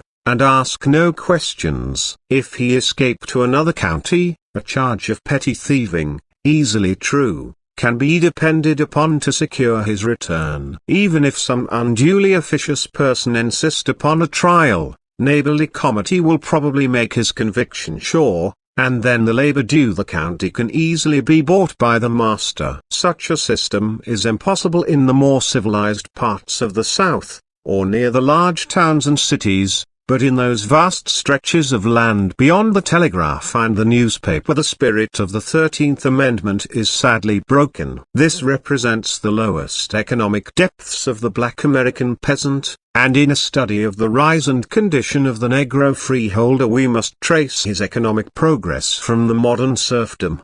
Even in the better-ordered country districts of the South the free movement of agricultural laborers is hindered by the migration agent laws. The Associated Press recently informed the world of the arrest of a young white man in southern Georgia who represented the Atlantic Naval Supplies Company, and who was caught in the act of enticing hands from the turpentine farm of Mr. John Greer. The crime for which this young man was arrested is taxed $500 for each county in which the employment agent proposes to gather laborers for work outside the state. Thus the Negro's ignorance of the labor market outside his own vicinity is increased rather than diminished by the laws of nearly every southern state. Similar to such measures is the unwritten law of the back districts and small towns of the South, that the character of all Negroes unknown to the mass of the community must be vouched for by some white man. This is really a revival of the old Roman idea of the patron under whose protection the new-made freedman was put. In many instances this system has been of great good to the Negro, and very often under the protection and guidance of the former master's family, or other white friends, the freedman progressed in wealth and morality. But the same system has in other cases resulted in the refusal of whole communities to recognize the right of a Negro to change his habitation and to be master of his own fortunes. A black stranger in Baker County, Georgia, for instance, is liable to be stopped anywhere on the public highway and made to state his business to the satisfaction of any white interrogator. If he fails to give a suitable answer, or seems too independent or sassy, he may be arrested or summarily driven away. Thus it is that in the country districts of the South, by written or unwritten law, peonage, hindrances to the migration of labor, and a system of white patronage exists over large areas. Besides this, the chance for lawless oppression and illegal exactions is vastly greater in the country than in the city, and nearly all the more serious race disturbances of the last decade have arisen from disputes in the county between master and man, as, for instance, the Sam Hose affair. As a result of such a situation, there arose, first, the Black Belt, and, second, the migration to town. The Black Belt was not, as many assumed, a movement toward fields of labor under more genial climatic conditions. It was primarily a huddling for self-protection, a massing of the black population for mutual defense in order to secure the peace and tranquility necessary to economic advance. This movement took place between emancipation and 1880, and only partially accomplished the desired results. The rush to town since 1880 is the counter-movement of men disappointed in the economic opportunities of the Black Belt. In Dougherty County, Georgia, one can see easily the results of this experiment in huddling for protection. Only 10% of the adult population was born in the county, and yet the blacks outnumber the whites 4 or 5 to 1. There is undoubtedly a security to the blacks in their very numbers, a personal freedom from arbitrary treatment, which makes hundreds of laborers cling to Dougherty in spite of low wages and economic distress. But a change is coming, and slowly but surely even here the agricultural laborers are drifting to town and leaving the broad acres behind. Why is this? Why do not the Negroes become landowners, and build up the black-landed peasantry, which has for a generation and more been the dream of philanthropist and statesman? to the car window sociologist, to the man who seeks to understand and know the South by devoting the few leisure hours of a holiday trip to unraveling the snarl of centuries, to such men very often the whole trouble with the Blackfield hand may be summed up by Aunt Ophelia's word, shiftless. They have noted repeatedly scenes like one I saw last summer. We were riding along the high road to town at the close of a long hot day. A couple of young black fellows passed us in a muley team, with several bushels of loose corn in the ear. One was driving, listlessly bent forward, his elbows on his knees, a happy-go-lucky, careless picture of irresponsibility. The other was fast asleep in the bottom of the wagon. As we passed we noticed an ear of corn fall from the wagon. They never saw it, not they. A rod farther on we noted another ear on the ground, and between that creeping mule and town we counted 26 ears of corn. Shiftless? Yes, the personification of shiftlessness. And yet follow those boys. They are not lazy. Tomorrow morning they'll be up with the sun. They work hard when they do work, and they work willingly. They have no sordid, selfish, money-getting ways, but rather a fine disdain for mere cash. They'll loaf before your face and work behind your back with good-natured honesty. They'll steal a watermelon, and hand you back your lost purse intact. Their great defect as laborers lies in their lack of incentive beyond the mere pleasure of physical exertion. They are careless because they have not found that it pays to be careful. They are improvident because the improvident ones of their acquaintance get on about as well as the provident. Above all, they cannot see why they should take unusual pains to make the white man's land better, or to fatten his mule, or save his corn. On the other hand, the white landowner argues that any attempt to improve these laborers by increased responsibility, or higher wages, or better homes, or land of their own, would be sure to result in failure. He shows his northern visitor the scarred and wretched land, the ruined mansions, the worn-out soil and mortgaged acres, and says, "This is Negro freedom." Now it happens that both master and man have just enough argument on their respective sides to make it difficult for them to understand each other. The Negro dimly personifies in the white man all his ills and misfortunes. If he is poor, it is because the white man seizes the fruit of his toil. If he is ignorant, it is because the white man gives him neither time nor facilities to learn, and, indeed, if any misfortune happens to him, it is because of some hidden machinations of white folks. On the other hand, the masters and the masters' sons have never been able to see why the Negro, instead of settling down to be day laborers for bread and clothes, are infected with a silly desire to rise in the world, and why they are sulky, dissatisfied, and careless, where their fathers were happy and dumb and faithful. "Why, you niggers have an easier time than I do," said a puzzled Albany merchant to his black customer. "Yes," he replied, "and so does yo' hogs." Taking, then, the dissatisfied and shiftless field hand as a starting point, let us inquire how the black thousands of Doherty have struggled from him up toward their ideal, and what that ideal is. All social struggle is evidenced by the rise, first of economic, then of social classes, among a homogeneous population. Today the following economic classes are plainly differentiated among these Negroes: a submerged tenth of croppers, with a few paupers, 40% who are metuas and 39% of semi-metuas and wage laborers. There are left 5% of money renters and 6% of freeholders, the upper 10 of the land. The croppers are entirely without capital, even in the limited sense of food or money to keep them from seed time to harvest. All they furnish is their labor. The landowner furnishes land, stock, tools, seed, and house, and at the end of the year the laborer gets from a third to a half of the crop. Out of his share, however, comes pay and interest for food and clothing advanced him during the year. Thus we have a laborer without capital and without wages, and an employer whose capital is largely his employees' wages. It is an unsatisfactory arrangement, both for hirer and hired, and is usually in vogue on poor land with hard-pressed owners. Above the crop has come the great mass of the black population who work the land on their own responsibility, paying rent in cotton and supported by the crop mortgage system. After the war, this system was attractive to the freedmen on account of its larger freedom and its possibility for making a surplus. But with the carrying out of the crop lien system, the deterioration of the land,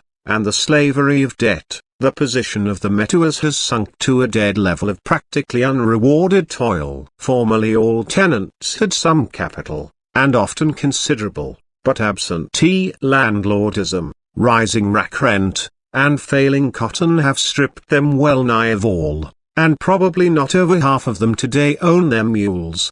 The change from cropper to tenant was accomplished by fixing the rent. If, now, the rent fixed was reasonable, this was an incentive to the tenant to strive. On the other hand, if the rent was too high, or if the land deteriorated, the result was to discourage and check the efforts of the black peasantry. There is no doubt that the latter case is true, that in Dougherty County every economic advantage of the price of cotton in market and of the strivings of the tenant has been taken advantage of by the landlords and merchants, and swallowed up in rent and interest. If cotton rose in price, the rent rose even higher; if cotton fell, the rent remained or followed reluctantly. If the tenant worked hard and raised a large crop, his rent was raised the next year. If that year the crop failed, his corn was confiscated and his mule sold for debt. There were, of course,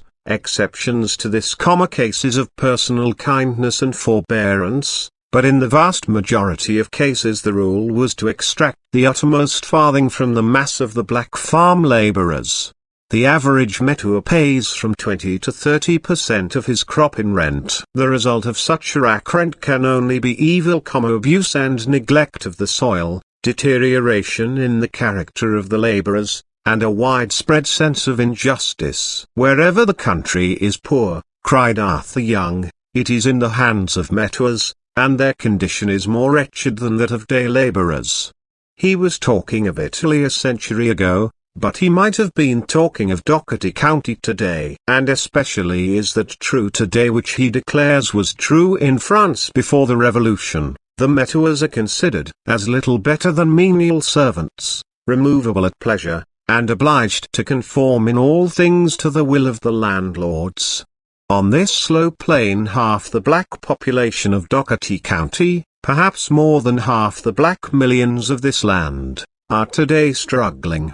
A degree above these we may place those laborers who receive money wages for their work. Some receive a house with perhaps a garden spot, then supplies of food and clothing are advanced, and certain fixed wages are given at the end of the year, varying from $30 to $60, out of which the supplies must be paid for, with interest. About 18% of the population belong to this class of semi-metuas, while 22% are laborers paid by the month or year, and are either furnished by their own savings or perhaps more usually by some merchant who takes his chances of payment. Such laborers receive from 35 to 50 cents a day during the working season. They are usually young unmarried persons, some being women, and when they marry they sink to the class of metuas, or, more seldom, become renters.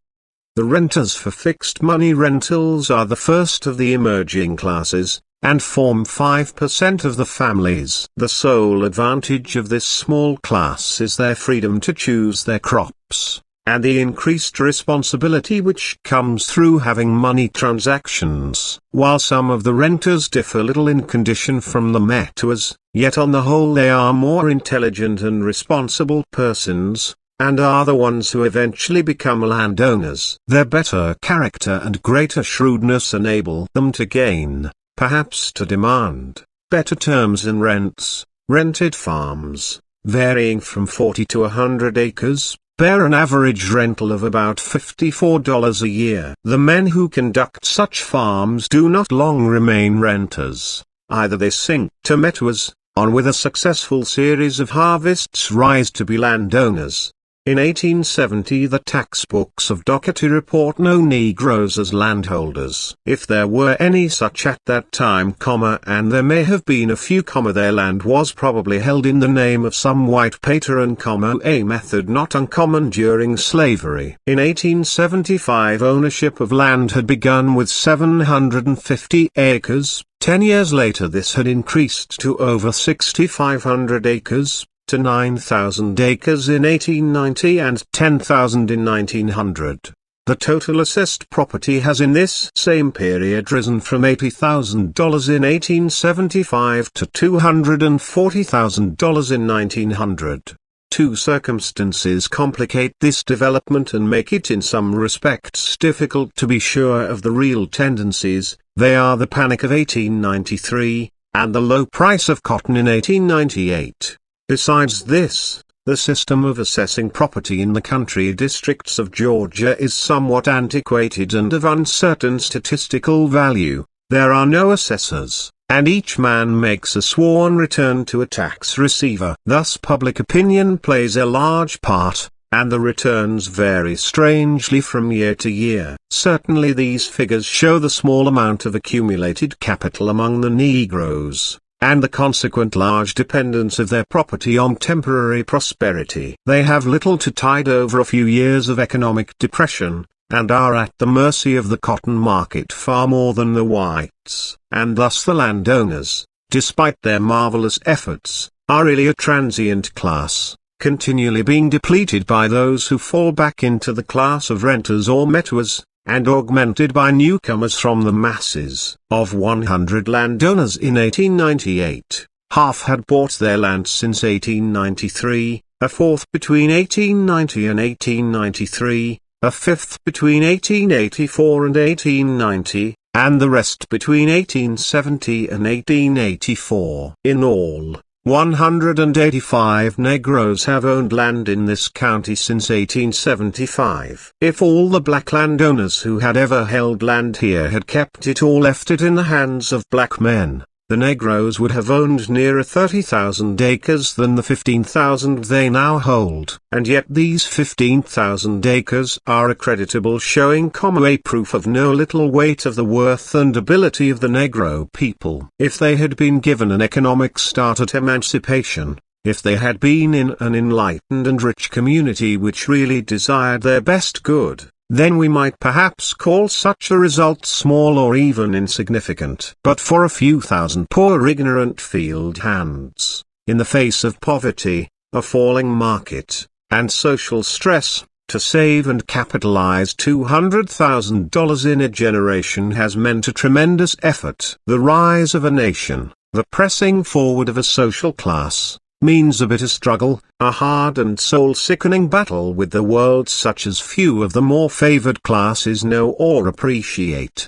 Out of the hard economic conditions of this portion of the Black Belt, only 6% of the population have succeeded in emerging into peasant proprietorship, and these are not all firmly fixed, but grow and shrink in number with the wavering of the cotton market. Fully 94% have struggled for land and failed, and half of them sit in hopeless serfdom. For these there is one other avenue of escape toward which they have turned in increasing numbers, namely, migration to town. A glance at the distribution of land among the black owners curiously reveals this fact. In 1898 the holdings were as follows: under 40 acres, 49 families; 40 to 250 acres, 17 families; 250 to 1,000 acres, 13 families; 1,000 or more acres, 2 families. Now in 1890 there were 44 holdings, but only 9 of these were under 40 acres. The great increase of holdings, then, has come in the buying of small homesteads near town, where their owners really share in the town life. This is a part of the rush to town. And for every landowner who has thus hurried away from the narrow and hard conditions of country life, how many field hands, How many tenants, how many ruined renters, have joined that long procession? Is it not strange compensation? The sin of the country districts is visited on the town, and the social source of city life today may, here in Dougherty County, and perhaps in many places near and far, look for their final healing without the city walls. Chapter 9 of the Sons of Master and Man. The world-old phenomenon of the contact of diverse races of men is to have new exemplification during the new century. Indeed, the characteristic of our age is the contact of European civilization with the world's undeveloped peoples. Whatever we may say of the results of such contact in the past, it certainly forms a chapter in human action not pleasant to look back upon. War, murder, slavery, extermination, and debauchery. This has again and again been the result of carrying civilization and the blessed gospel to the isles of the sea and the heathen without the law. Nor does it altogether satisfy the conscience of the modern world to be told complacently that all this has been right and proper, the fated triumph of strength over weakness, of righteousness over evil, of superiors over inferiors. It would certainly be soothing if one could readily believe all this. And yet there are too many ugly facts for everything to be thus easily explained away. We feel and know that there are many delicate differences in race psychology, numberless changes that our crude social measurements are not yet able to follow minutely, which explain much of history and social development. At the same time, too, we know that these considerations have never adequately explained or excused the triumph of brute force and cunning over weakness and innocence.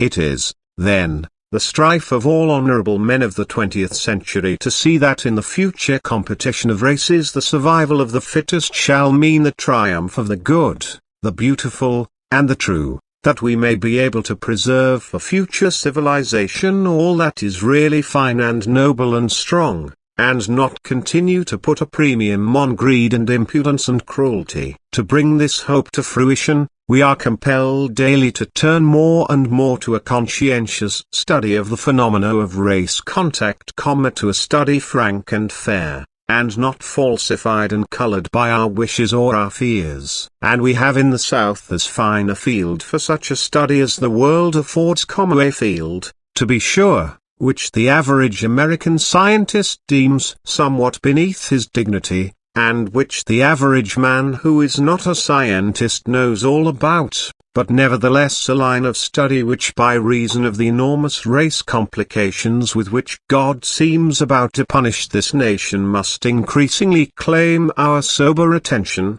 study, and thought. We must ask, what are the actual relations of whites and blacks in the South? And we must be answered, not by apology or fault-finding, but by a plain, unvarnished tale. In the civilized life of today the contact of men and their relations to each other fall in a few main lines of action and communication. There is, first, the physical proximity of home and dwelling places, the way in which neighborhoods group themselves, and the contiguity of neighborhoods. Secondly, and in our age chiefest, there are the economic relations, the methods by which individuals cooperate for earning a living, for the mutual satisfaction of wants, for the production of wealth. Next, there are the political relations, the cooperation in social control, in group government, in laying and paying the burden of taxation. In the fourth place there are the less tangible but highly important forms of intellectual contact and commerce, the interchange of ideas through conversation and conference, through periodicals and libraries, and, above all, the gradual formation for each community of that curious tertium quid which we call public opinion. Closely allied with this come the various forms of social contact in everyday life, in travel, in theaters, in house gatherings, in marrying and giving in marriage. Finally, there are the varying forms of religious enterprise, of moral teaching and benevolent endeavor. These are the principal ways in which men living in the same communities are brought into contact with each other. It is my present task, therefore, to indicate, from my point of view, how the black race in the South meet and mingle with the whites in these matters of everyday life. First, as to physical dwelling, it is usually possible to draw in nearly every Southern community a physical color line on the map, on the one side of which whites dwell and on the other Negroes. The winding and intricacy of the geographical color line varies, of course, in different communities. I know some towns where a straight line drawn through the middle of the main street separates 9/10 of the whites from 9/10 of the blacks. In other towns the older settlement of whites has been encircled by a broad band of blacks. In still other cases little settlements or nuclei of blacks have sprung up amid surrounding whites. Usually in cities each street has its distinctive color, and only now and then do the colors meet in close proximity. Even in the country something of this segregation is manifest in the smaller areas, and of course in the larger phenomena of the Black Belt. All this segregation by color is largely independent of that natural clustering by social grades common to all communities. A Negro slum may be in dangerous proximity to a white residence quarter, while it is quite common to find a white slum planted in the heart of a respectable Negro district. One thing, however, seldom occurs: the best of the whites and the best of the Negroes almost never live in anything like close proximity. It thus happens that in nearly every Southern town and city, both whites and blacks see commonly the worst of each other. This is a vast change from the situation in the past, when, through the close contact of master and house servant in the patriarchal big house, one found the best of both races in close contact and sympathy, while at the same time the squalor and dull round of toil among the field hands was removed from the sight and hearing of the family. One can easily see how a person who saw slavery thus from his father's parlors, and sees freedom on the streets of a great city, fails to grasp or comprehend the whole of the new picture. On the other hand, the settled belief of the mass of the Negroes that the Southern white people do not have the black man's best interests at heart has been intensified in later years by this continual daily contact of the better class of blacks with the worst representatives of the white race. Coming now to the economic relations of the races, we are on ground made familiar by study, much discussion, and no little philanthropic effort. And yet with all this there are many essential elements in the cooperation of Negroes and whites for work and wealth that are too readily overlooked or not thoroughly understood. The average American can easily conceive of a rich land awaiting development and filled with black laborers. To him the Southern problem is simply that of making efficient workingmen out of this material, by giving them the requisite technical skill and the help of invested capital. The problem, however, is by no means as simple as this, from the obvious fact that these workingmen have been trained for centuries as slaves. They exhibit, therefore, all the advantages and defects of such training. They are willing and good-natured, but not self-reliant, provident, or careful. If now the economic development of the South is to be pushed to the verge of exploitation, as seems probable, then we have a mass of workingmen thrown into relentless competition with the workingmen of the world, but handicapped by a training the very opposite to that of the modern self-reliant democratic laborer. What the black laborer needs is careful personal guidance, group leadership of men with hearts in their bosoms, to train them to foresight, carefulness, and honesty. Nor does it require any fine-spun theories of racial differences to prove the necessity of such group training after the brains of the race have been knocked out by 250 years of assiduous education in submission, carelessness, and stealing. After emancipation, it was the plain duty of someone to assume this group leadership and training of the Negro laborer. I will not stop here to inquire whose duty it was, whether that of the white ex-master who had profited by unpaid toil, or the Northern philanthropist whose persistence brought on the crisis, or the national government whose edict freed the bondman. I will not stop to ask whose duty it was, But I insist it was the duty of someone to see that these workingmen were not left alone and unguided, without capital, without land, without skill, without economic organization, without even the bald protection of law, order, and decency, left in a great land, not to settle down to slow and careful internal development, but destined to be thrown almost immediately into relentless and sharp competition with the best of modern workingmen under an economic system where every participant is fighting for himself, and too often utterly regardless of the rights or welfare of his neighbor.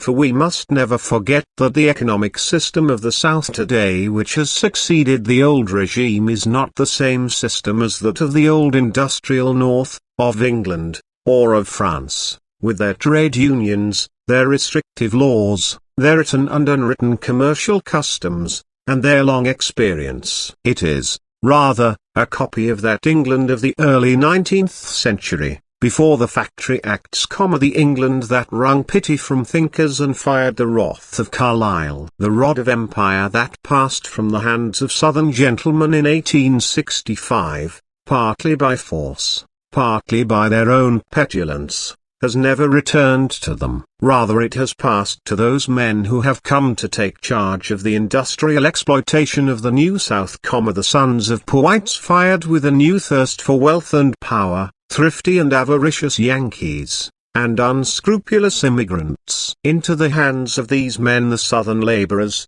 white and black, have fallen, and this to their sorrow. For the laborers as such, there is in these new captains of industry neither love nor hate, neither sympathy nor romance. It is a cold question of dollars and dividends. Under such a system all labor is bound to suffer. Even the white laborers are not yet intelligent, thrifty, and well trained enough to maintain themselves against the powerful inroads of organized capital. The results among them, even, are long hours of toil, low wages, child labor, and lack of protection against usury and cheating. But among the black laborers all this is aggravated, first, by a race prejudice which varies from a doubt and distrust among the best element of whites to a frenzied hatred among the worst, and, secondly, it is aggravated, as I have said before, by the wretched economic heritage of the freedman from slavery. With this training it is difficult for the freedman to learn to grasp the opportunities already opened to him, and the new opportunities are seldom given him, but go by favor to the whites. Left by the best elements of the South with little protection or oversight, he has been made in law and custom the victim of the worst and most unscrupulous men in each community. The crop-lean system which is depopulating the fields of the South is not simply the result of shiftlessness on the part of Negroes, but is also the result of cunningly devised laws as to mortgages, liens, and misdemeanors, which can be made by conscienceless men to entrap and snare the unwary until escape is impossible, further toil a farce, and protest a crime. I have seen, in the Black Belt of Georgia, an ignorant, honest Negro buy and pay for a farm in installments 3 separate times, and then in the face of law and decency the enterprising American who sold it to him pocketed the money and deed and left the black man landless, to labor on his own land at 30 cents a day. I have seen a black farmer fall in debt to a white storekeeper, and that storekeeper go to his farm and strip it of every single marketable article, mules, plows, stored crops, tools, furniture, bedding, clocks, looking glass, and all this without a sheriff or officer, in the face of the law for homestead exemptions, and without rendering to a single responsible person any account or reckoning. And such proceedings can happen, and will happen, in any community where a class of ignorant toilers are placed by custom and race prejudice beyond the pale of sympathy and race brotherhood. So long as the best elements of a community do not feel in duty bound to protect and train and care for the weaker members of their group, they leave them to be preyed upon by these swindlers and rascals. This unfortunate economic situation does not mean the hindrance of all advance in the Black South. or the absence of a class of black landlords and mechanics who, in spite of disadvantages, are accumulating property and making good citizens. But it does mean that this class is not nearly so large as a fairer economic system might easily make it, that those who survive in the competition are handicapped so as to accomplish much less than they deserve to, and that, above all, the personnel of the successful class is left to chance and accident, and not to any intelligent culling or reasonable methods of selection. As a remedy for this, there is but one possible procedure. We must accept some of the race prejudice in the South as a fact, deplorable in its intensity, unfortunate in results, and dangerous for the future, but nevertheless a hard fact which only time can efface. We cannot hope, then, in this generation, or for several generations, that the mass of the whites can be brought to assume that close, sympathetic and self-sacrificing leadership of the blacks which their present situation so eloquently demands. Such leadership, such social teaching and example, must come from the blacks themselves. For some time men doubted as to whether the Negro could develop such leaders, but today no one seriously disputes the capability of individual Negroes to assimilate the culture and common sense of modern civilization, and to pass it on, to some extent at least, to their fellows. If this is true, then here is the path out of the economic situation, and here is the imperative demand for trained Negro leaders of character and intelligence, men of skill, men of light and leading, college-bred men, black captains of industry, and missionaries of culture, men who thoroughly comprehend and know modern civilization, and can take hold of Negro communities and raise and train them by force of precept and example, deep sympathy, and the inspiration of common blood and ideals. But if such men are to be effective they must have some power, they must be backed by the best public opinion of these communities, and able to wield for their objects and aims such weapons as the experience of the world has taught are indispensable to human progress. Of such weapons the greatest, perhaps, in the modern world is the power of the ballot, and this brings me to a consideration of the third form of contact between whites and blacks in the South, political activity. In the attitude of the American mind toward Negro suffrage can be traced with unusual accuracy the prevalent conceptions of government. In the 50s we were near enough the echoes of the French Revolution to believe pretty thoroughly in universal suffrage. We argued, as we thought then rather logically, that no social class was so good, so true, and so disinterested as to be trusted wholly with the political destiny of its neighbors, that in every state the best arbiters of their own welfare are the persons directly affected, consequently that it is only by arming every hand with a ballot, with the right to have a voice in the policy of the state, that the greatest good to the greatest number could be attained. To be sure, there were objections to these arguments, but we thought we had answered them tersely and convincingly. If someone complained of the ignorance of voters, we answered, educate them. If another complained of their venality, we replied, disfranchise them or put them in jail. And, finally, to the men who feared demagogues and the natural perversity of some human beings we insisted that time and bitter experience would teach the most hard-headed. It was at this time that the question of Negro suffrage in the South was raised. Here was a defenseless people suddenly made free. How were they to be protected from those who did not believe in their freedom and were determined to thwart it? Not by force, said the North, not by government guardianship, said the South, then by the ballot, the sole and legitimate defense of a free people, said the common sense of the nation. No one thought, at the time, that the ex-slaves could use the ballot intelligently or very effectively, but they did think that the possession of so great power by a great class in the nation would compel their fellows to educate this class to its intelligent use. Meantime, new thoughts came to the nation. The inevitable period of moral retrogression and political trickery that ever follows in the wake of war overtook us. So flagrant became the political scandals that reputable men began to leave politics alone, and politics consequently became disreputable. Men began to pride themselves on having nothing to do with their own government, and to agree tacitly with those who regarded public office as a private perquisite. In this state of mind it became easy to wink at the suppression of the Negro vote in the South, and to advise self-respecting Negroes to leave politics entirely alone. The decent and reputable citizens of the North who neglected their own civic duties grew hilarious over the exaggerated importance with which the Negro regarded the franchise. Thus it easily happened that more and more the better class of Negroes followed the advice from abroad and the pressure from home, and took no further interest in politics,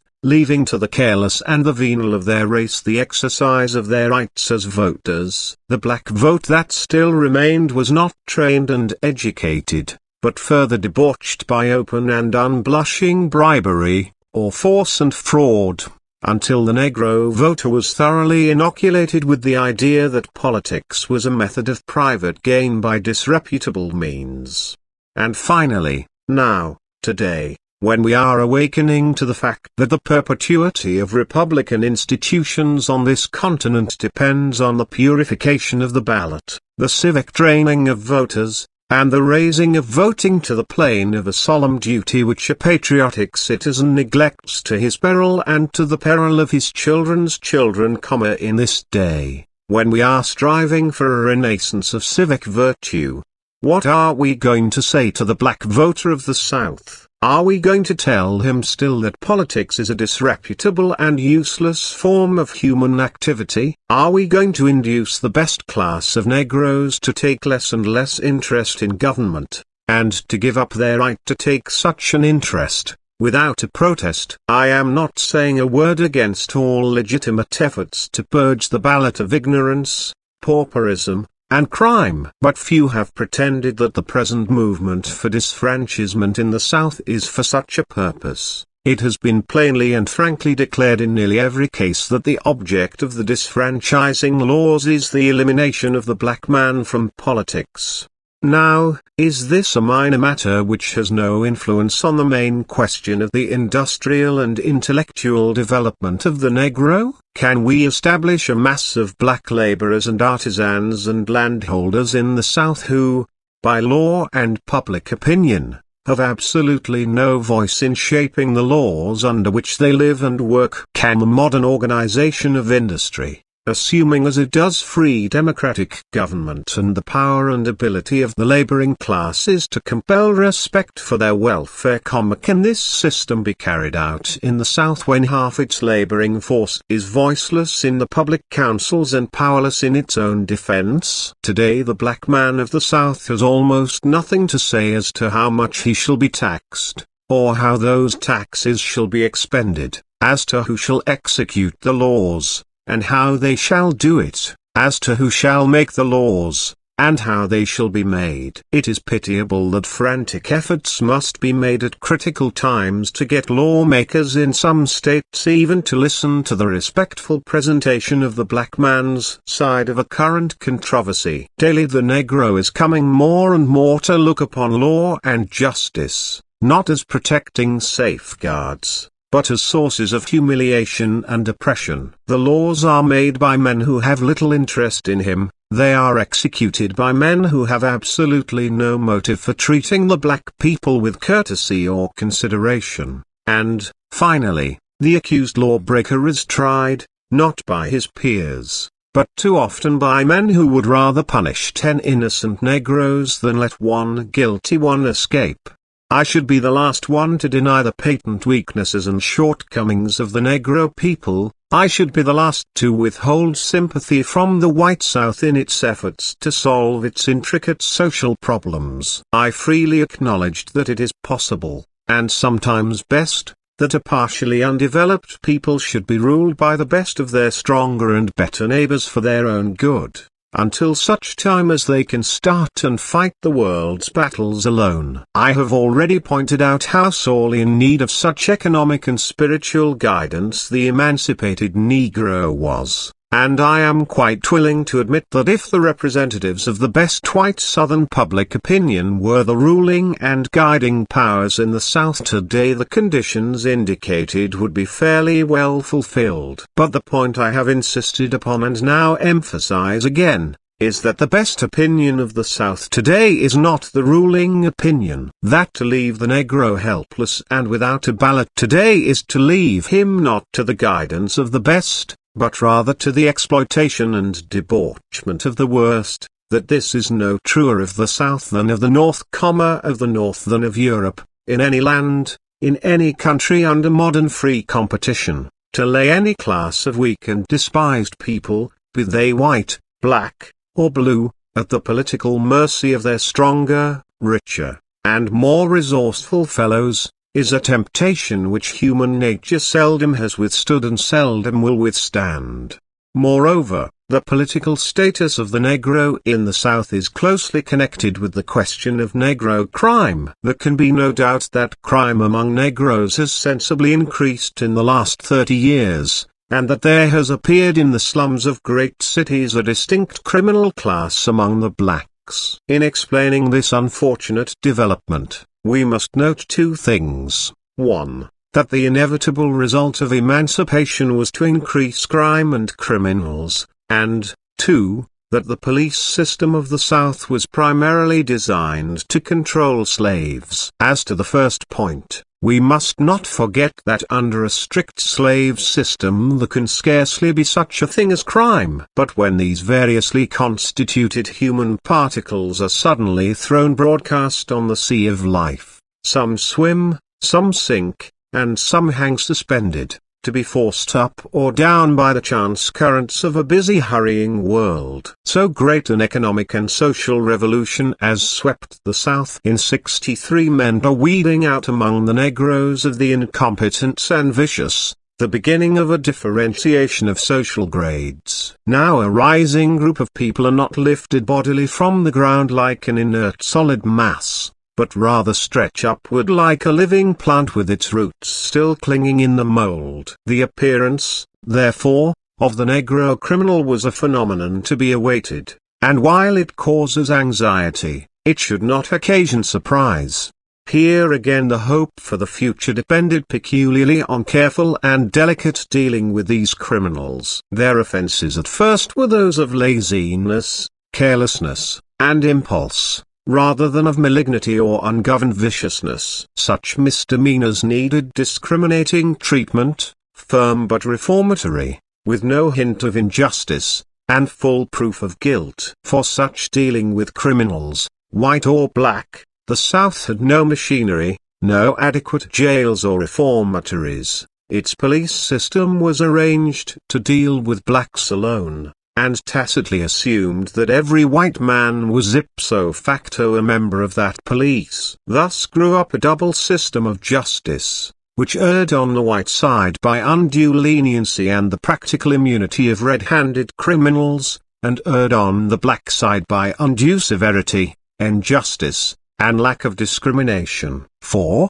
as I have said, the police system of the South was originally designed to keep track of all Negroes, not simply of criminals, and when the Negroes were freed and the whole South was convinced of the impossibility of free Negro labor, the first and almost universal device was to use the courts as a means of re-enslaving the blacks. It was not then a question of crime, but rather one of color, that settled a man's conviction on almost any charge. Thus Negroes came to look upon courts as instruments of injustice and oppression, and upon those convicted in them as martyrs and victims. When, now, the real Negro criminal appeared, and instead of petty stealing and vagrancy we began to have highway robbery, burglary, murder, and rape, there was a curious effect on both sides the color line. The Negroes refused to believe the evidence of white witnesses or the fairness of white juries,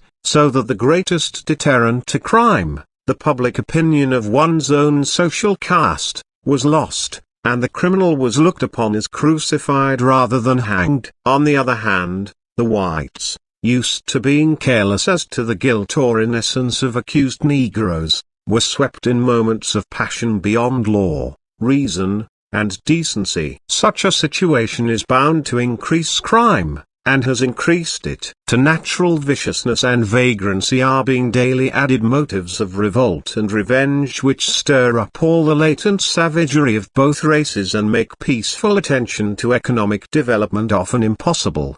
But the chief problem in any community cursed with crime is not the punishment of the criminals, but the preventing of the young from being trained to crime. And here again the peculiar conditions of the South have prevented proper precautions. I have seen 12-year-old boys working in chains on the public streets of Atlanta, directly in front of the schools, in company with old and hardened criminals, and this indiscriminate mingling of men and women and children makes the chain gangs perfect schools of crime and debauchery.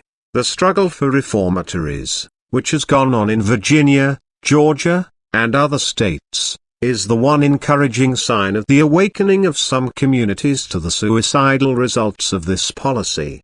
It is the public schools, however, which can be made, outside the homes, the greatest means of training decent self-respecting citizens. We have been so hotly engaged recently in discussing trade schools and the higher education that the pitiable plight of the public school system in the South has almost dropped from view. Of every $5 spent for public education in the state of Georgia, the white schools get $4 and the Negro $1, and even then the white public school system, save in the cities, is bad and cries for reform. If this is true of the whites, what of the blacks? I am becoming more and more convinced, as I look upon the system of common school training in the South, that the national government must soon step in and aid popular education in some way. Today it has been only by the most strenuous efforts on the part of the thinking men of the South that the Negro's share of the school fund has not been cut down to a pittance in some half-dozen states, and that movement not only is not dead, but in many communities is gaining strength. What in the name of reason does this nation expect of a people, poorly trained and hard-pressed in severe economic competition, without political rights, and with ludicrously inadequate common school facilities? What can it expect but crime and listlessness, offset here and there by the dogged struggles of the fortunate and more determined who are themselves buoyed by the hope that in due time the country will come to its senses? I have thus far sought to make clear the physical, economic, and political relations of the Negroes and whites in the South, as I have conceived them, including, for the reasons set forth, crime and education.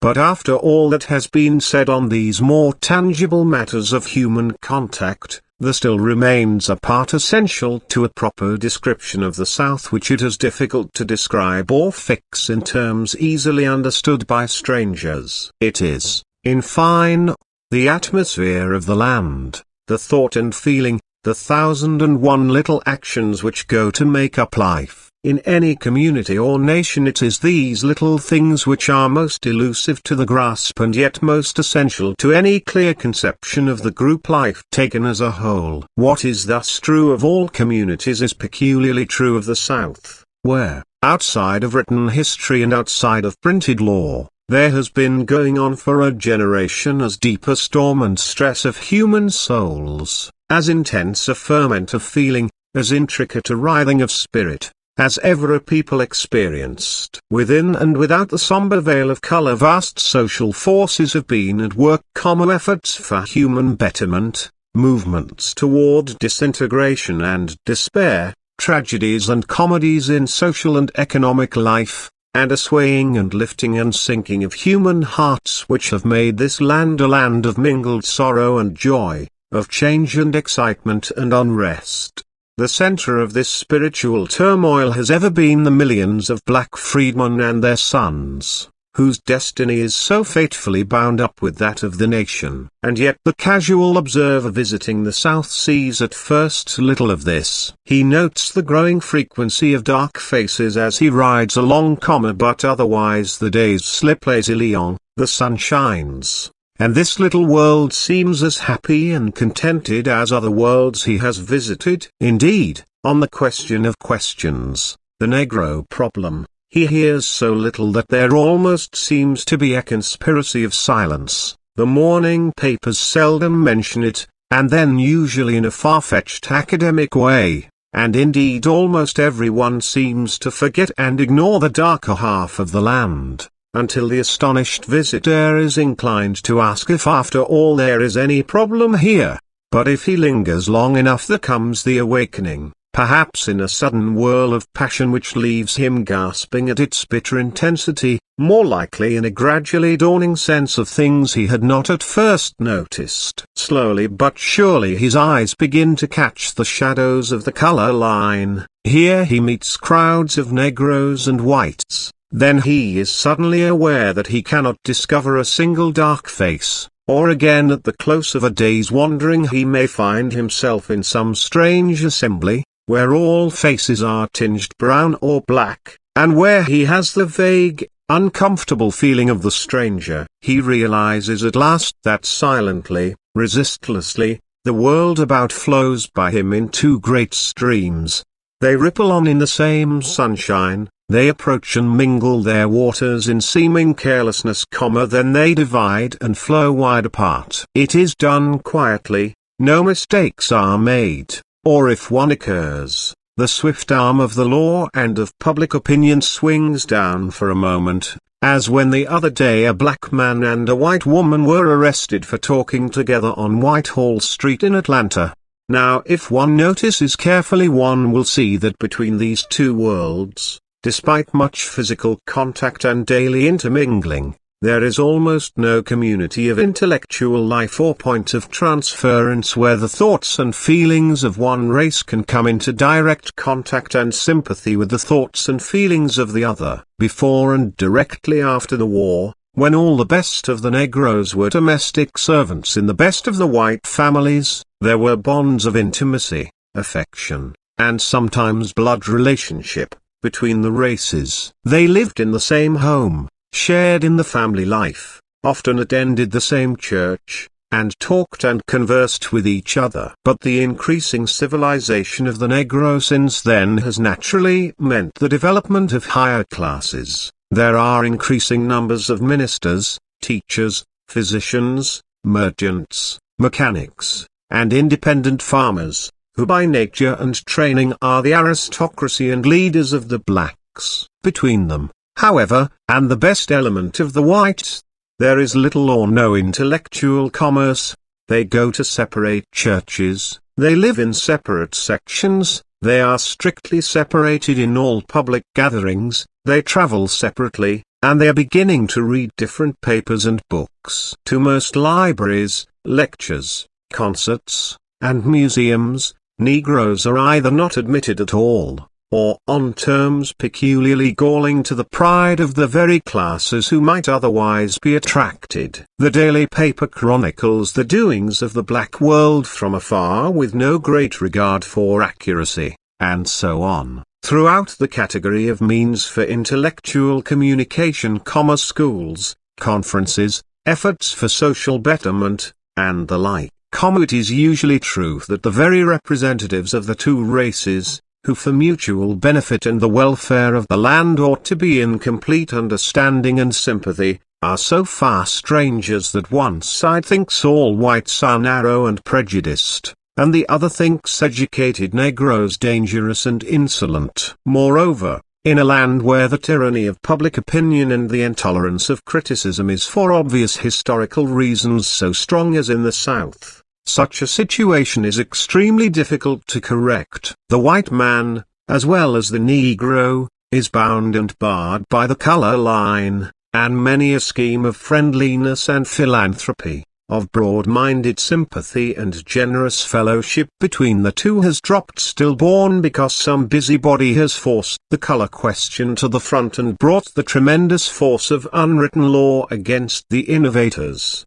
It is hardly necessary for me to add very much in regard to the social contact between the races. Nothing has come to replace that finer sympathy and love between some masters and house servants which the radical and more uncompromising drawing of the color line in recent years has caused almost completely to disappear. In a world where it means so much to take a man by the hand and sit beside him, to look frankly into his eyes and feel his heart beating with red blood, in a world where a social cigar or a cup of tea together means more than legislative halls and magazine articles and speeches, one can imagine the consequences of the almost utter absence of such social amenities between estranged races, whose separation extends even to parks and streetcars.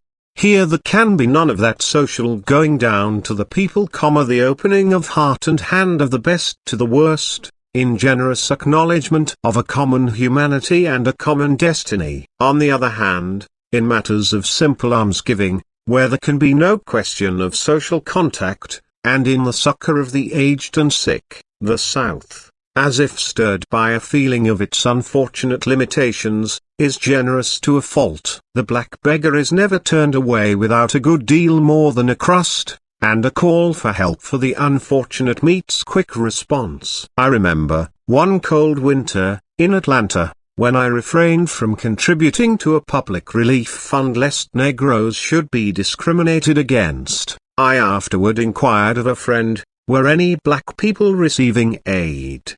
Why, said he, they were all black. And yet this does not touch the kernel of the problem. Human advancement is not a mere question of almsgiving, but rather of sympathy and cooperation among classes who would scorn charity. And here is a land where, in the higher walks of life, in all the higher striving for the good and noble and true, the color line comes to separate natural friends and co-workers, while at the bottom of the social group, in the saloon, the gambling hell, and the brothel, that same line wavers and disappears. I have sought to paint an average picture of real relations between the sons of master and man in the South. I have not glossed over matters for policy's sake, for I fear we have already gone too far in that sort of thing. On the other hand, I have sincerely sought to let no unfair exaggerations creep in. I do not doubt that in some southern communities conditions are better than those I have indicated, while I am no less certain that in other communities they are far worse. Nor does the paradox and danger of this situation fail to interest and perplex the best conscience of the South. Deeply religious and intensely democratic as are the mass of the whites, they feel acutely the false position in which the Negro problems place them. Such an essentially honest-hearted and generous people cannot cite the caste-leveling precepts of Christianity, or believe in equality of opportunity for all men, without coming to feel more and more with each generation that the present drawing of the color line is a flat contradiction to their beliefs and professions. But just as often as they come to this point, the present social condition of the Negro stands as a menace and a portent before even the most open-minded. If there were nothing to charge against the Negro but his blackness or other physical peculiarities, they argue, the problem would be comparatively simple. But what can we say to his ignorance, shiftlessness, poverty, and crime? Can a self-respecting group hold anything but the least possible fellowship with such persons and survive? And shall we let a mawkish sentiment sweep away the culture of our fathers or the hope of our children?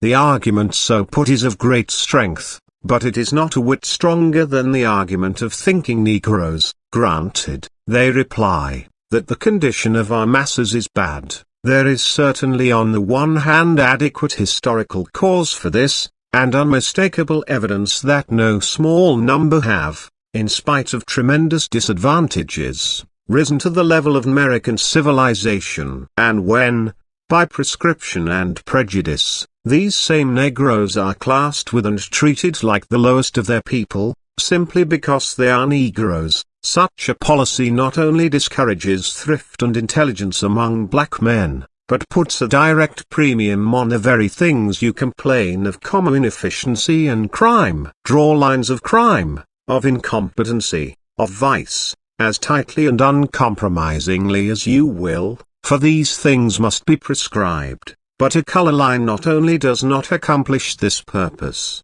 but thwarts it.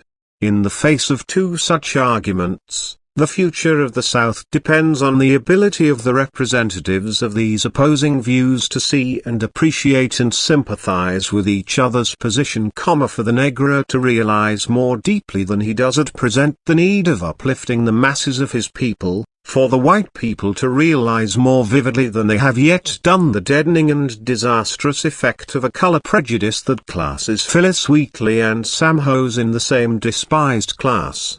It is not enough for the Negroes to declare that color prejudice is the sole cause of their social condition, nor for the white South to reply that their social condition is the main cause of prejudice. They both act as reciprocal cause and effect, and a change in neither alone will bring the desired effect. Both must change, or neither can improve to any great extent. The Negro cannot stand the present reactionary tendencies and unreasoning drawing of the color line indefinitely without discouragement and retrogression. And the condition of the Negro is ever the excuse for further discrimination. Only by a union of intelligence and sympathy across the color line in this critical period of the Republic shall justice and right triumph, that mind and soul according well may make one music as before, but vaster. Chapter 10 of the Faith of the Fathers. It was out in the country, far from home, far from my foster home,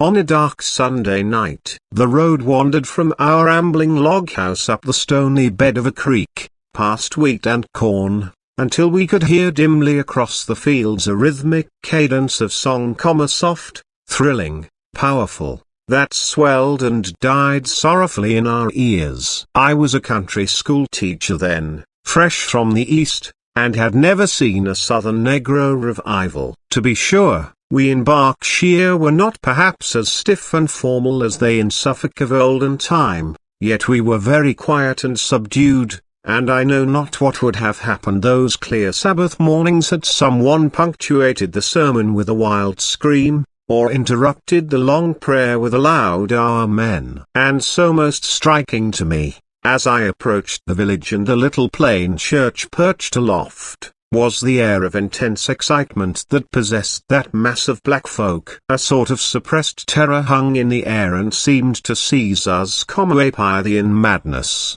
a demoniac possession, that lent terrible reality to song and word. The black and massive form of the preacher swayed and quivered as the words crowded to his lips and flew at us in singular eloquence. The people moaned and fluttered, and then the horn-cheeked brown woman beside me suddenly leapt straight into the air and shrieked like a lost soul, while round about came wail and groan and outcry, and a scene of human passion such as I had never conceived before. Those who have not thus witnessed the frenzy of a Negro revival in the untouched backwoods of the South can but dimly realize the religious feeling of the slave. As described, such scenes appear grotesque and funny, but as seen they are awful. Three things characterized this religion of the slave, the preacher, the music, and the frenzy. The preacher is the most unique personality developed by the Negro on American soil, a leader, a politician, an orator, a boss, an intriguer, an idealist, all these years, and ever, too, the center of a group of men, now 20, now 1,000 in number. The combination of a certain adroitness with deep-seated earnestness, of tact with consummate ability, gave him his preeminence, and helps him maintain it. The type, of course, varies according to time and place, from the West Indies in the 16th century to New England in the 19th, and from the Mississippi bottoms to cities like New Orleans or New York. The music of Negro religion is that plaintive rhythmic melody, with its touching minor cadences, which, despite caricature and defilement, still remains the most original and beautiful expression of human life and longing, yet born on American soil. Sprung from the African forests, where its counterpart can still be heard, it was adapted, changed, and intensified by the tragic soul life of the slave, until, under the stress of law and whip, it became the one true expression of a people's sorrow, despair, and hope.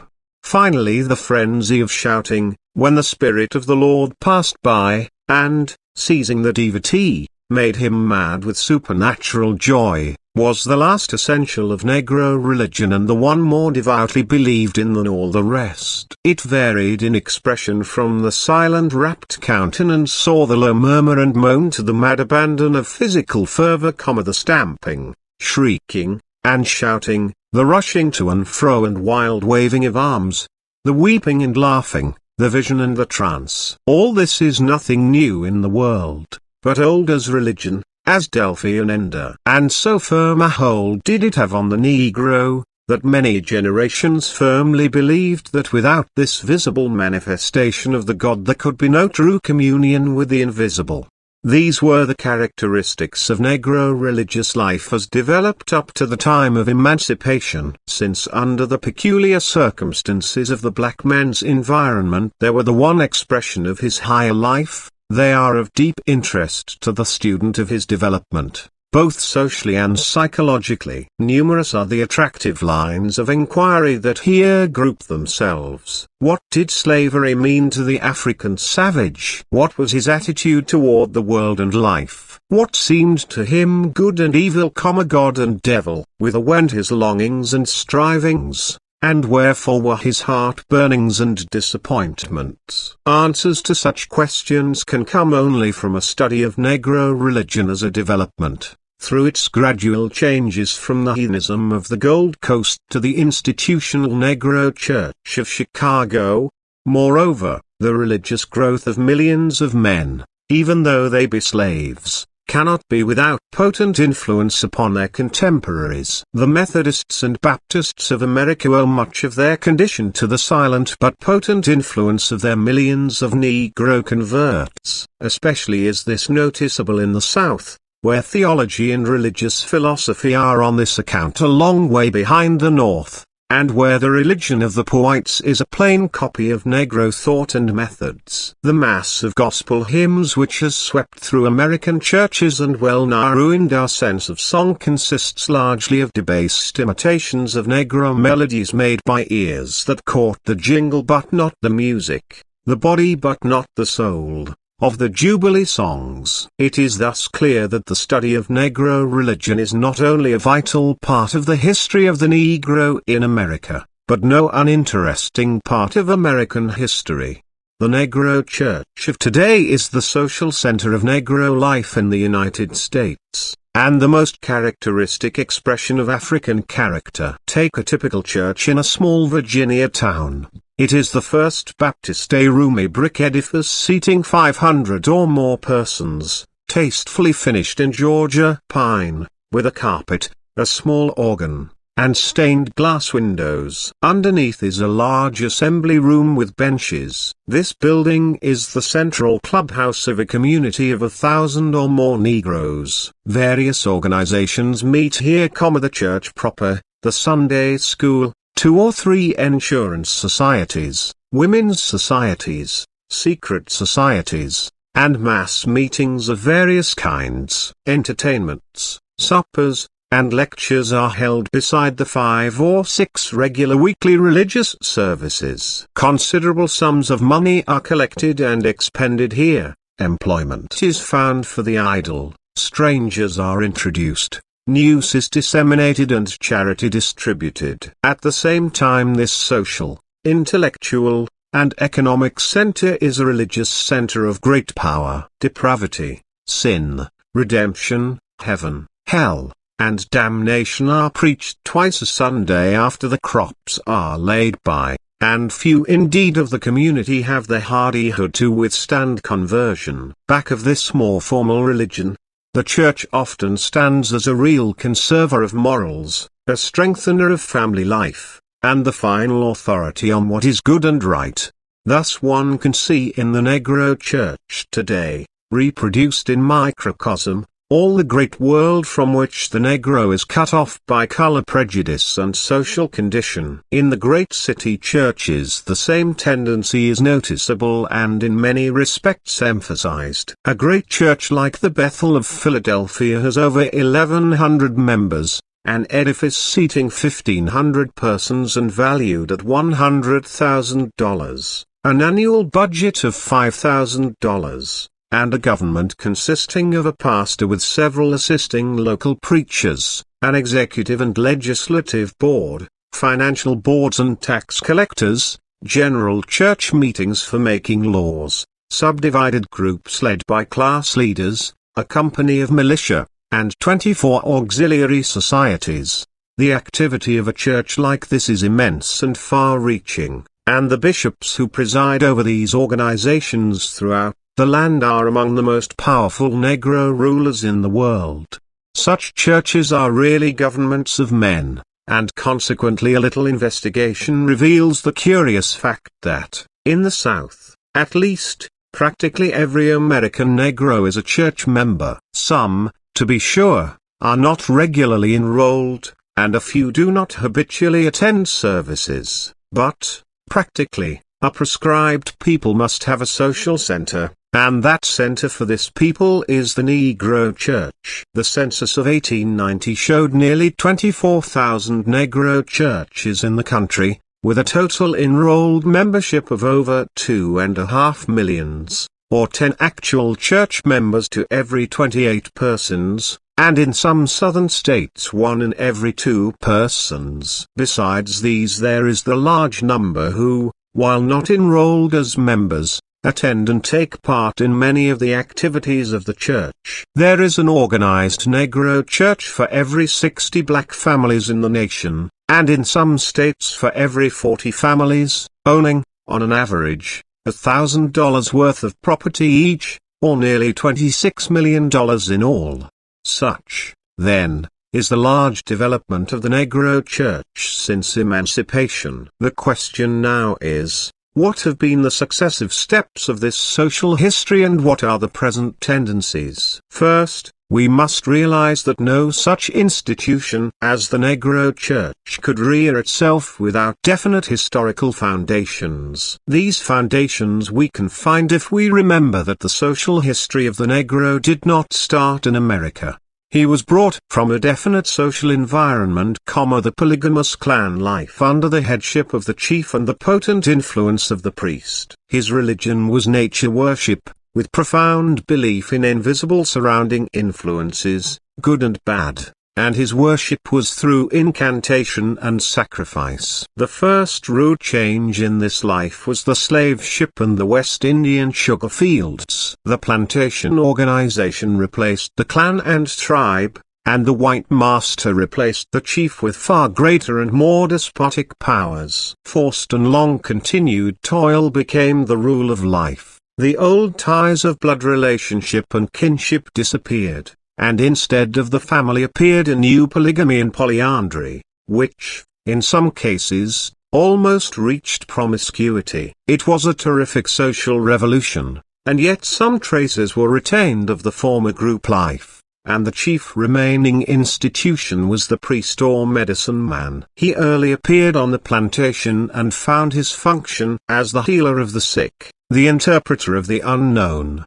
the comforter of the sorrowing, the supernatural avenger of wrong, and the one who rudely but picturesquely expressed the longing, disappointment, and resentment of a stolen and oppressed people. Thus, as bard, physician, judge, and priest, within the narrow limits allowed by the slave system, rose the Negro preacher, and under him the first church was not at first by any means Christian nor definitely organized. Rather it was an adaptation and mingling of heathen rites among the members of each plantation, and roughly designated as voodooism. Association with the masters, missionary effort and motives of expediency gave these rites an early veneer of Christianity, and after the lapse of many generations the Negro Church became Christian. Two characteristic things must be noticed in regard to the Church. First, it became almost entirely Baptist and Methodist in faith. Secondly, as a social institution it antedated by many decades the monogamic Negro home. From the very circumstances of its beginning, the church was confined to the plantation, and consisted primarily of a series of disconnected units, although, later on, some freedom of movement was allowed. Still, this geographical limitation was always important and was one cause of the spread of the decentralized and democratic Baptist faith among the slaves. At the same time, the visible rite of baptism appealed strongly to their mystic temperament. Today the Baptist Church is still largest in membership among Negroes, and has 1.5 million communicants. Next in popularity came the churches organized in connection with the white neighboring churches, chiefly Baptist and Methodist, with a few Episcopalian and others. The Methodists still form the second greatest denomination, with nearly 1 million members. The faith of these two leading denominations was more suited to the slave church from the prominence they gave to religious feeling and fervor. The Negro membership in other denominations has always been small and relatively unimportant, although the Episcopalians and Presbyterians are gaining among the more intelligent classes today, and the Catholic Church is making headway in certain sections. After emancipation, and still earlier in the North, the Negro churches largely severed such affiliations as they had with the white churches, either by choice or by compulsion. The Baptist churches became independent, but the Methodists were compelled early to unite for purposes of episcopal government. This gave rise to the great African Methodist Church, the greatest Negro organization in the world, to the Zion Church and the Colored Methodist, and to the black conferences and churches in this and other denominations. The second fact noted, namely, that the Negro church antedates the Negro home, leads to an explanation of much that is paradoxical in this communistic institution and in the morals of its members. But especially it leads us to regard this institution as peculiarly the expression of the inner ethical life of a people in a sense seldom true elsewhere. Let us turn, then, from the outer physical development of the church to the more important inner ethical life of the people who compose it. The Negro has already been pointed out many times as a religious animal, a being of that deep emotional nature which turns instinctively toward the supernatural, endowed with a rich tropical imagination and a keen, delicate appreciation of nature. The transplanted African lived in a world animate with gods and devils, elves and witches, full of strange influences, of good to be implored, of evil to be propitiated. Slavery, then, was to him the dark triumph of evil over him. All the hateful powers of the underworld were striving against him, and a spirit of revolt and revenge filled his heart. He called up all the resources of heathenism to aid, exorcism and witchcraft, the mysterious W.E.B worship with its barbarous rites, spells, and blood sacrifice, even, now and then, of human victims. Weird midnight orgies and mystic conjurations were invoked, the witch woman and the voodoo priest became the center of Negro group life, and that vein of vague superstition which characterizes the unlettered Negro even today was deepened and strengthened. In spite, however, of such success as that of the fierce Maroons, the Danish blacks, and others, the spirit of revolt gradually died away under the untiring energy and superior strength of the slave masters. By the middle of the 18th century the black slave had sunk, with hushed murmurs, to his place at the bottom of a new economic system, and was unconsciously ripe for a new philosophy of life. Nothing suited his condition then better than the doctrines of passive submission embodied in the newly learned Christianity. Slave masters early realized this, and cheerfully aided religious propaganda within certain bounds. The long system of repression and degradation of the Negro tended to emphasize the elements of his character which made him a valuable chattel. Courtesy became humility, moral strength degenerated into submission, and the exquisite native appreciation of the beautiful became an infinite capacity for dumb suffering. The Negro, losing the joy of this world, eagerly seized upon the offered conceptions of the next, the avenging spirit of the Lord enjoining patience in this world, under sorrow and tribulation until the great day when he should lead his dark children home. This became his comforting dream.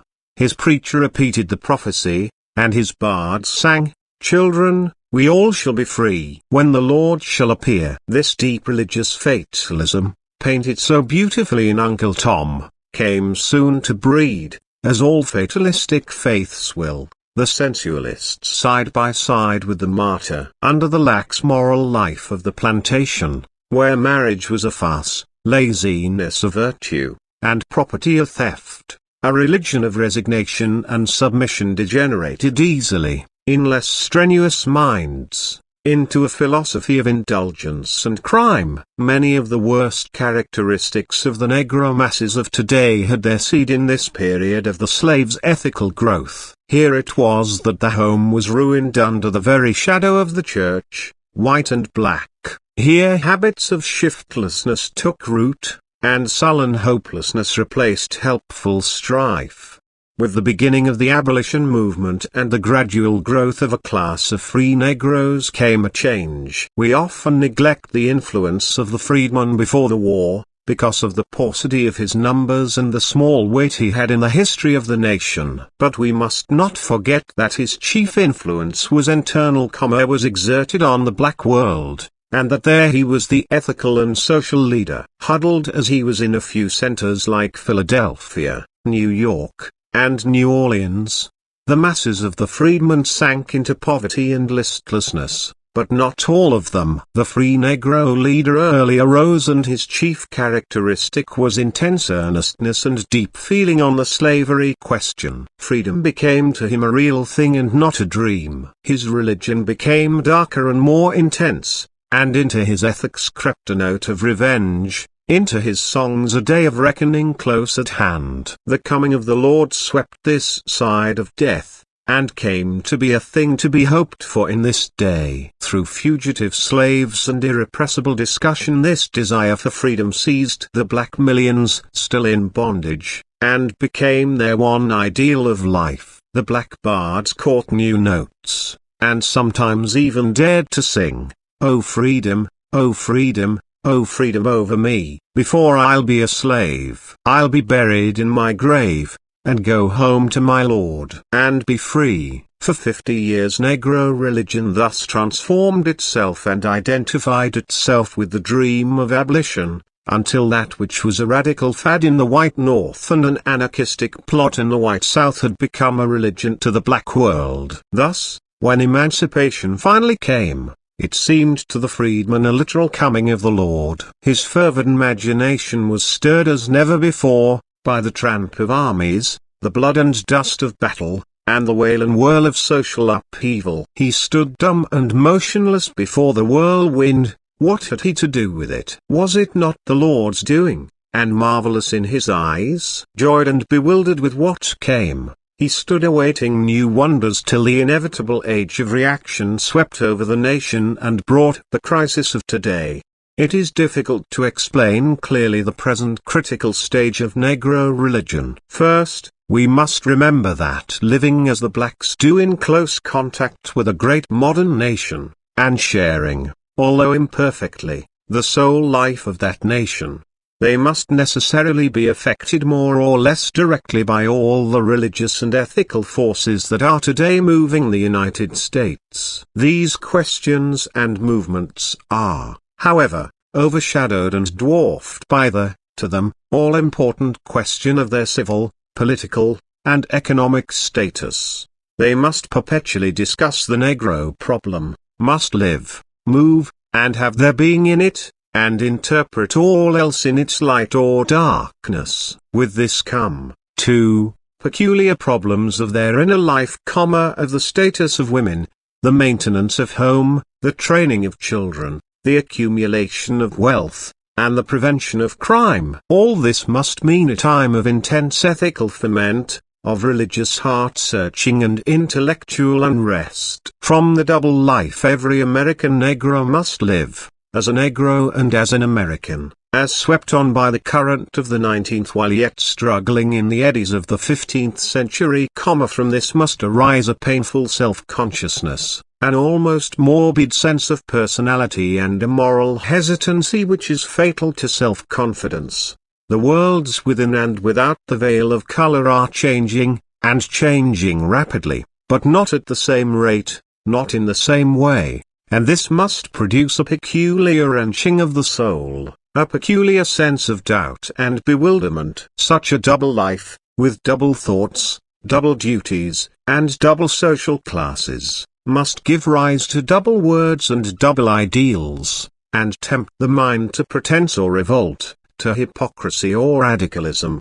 In some such doubtful words and phrases can one perhaps most clearly picture the peculiar ethical paradox that faces the Negro of today and is tinging and changing his religious life, feeling that his rights and his dearest ideals are being trampled upon, that the public conscience is ever more deaf to his righteous appeal, and that all the reactionary forces of prejudice, greed, and revenge are daily gaining new strength and fresh allies. The Negro faces no enviable dilemma.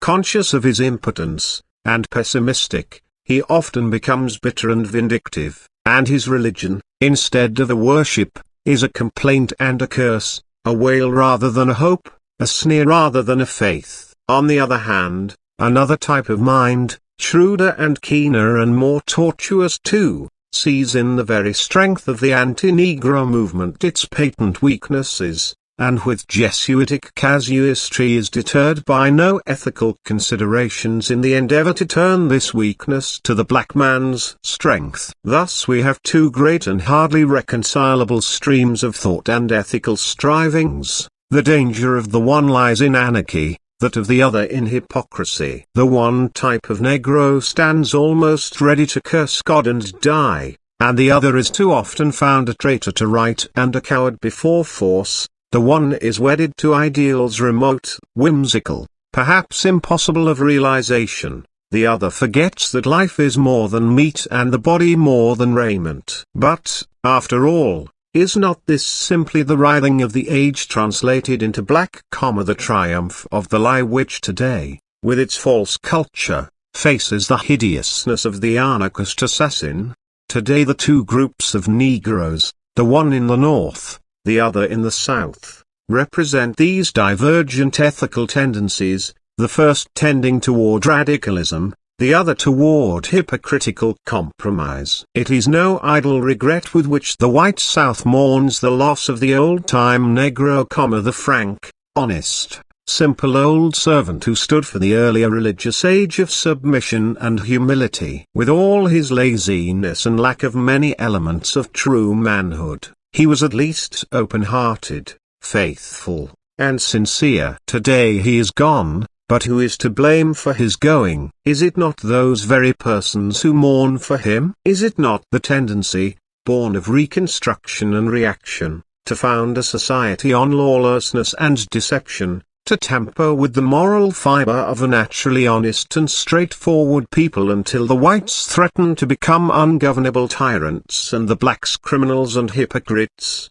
Deception is the natural defense of the weak against the strong, and the South used it for many years against its conquerors. Today it must be prepared to see its black proletariat turn that same two-edged weapon against itself. And how natural this is. The death of Denmark Vesey and Nat Turner proved long since to the Negro the present hopelessness of physical defense. Political defense is becoming less and less available, and economic defense is still only partially effective. But there is a patent defense at hand, the defense of deception and flattery, of cajoling and lying. It is the same defense which peasants of the Middle Age used and which left its stamp on their character for centuries. Today the young Negro of the South who would succeed cannot be frank and outspoken, honest and self-assertive, but rather he is daily tempted to be silent and wary, politic and sly. He must flatter and be pleasant, endure petty insults with a smile, shut his eyes to wrong, In too many cases he sees positive personal advantage in deception and lying. His real thoughts, his real aspirations, must be guarded in whispers. He must not criticize, he must not complain. Patience, humility, and adroitness must, in these growing black youth, replace impulse, manliness, and courage. With this sacrifice there is an economic opening, and perhaps peace and some prosperity. Without this there is riot, migration, or crime. Nor is this situation peculiar to the southern United States. Is it not rather the only method by which undeveloped races have gained the right to share modern culture? The price of culture is a lie. On the other hand, in the North the tendency is to emphasize the radicalism of the Negro, driven from his birthright in the South by a situation at which every fiber of his more outspoken and assertive nature revolts. He finds himself in a land where he can scarcely earn a decent living amid the harsh competition and the color discrimination. At the same time, through schools and periodicals, discussions and lectures, he is intellectually quickened and awakened. The soul, long pent up and dwarfed, suddenly expands in newfound freedom. What wonder that every tendency is to excess, radical complaint, radical remedies, bitter denunciation or angry silence. Some sink, some rise. The criminal and the sensualist leave the church for the gambling hell and the brothel, and fill the slums of Chicago and Baltimore. The better classes segregate themselves from the group life of both white and black, and form an aristocracy, cultured but pessimistic, whose bitter criticism stings while it points out no way of escape. They despise the submission and subserviency of the Southern Negroes, but offer no other means by which a poor and oppressed minority can exist side by side with its masters. Feeling deeply and keenly the tendencies and opportunities of the age in which they live, their souls are bitter at the fate which drops the veil between, and the very fact that this bitterness is natural and justifiable only serves to intensify it and make it more maddening. Between the two extreme types of ethical attitude which I have thus sought to make clear wavers the mass of the millions of Negroes, North and South, and their religious life and activity partake of this social conflict within their ranks.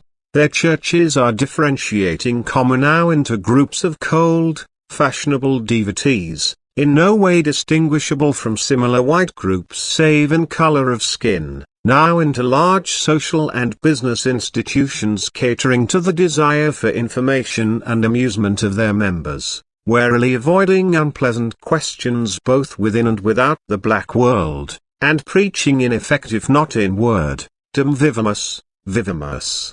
But back of this still broods silently the deep religious feeling of the real Negro heart, the stirring, unguided might of powerful human souls who have lost the guiding star of the past and seek in the great night a new religious ideal. Some day the awakening will come, when the pent-up vigor of 10 million souls shall sweep irresistibly toward the goal, out of the valley of the shadow of death, where all that makes life worth living, liberty, justice, and right, is marked for white people only. Chapter 11, of the passing of the firstborn. Unto you a child is born, sang the bit of yellow paper that fluttered into my room one brown October morning. Then the fear of fatherhood mingled wildly with the joy of creation. I wondered how it looked and how it felt, what were its eyes, and how its hair curled and crumpled itself. And I thought in awe of her, she who had slept with death to tear a man-child from underneath her heart. While I was unconsciously wondering, I fled to my wife and child, repeating the while to myself half wonderingly, wife and child, wife and child?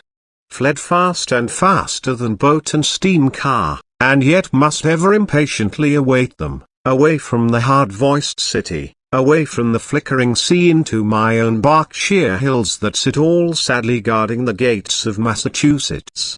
Up the stairs I ran to the one mother and whimpering babe, to the sanctuary on whose altar a life at my bidding had offered itself to win a life, and won. What is this tiny formless thing, this newborn wail from an unknown world, all head and voice. I handle it curiously, and watch perplexed its winking, breathing, and sneezing. I did not love it then, it seemed a ludicrous thing to love, but her I loved, my girl mother, she whom now I saw unfolding like the glory of the morning, the transfigured woman. Through her I came to love the wee thing. As it grew strong, as its little soul unfolded itself in twitter and cry and half-formed word, and as its eyes caught the gleam and flash of life, how beautiful he was, with his olive-tinted flesh and dark gold ringlets, his eyes of mingled blue and brown, his perfect little limbs,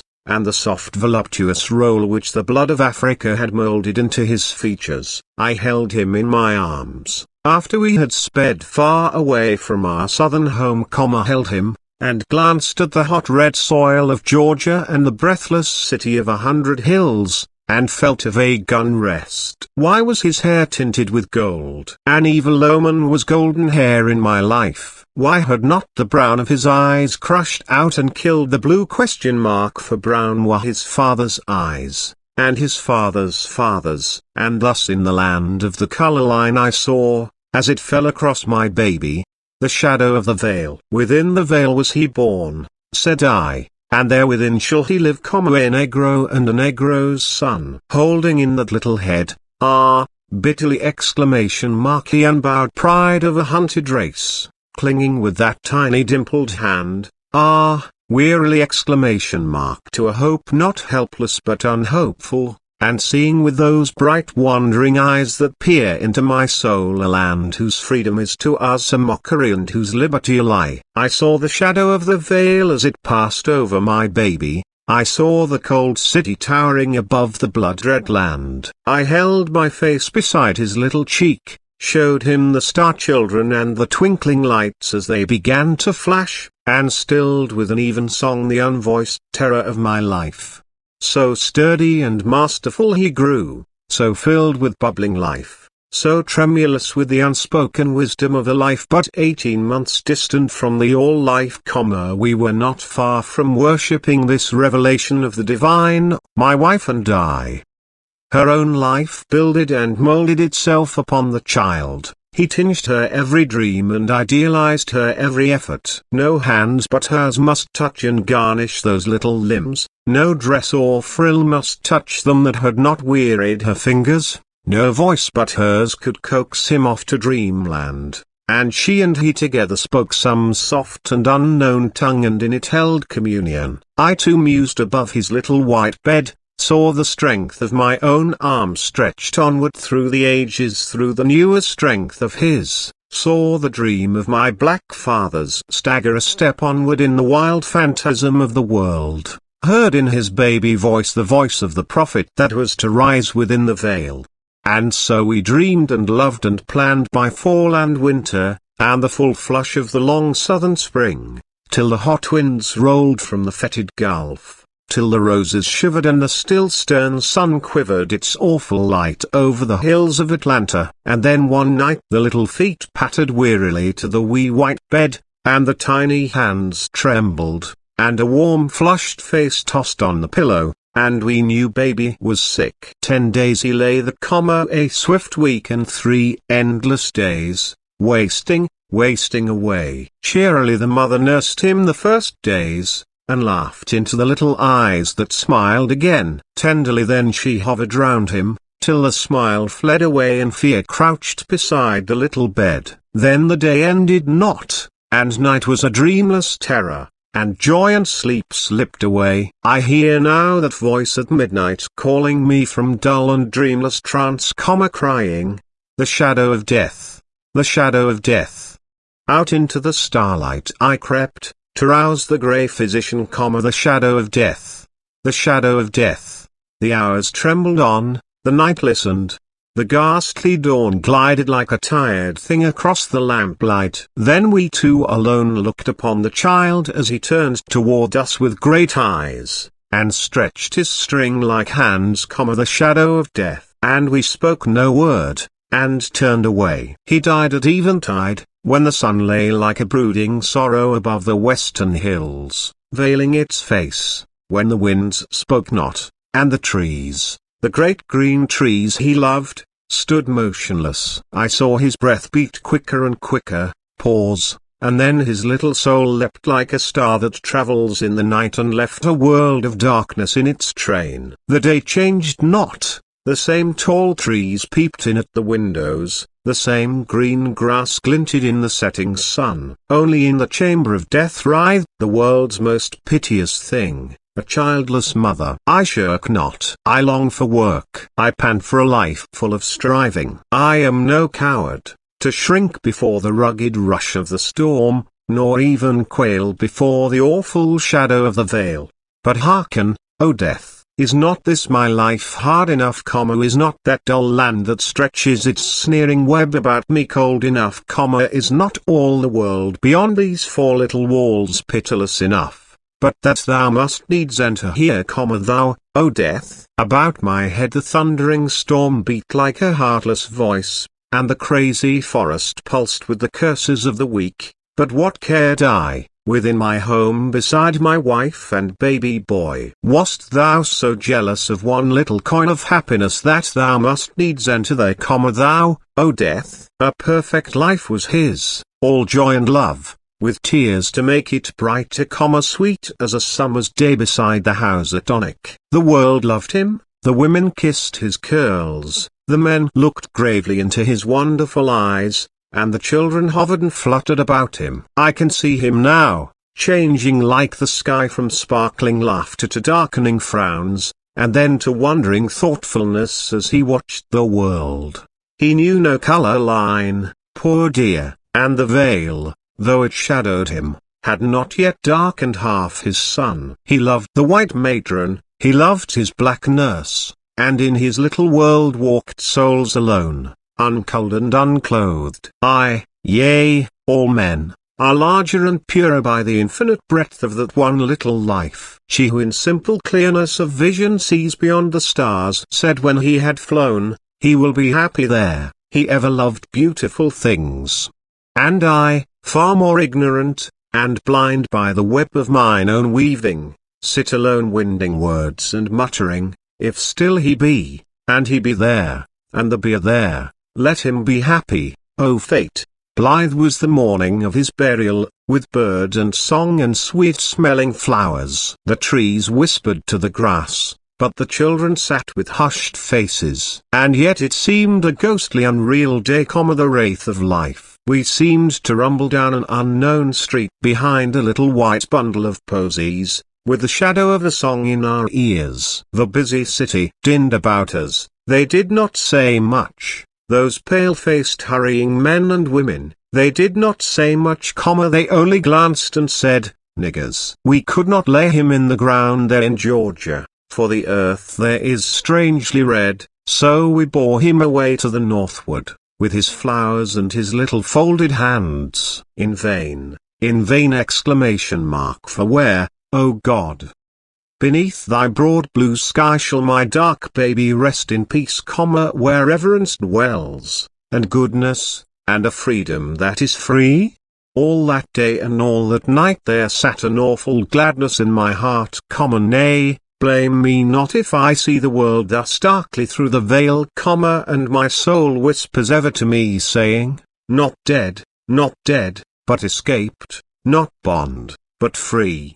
No bitter meanness now shall sicken his baby heart till it die a living death. No taunt shall madden his happy boyhood. Fool that I was to think or wish that this little soul should grow choked and deformed within the veil. I might have known that yonder deep unworldly look that ever and anon floated past his eyes was peering far beyond this narrow now. In the poise of his little curl-crowned head did there not sit all that wild pride of being which his father had hardly crushed in his own heart? For what, forsooth, shall a negro want with pride amid the studied humiliations of 50 million fellows? Well sped, my boy, before the world had dubbed your ambition insolence, had held your ideals unattainable, and taught you to cringe and bow. Better far this nameless void that stops my life than a sea of sorrow for you. Idle words, He might have borne his burden more bravely than we,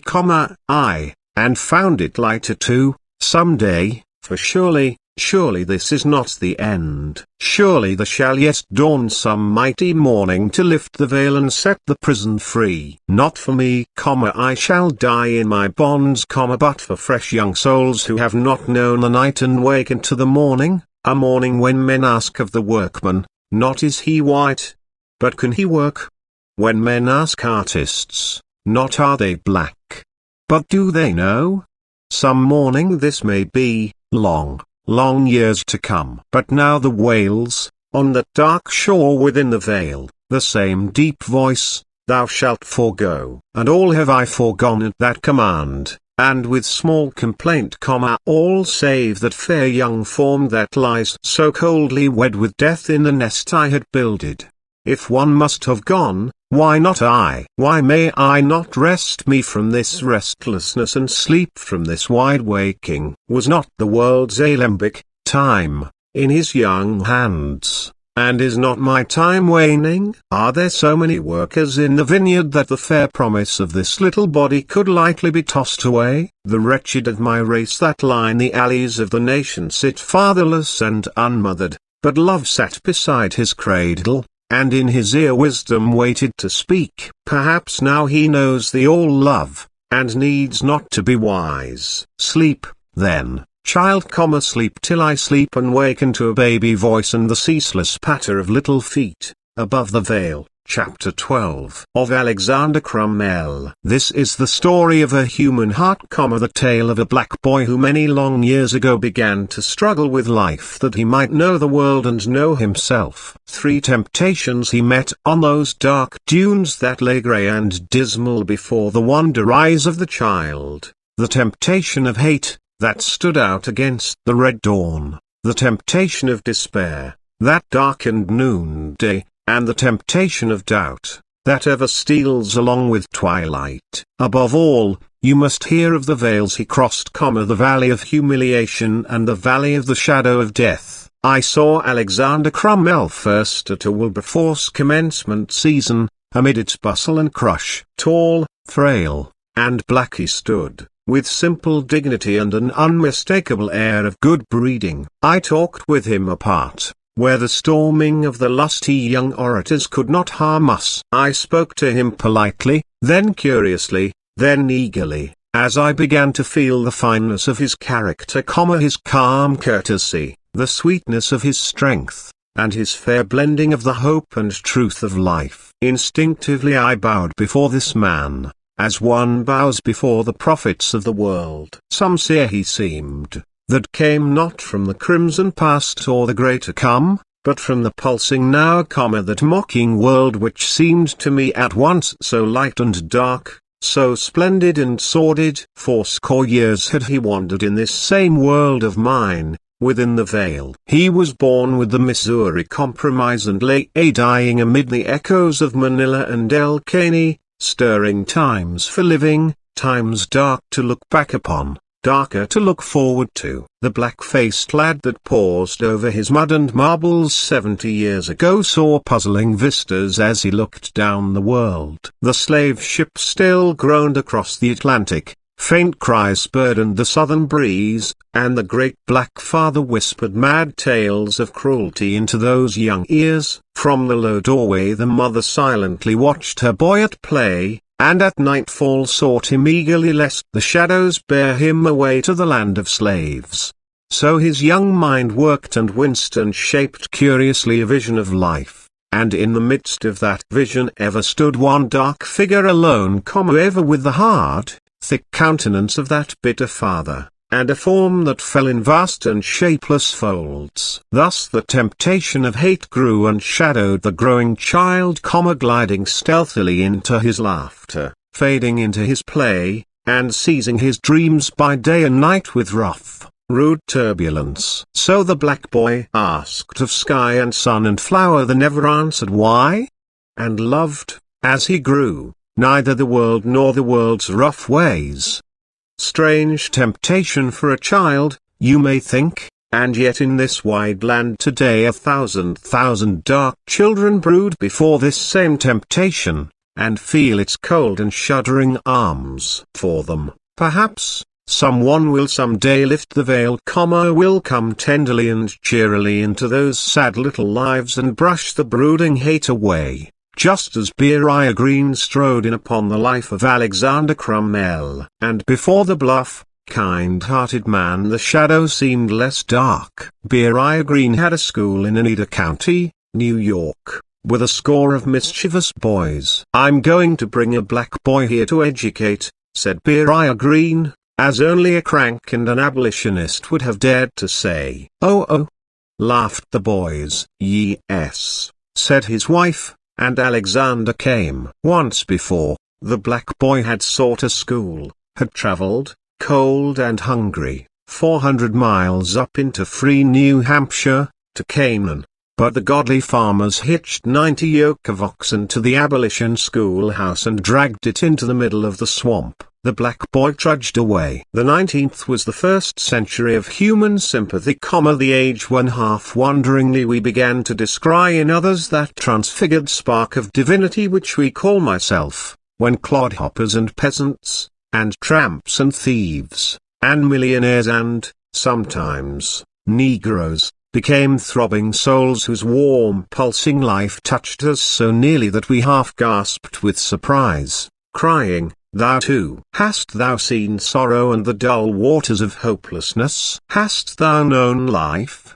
And then all helplessly we peered into those other worlds, and wailed, "O world of worlds, how shall man make you one?" So in that little Oneida school there came to those schoolboys a revelation of thought and longing beneath one black skin, of which they had not dreamed before. And to the lonely boy came a new dawn of sympathy and inspiration. The shadowy, formless thing, the temptation of hate, that hovered between him and the world, grew fainter and less sinister. It did not wholly fade away, but diffused itself and lingered thick at the edges. Through it the child now first saw the blue and gold of life, the sun-swept road that ran twixt heaven and earth until in one far-off one wavering line they met and kissed. A vision of life came to the growing boy, mystic, wonderful. He raised his head, stretched himself, breathed deep of the fresh new air. Yonder, behind the forests, he heard strange sounds. Then glinting through the trees he saw, far, far away, the bronzed hosts of a nation calling faintly, calling loudly. He heard the hateful clank of their chains, he felt them cringe and grovel, and there rose within him a protest and a prophecy. And he girded himself to walk down the world. A voice and vision called him to be a priest, a seer, to lead the uncalled out of the house of bondage. He saw the headless host turn toward him like the whirling of mad waters, he stretched forth his hands eagerly, and then, even as he stretched them, suddenly there swept across the vision the temptation of despair. They were not wicked men, the problem of life is not the problem of the wicked, they were calm, good men, bishops of the Apostolic Church of God, and strove toward righteousness. They said slowly, "It is all very natural, it is even commendable, but the General Theological Seminary of the Episcopal Church cannot admit a Negro." And when that thin, half-grotesque figure still haunted their doors, they put their hands kindly, half sorrowfully, on his shoulders, and said, "Now, of course, we know how you feel about it, but you see it is impossible, that is, well, it is premature. Sometime, we trust, sincerely trust, all such distinctions will fade away, but now the world is as it is." This was the temptation of despair, and the young man fought it doggedly. Like some grave shadow he flitted by those halls, pleading, arguing, half angrily demanding admittance, until there came the final no, until men hustled the disturber away, marked him as foolish, unreasonable, and injudicious, a vain rebel against God's law, and then from that vision splendid all the glory faded slowly away, and left an earth grey and stern rolling on beneath a dark despair. Even the kind hands that stretched themselves toward him from out the depths of the dull morning seemed but parts of the purple shadows. He saw them coldly, and asked, "Why should I strive by special grace when the way of the world is closed to me?" All gently yet, the hands urged him on, the hands of young John Jay, that daring father's daring son, the hands of the good folk of Boston, that free city. And yet, with a way to the priesthood of the church open at last before him, the cloud lingered there, and even when in old St. Paul's the venerable bishop raised his white arms above the negro deacon, even then the burden had not lifted from that heart, for there had passed a glory from the earth. And yet the fear through which Alexander Crummell went did not burn in vain. Slowly and more soberly he took up again his plan of life. More critically he studied the situation. Deep down below the slavery and servitude of the Negro people he saw their fatal weaknesses, which long years of mistreatment had emphasized. The dearth of strong moral character, of unbending righteousness, he felt, was their great shortcoming, and here he would begin. He would gather the best of his people into some little Episcopal chapel and lead, teach, and inspire them, till the leaven spread, till the children grew, till the world hearkened, till, and then across his dream gleamed some faint afterglow of that first fair vision of youth, only an afterglow, for there had passed a glory from the earth. One day, it was in 1842, and the springtide was struggling merrily with the May winds of New England, he stood at last in his own chapel in Providence, a priest of the church. The days sped by, and the dark young clergyman labored. He wrote his sermons carefully, he intoned his prayers with a soft, earnest voice, he haunted the streets and accosted the wayfarers, he visited the sick, and knelt beside the dying. He worked and toiled, week by week, day by day, month by month, and yet month by month the congregation dwindled, week by week the hollow walls echoed more sharply, day by day the calls came fewer and fewer, and day by day the third temptation sat clearer and still more clearly within the veil, a temptation, as it were, bland and smiling, with just a shade of mockery in its smooth tones. First it came casually, in the cadence of a voice, "Oh, colored folks." Yes. Or perhaps more definitely, "What do you expect?" In voice and gesture lay the doubt, the temptation of doubt. How he hated it, and stormed at it furiously. Of course they are capable, he cried, of course they can learn and strive and achieve, and of course, added the temptation softly, they do nothing of the sort. Of all the three temptations, this one struck the deepest. Hate? He had outgrown so childish a thing. Despair? He had steeled his right arm against it, and fought it with the vigor of determination. But to doubt the worth of his life work, to doubt the destiny and capability of the race his soul loved because it was his, to find listless squalor instead of eager endeavor, to hear his own lips whispering, "They do not care, they cannot know, they are dumb-driven cattle, why cast your pearls before swine?" This seemed more than man could bear, and he closed the door, and sank upon the steps of the chancel, and cast his robe upon the floor and writhed.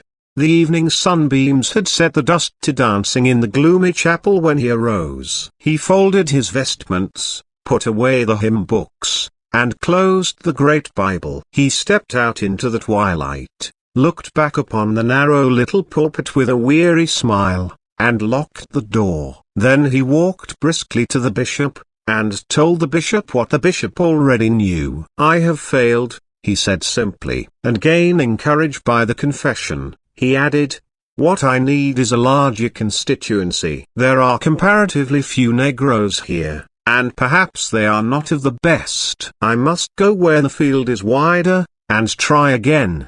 So the bishop sent him to Philadelphia, with a letter to Bishop Onderdonk. Bishop Onderdonk lived at the head of 6 white steps, corpulent, red-faced, and the author of several thrilling tracts on apostolic succession. It was after dinner, and the bishop had settled himself for a pleasant season of contemplation, when the bell must needs ring, and there must burst in upon the bishop a letter and a thin, ungainly negro. Bishop Onderdonk read the letter hastily and frowned. Fortunately, his mind was already clear on this point, and he cleared his brow and looked at Cromwell. Then he said, slowly and impressively, I will receive you into this diocese on one condition: no Negro priest can sit in my church convention, and no Negro church must ask for representation there. I sometimes fancy I can see that tableau, the frail black figure, nervously twitching his hat before the massive abdomen of Bishop Onderdonk, his threadbare coat thrown against the dark woodwork of the bookcases, where Fox's Lives of the Martyrs nestled happily beside The Whole Duty of Man.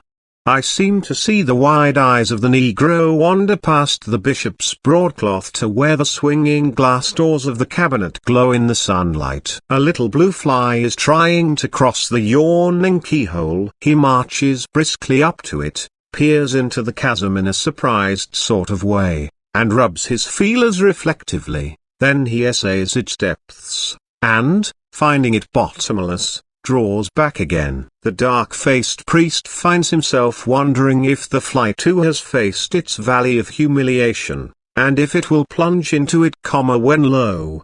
It spreads its tiny wings and buzzes merrily across, leaving the watcher wingless and alone. Then the full weight of his burden fell upon him. The rich walls wheeled away, and before him lay the cold rough moor winding on through life, cut in twain by one thick granite ridge, here, the valley of humiliation, yonder, the valley of the shadow of death, and I know not which be darker, no, not I. But this I know, in yonder vale of the humble stand today a million swarthy men, who willingly would, bear the whips and scorns of time, the oppressor's wrong, the proud man's contumely, the pangs of despised love, the law's delay, the insolence of office, and the spurns that patient merit of the unworthy takes. All this and more would they bear did they but know that this were sacrifice and not a mean thing. So surged the thought within that lone black breast. The bishop cleared his throat suggestively, then, recollecting that there was really nothing to say, considerately said nothing, only sat tapping his foot impatiently. But Alexander Cromwell said, slowly and heavily, I will never enter your diocese on such terms. And saying this, he turned and passed into the valley of the shadow of death. You might have noted only the physical dying, the shattered frame and hacking cough.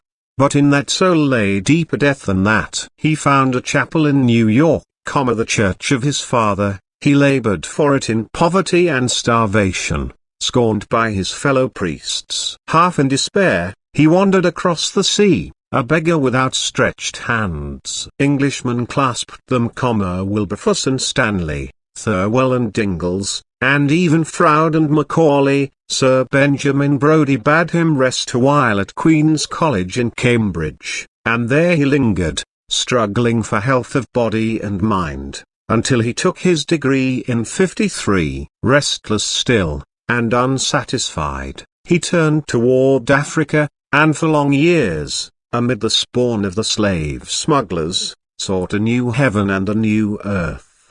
So the man groped for light. All this was not life, it was the world wandering of a soul in search of itself, the striving of one who vainly sought his place in the world, ever haunted by the shadow of a death that is more than death, the passing of a soul that has missed its duty. 20 years he wandered, 20 years and more, and yet the hard rasping question kept gnawing within him, what, in God's name, am I on earth for?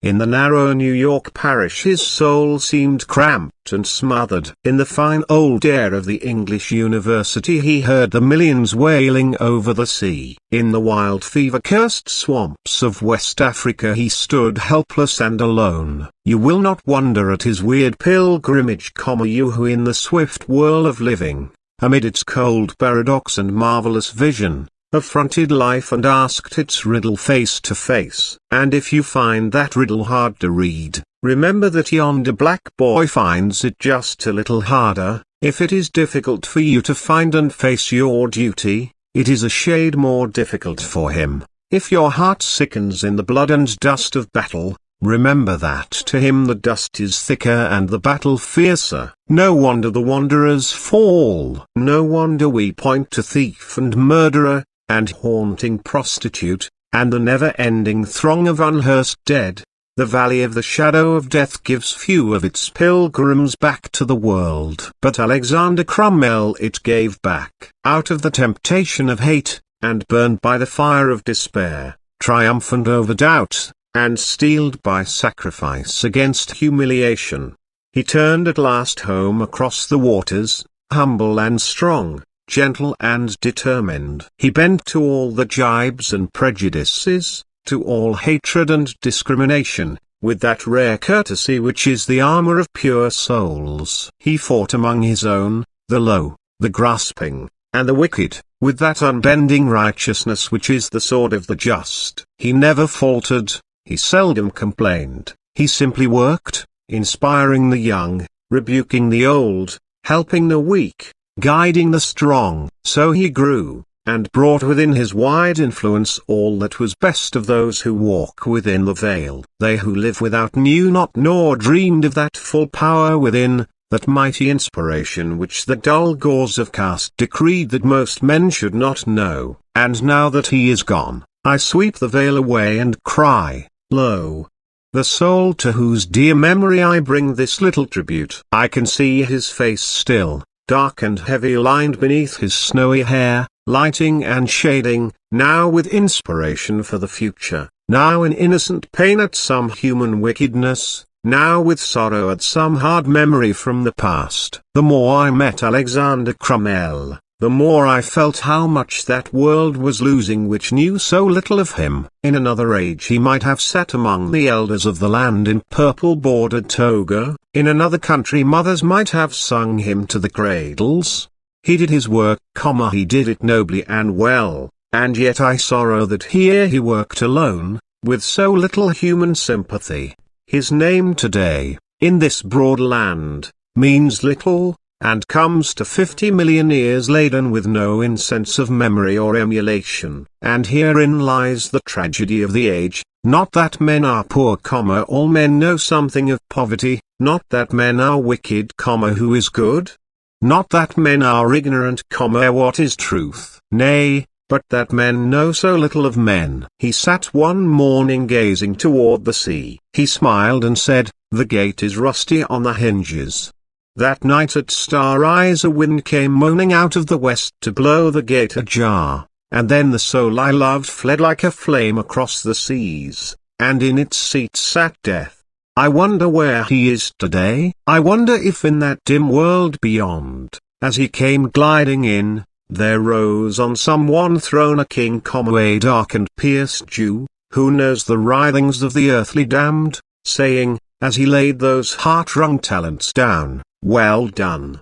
While round about the morning stars sat singing. Chapter 13 of The Coming of John. Carlisle Street runs westward from the centre of Johnstown, across a great black bridge, down a hill and up again, by little shops and meat markets, past single-storied homes, until suddenly it stops against a wide green lawn. It is a broad, restful place, with two large buildings outlined against the west. When at evening the winds come swelling from the east, and the great pall of the city's smoke hangs wearily above the valley, then the red west glows like a dreamland down Carlisle Street, and, at the tolling of the supper bell, throws the passing forms of students in dark silhouette against the sky. Tall and black, they move slowly by, and seem in the sinister light to flit before the city like dim warning ghosts. Perhaps they are, for this is Wells Institute, and these black students have few dealings with the white city below. And if you will notice, night after night, There is one dark form that ever hurries last and late toward the twinkling lights of Swain Hall, for Jones is never on time. A long, straggling fellow he is, brown and hard-haired, who seems to be growing straight out of his clothes, and walks with a half-apologetic roll. He used perpetually to set the quiet dining-room into waves of merriment. As he stole to his place after the bell had tapped for prayers, he seemed so perfectly awkward. And yet one glance at his face made one forgive him much, that broad, good-natured smile in which lay no bit of art or artifice, but seemed just bubbling good nature and genuine satisfaction with the world. He came to us from Altamaha, away down the beneath the gnarled oaks of southeastern Georgia, where the sea croons to the sands and the sands listen till they sink half drowned beneath the waters, rising only here and there in long, low islands. The white folk of Altamaha voted John a good boy, fine plough hand, good in the rice fields, handy everywhere, and always good-natured and respectful. But they shook their heads when his mother wanted to send him off to school. It'll spoil him, ruin him, they said, and they talked as though they knew.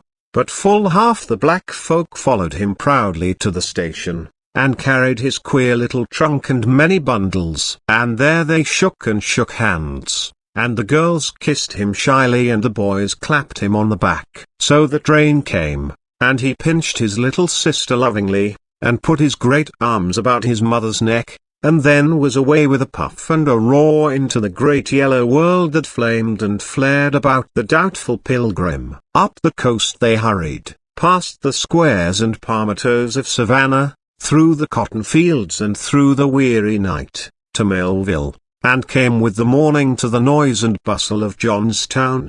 And they that stood behind, that morning in Altamaha, and watched the train as it noisily bore playmate and brother and son away to the world, had thereafter one never-recurring word, "When John comes."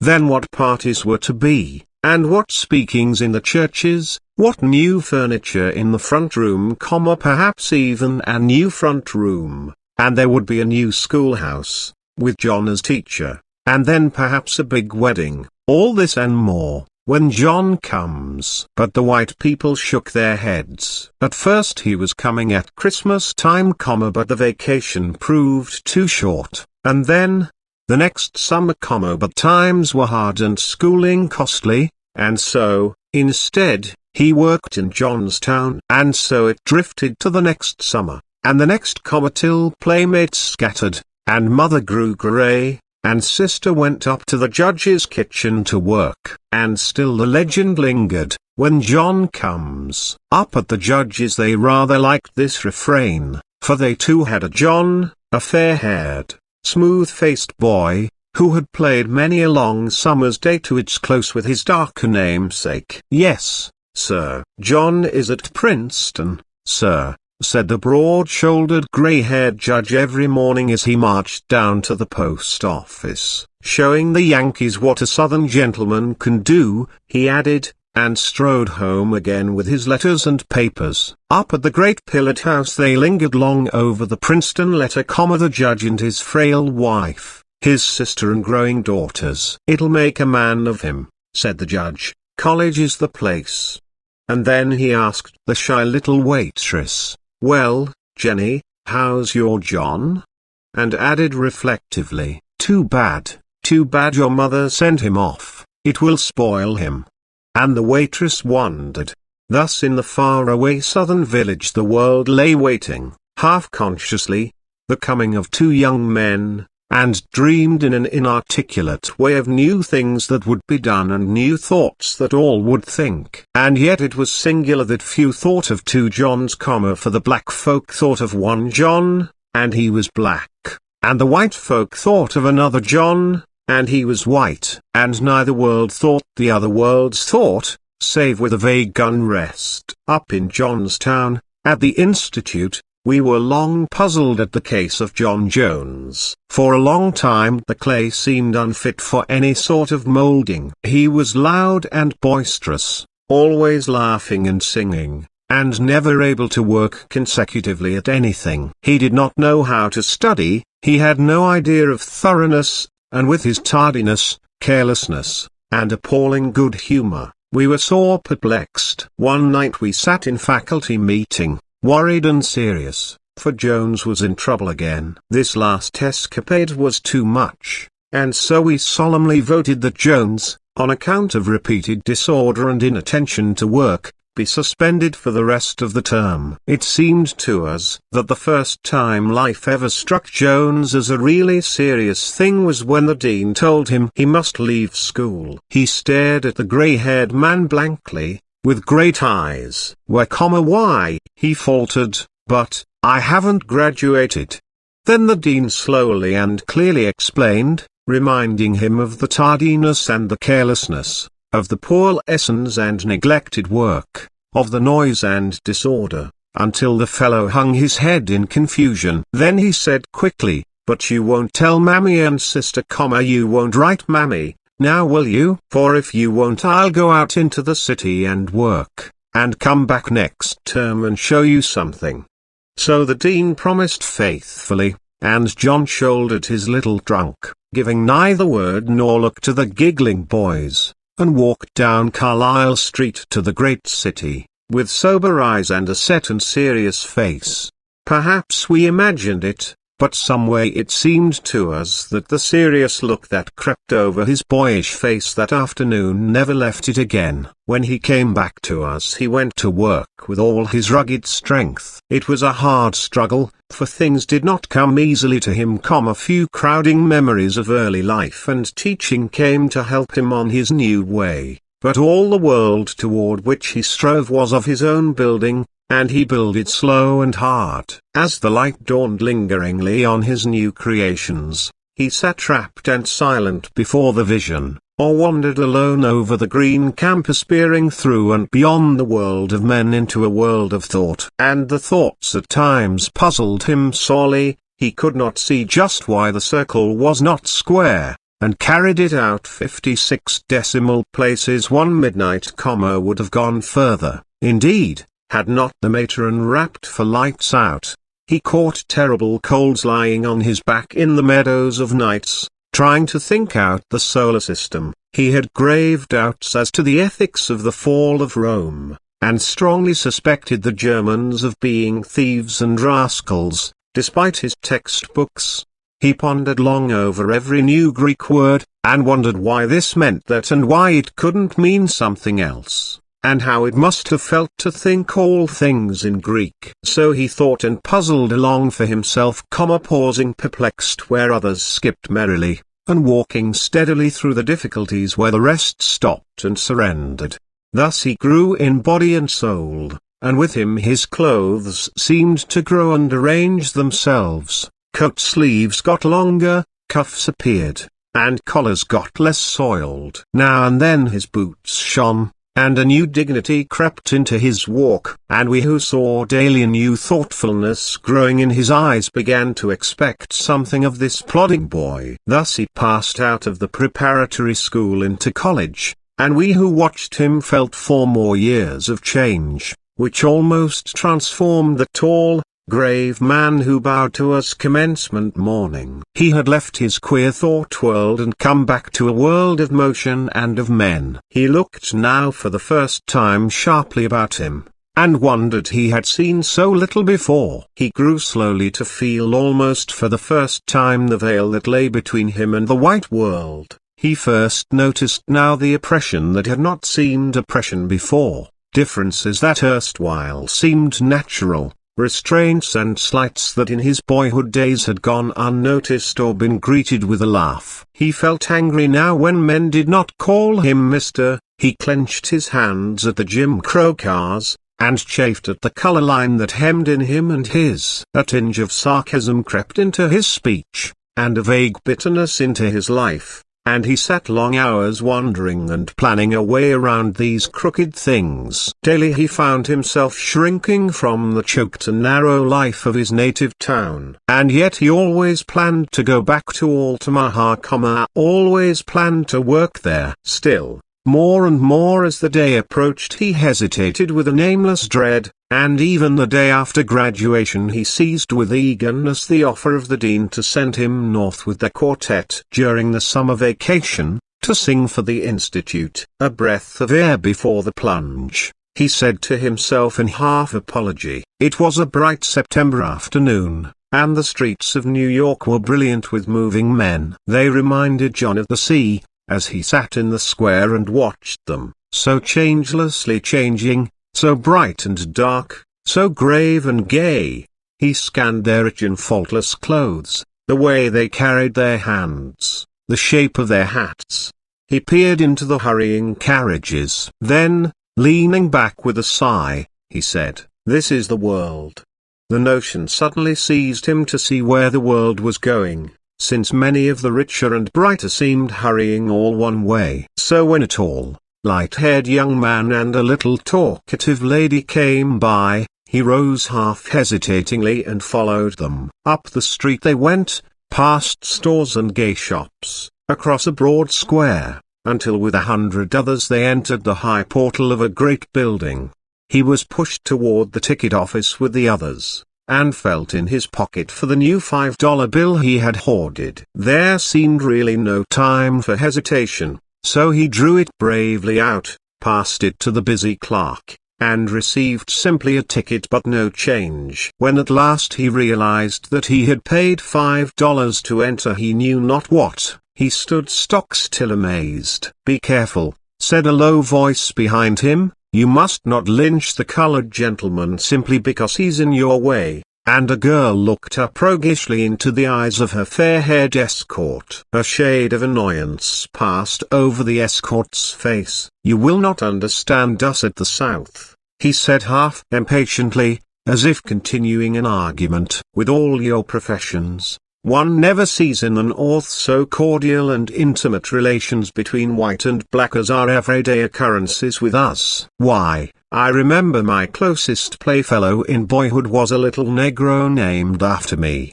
and surely no two well."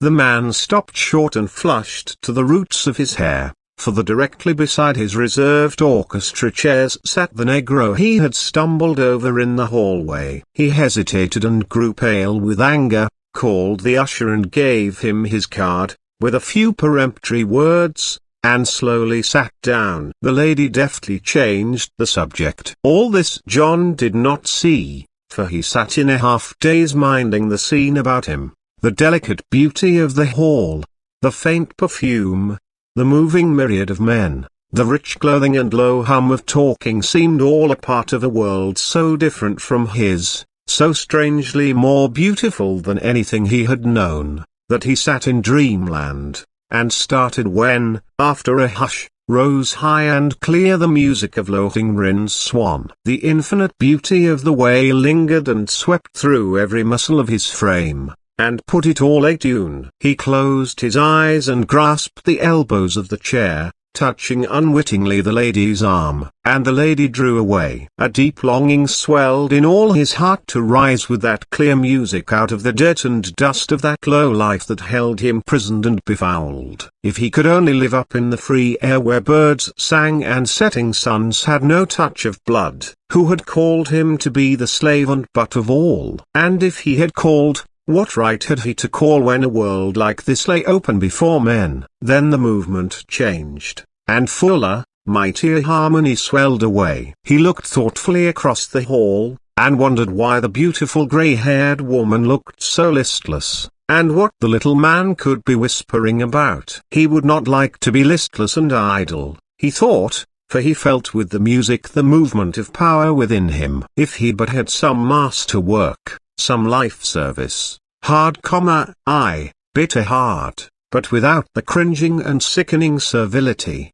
without the cruel hurt that hardened his heart and soul. When at last a soft sorrow crept across the violins, there came to him the vision of a far-off home, the great eyes of his sister, and the dark-drawn face of his mother, and his heart sank below the waters, even as the sea sand sinks by the shores of Altamaha, only to be lifted aloft again with that last ethereal wail of the swan that quivered and faded away into the sky.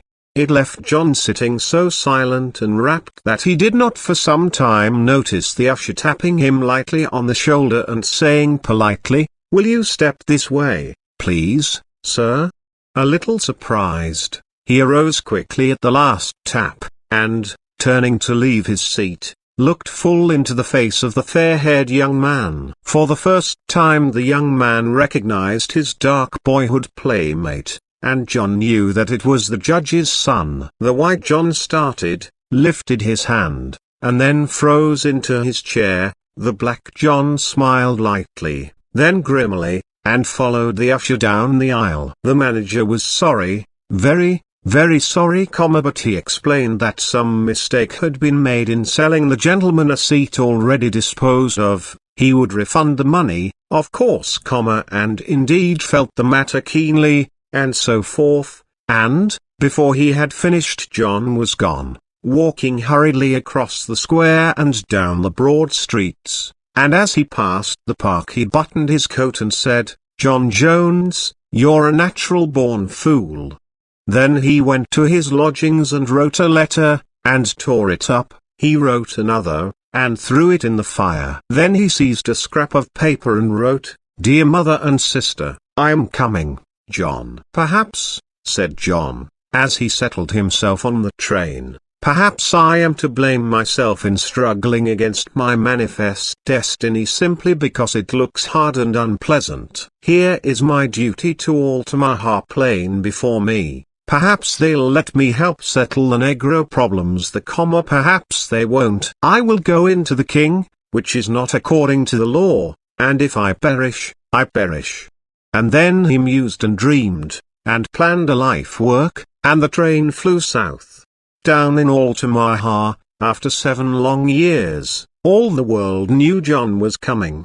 The homes were scrubbed and scoured, above all, the gardens and yards had an unwonted trimness, and Jenny bought a new gingham, with some finesse and negotiation. All the dark Methodists and Presbyterians were induced to join in a monster welcome at the Baptist church, and as the day drew near, warm discussions arose on every corner as to the exact extent and nature of John's accomplishments. It was noontide on a grey and cloudy day when he came. The black town flocked to the depot, with a little of the white at the edges, a happy throng, with good mornings and howdies and laughing and joking and jostling. Mother sat yonder in the window watching, but Sister Jenny stood on the platform, nervously fingering her dress, tall and lithe, with soft brown skin and loving eyes peering from out a tangled wilderness of hair. John rose gloomily as the train stopped,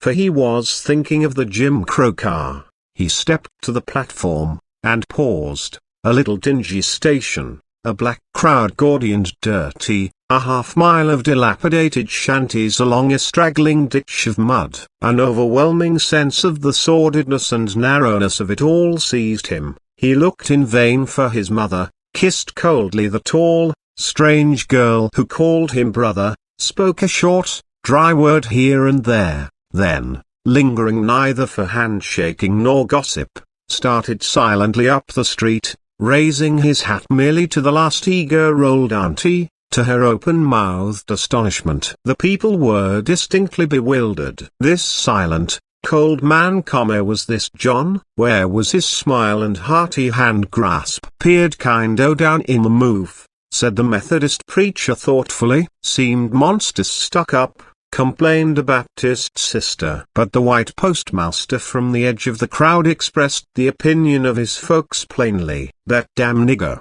said he, as he shouldered the mail and arranged his tobacco, "has gone north and got plumb full o' fool notions, but they won't work in Omaha." And the crowd melted away. The meeting of welcome at the Baptist church was a failure. Rain spoiled the barbecue, and thunder turned the milk in the ice cream. When the speaking came at night, the house was crowded to overflowing. The 3 preachers had especially prepared themselves, but somehow John's manner seemed to throw a blanket over everything, he seemed so cold and preoccupied. and had so strange an air of restraint that the Methodist brother could not warm up to his theme and elicited not a single amen. The Presbyterian prayer was but feebly responded to, and even the Baptist preacher, though he wakened faint enthusiasm, got so mixed up in his favorite sentence that he had to close it by stopping fully 15 minutes sooner than he meant.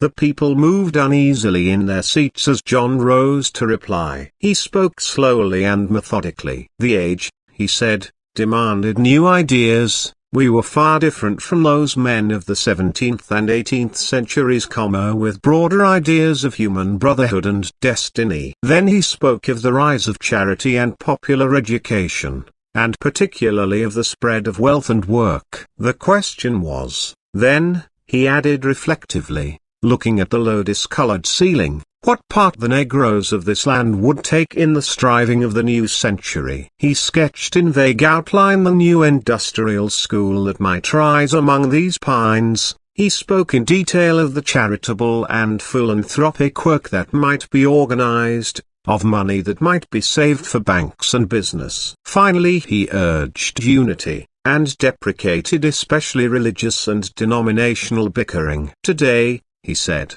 with a smile, the world cares little whether a man be Baptist or Methodist, or indeed a churchman at all, so long as he is good and true. What difference does it make whether a man be baptized in river or washbowl, or not at all? Let's leave all that littleness, and look higher. Then, thinking of nothing else, he slowly sat down. A painful hush seized that crowded mass. Little had they understood of what he said, for he spoke an unknown tongue, save the last word about baptism, that they knew, and they sat very still while the clock ticked. Then at last a low suppressed snarl came from the amen corner, and an old bent man arose, walked over the seats, and climbed straight up into the pulpit. He was wrinkled and black, with scant grey and tufted hair. His voice and hands shook as with palsy, but on his face lay the intense rapt look of the religious fanatic. He seized the Bible with his rough, huge hands. Twice he raised it inarticulate, and then fairly burst into words, with rude and awful eloquence. He quivered, swayed, and bent, then rose aloft in perfect majesty, till the people moaned and wept, wailed and shouted, and a wild shrieking arose from the corners where all the pent-up feeling of the hour gathered itself and rushed into the air. John never knew clearly what the old man said. He only felt himself held up to scorn in scathing denunciation for trampling on the true religion, and he realized with amazement that all unknowingly he had put rough, rude hands on something this little world held sacred. He arose silently, and passed out into the night. Down toward the sea he went, in the fitful starlight, half conscious of the girl who followed timidly after him. When at last he stood upon the bluff, he turned to his little sister and looked upon her sorrowfully, remembering with sudden pain how little thought he had given her. He put his arm about her and let her passion of tears spend itself on his shoulder. Long they stood together, peering over the grey unresting water. "John," she said, "does it make everyone unhappy when they study and learn lots of things?" He paused and smiled. "I'm afraid it does," he said. "And, John, are you glad you studied?" "Yes," came the answer, slowly but positively. She watched the flickering lights upon the sea, and said thoughtfully, "I wish I was unhappy, and, putting both arms about his neck, I think I am, a little, John." It was several days later that John walked up to the judge's house to ask for the privilege of teaching the Negro school. The judge himself met him at the front door, stared a little hard at him, and said brusquely, "Go round to the kitchen door, John, and wait."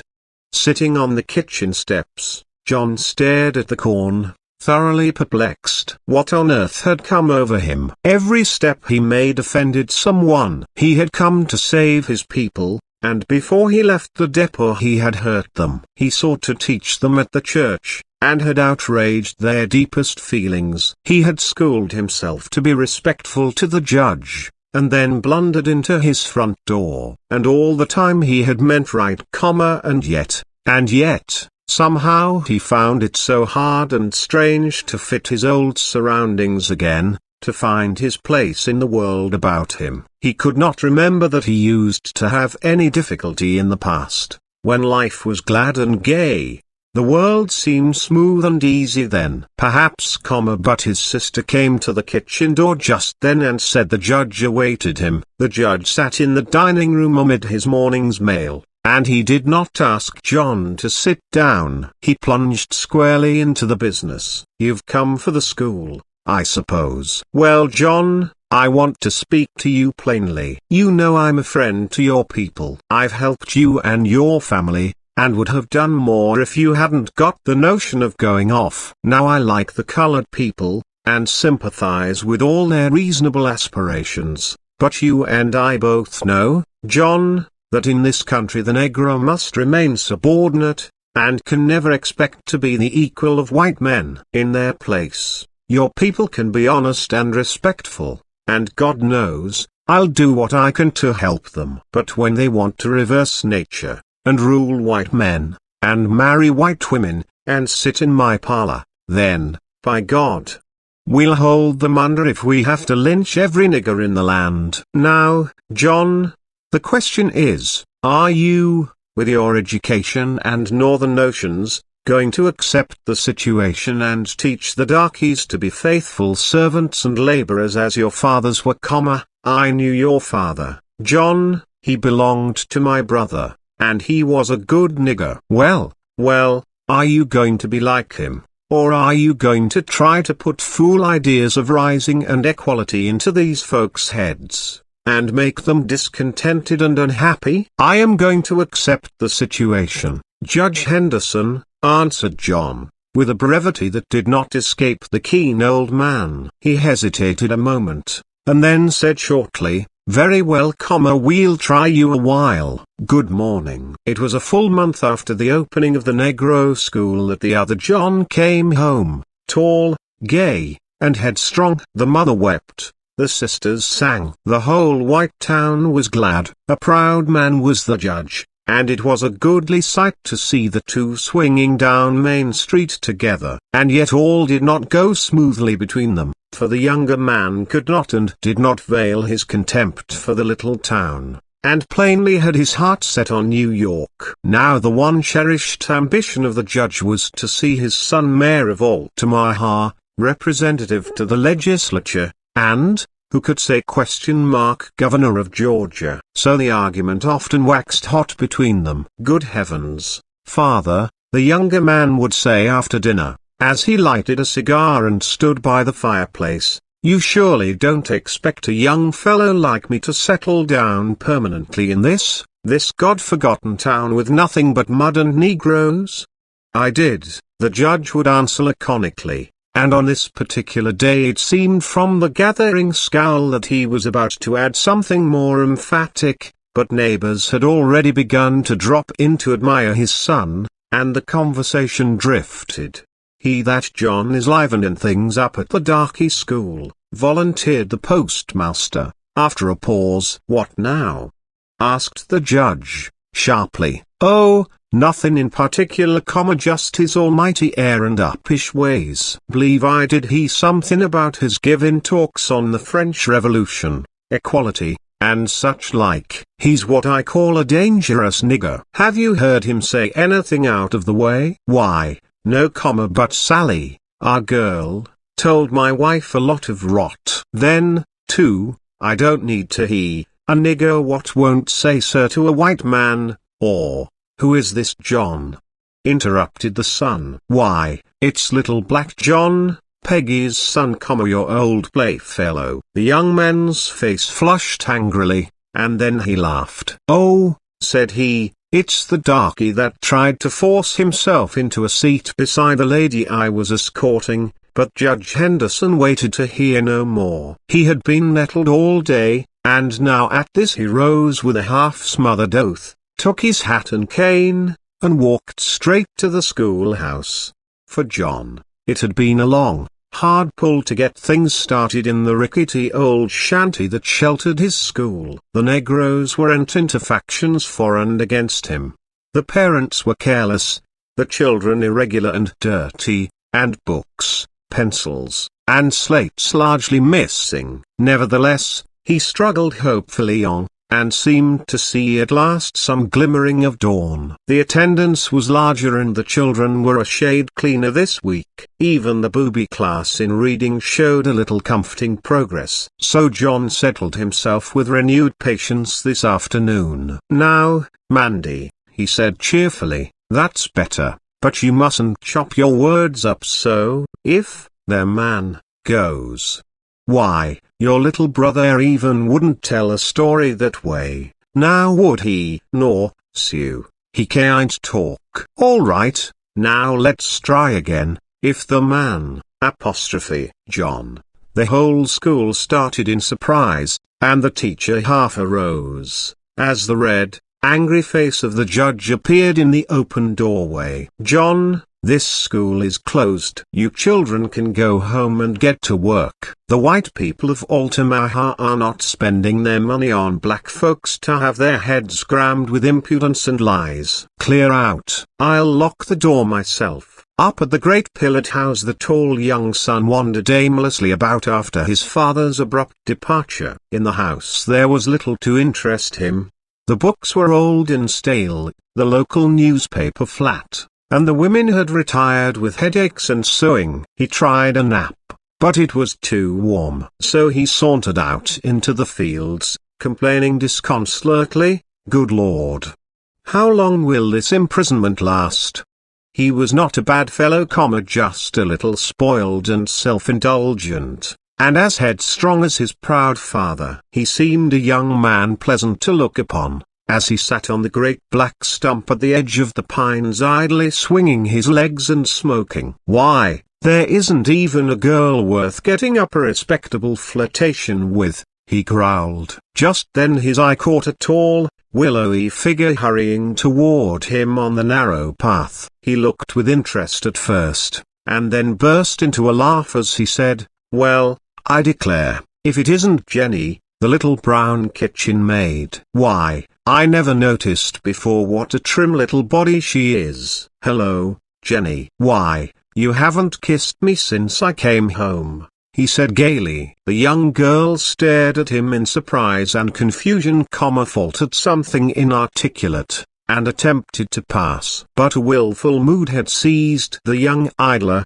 and he caught at her arm. Frightened, she slipped by, and half mischievously he turned and ran after her through the tall pines. Yonder, toward the sea, at the end of the path, came John slowly, with his head down. He had turned wearily homeward from the schoolhouse, then, thinking to shield his mother from the blow, started to meet his sister as she came from work and break the news of his dismissal to her. "I'll go away," he said slowly. "I'll go away and find work, and send for them. I cannot live here longer." And then the fierce, buried anger surged up into his throat. He waved his arms and hurried wildly up the path. The great brown sea lay silent. The air scarce breathed. The dying day bathed the twisted oaks and mighty pines in black and gold. There came from the wind no warning, not a whisper from the cloudless sky. There was only a black man hurrying on with an ache in his heart, seeing neither sun nor sea, but starting as from a dream at the frightened cry that woke the pines, to see his dark sister struggling in the arms of a tall and fair-haired man. He said not a word, but, seizing a fallen limb, struck him with all the pent-up hatred of his great black arm, and the body lay white and still beneath the pines, all bathed in sunshine and in blood. John looked at it dreamily, then walked back to the house briskly, and said in a soft voice, "Mammy, I'm going away. I'm going to be free." She gazed at him dimly and faltered, "Noth, honey, is yo gwine noth again?" He looked out where the North Star glistened pale above the waters, and said, "Yes, Mammy, I'm going north." Then, without another word, he went out into the narrow lane, up by the straight pines, to the same winding path, and seated himself on the great black stump, looking at the blood where the body had lain. Yonder in the grey past he had played with that dead boy, romping together under the solemn trees. The night deepened. He thought of the boys at Johnstown. He wondered how Brown had turned out, and Carey, and Jones, Jones. Why, he was Jones, and he wondered what they would all say when they knew, in that great long dining room with its hundreds of merry eyes. Then as the sheen of the starlight stole over him, he thought of the gilded ceiling of that vast concert hall, heard stealing toward him the faint sweet music of the swan. Hark! Was it music, or the hurry and shouting of men? Yes, surely. Clear and high the faint sweet melody rose and fluttered like a living thing, so that the very earth trembled as with the tramp of horses and murmur of angry men. He leaned back and smiled toward the sea, whence rose the strange melody, away from the dark shadows where lay the noise of horses galloping on. With an effort he roused himself, bent forward, and looked steadily down the pathway, softly humming the song of the bride, Freudig Jeffut, sie et dahin. Amid the trees in the dim morning twilight he watched their shadows dancing and heard their horses thundering toward him, until at last they came sweeping like a storm, and he saw in front the haggard white-haired man, whose eyes flashed red with fury. Oh, how he pitied him, and wondered if he had the coiling twisted rope. Then, as the storm burst round him, he rose slowly to his feet and turned his closed eyes toward the sea, and the world whistled in his ears. Chapter 14, of the Sorrow Songs. They that walked in darkness sang songs in the olden days, sorrow songs, for they were weary at heart. And so before each thought that I have written in this book I have set a phrase, a haunting echo of these weird old songs in which the soul of the black slave spoke to men. Ever since I was a child these songs have stirred me strangely. They came out of the South unknown to me, one by one, and yet at once I knew them as of me and of mine. Then in after years when I came to Nashville I saw the great temple builded of these songs towering over the pale city. To me Jubilee Hall seemed ever made of the songs themselves, and its bricks were red with the blood and dust of toil. Out of them rose for me morning, noon, and night, bursts of wonderful melody, full of the voices of my brothers and sisters, full of the voices of the past. Little of beauty has America given the world save the rude grandeur God himself stamped on her bosom. The human spirit in this new world has expressed itself in vigor and ingenuity rather than in beauty. And so by fateful chance the Negro folk song, the rhythmic cry of the slave, stands today not simply as the sole American music, but as the most beautiful expression of human experience born this side the seas. It has been neglected, it has been, and is, half despised, and above all it has been persistently mistaken and misunderstood, but notwithstanding, it still remains as the singular spiritual heritage of the nation and the greatest gift of the Negro people.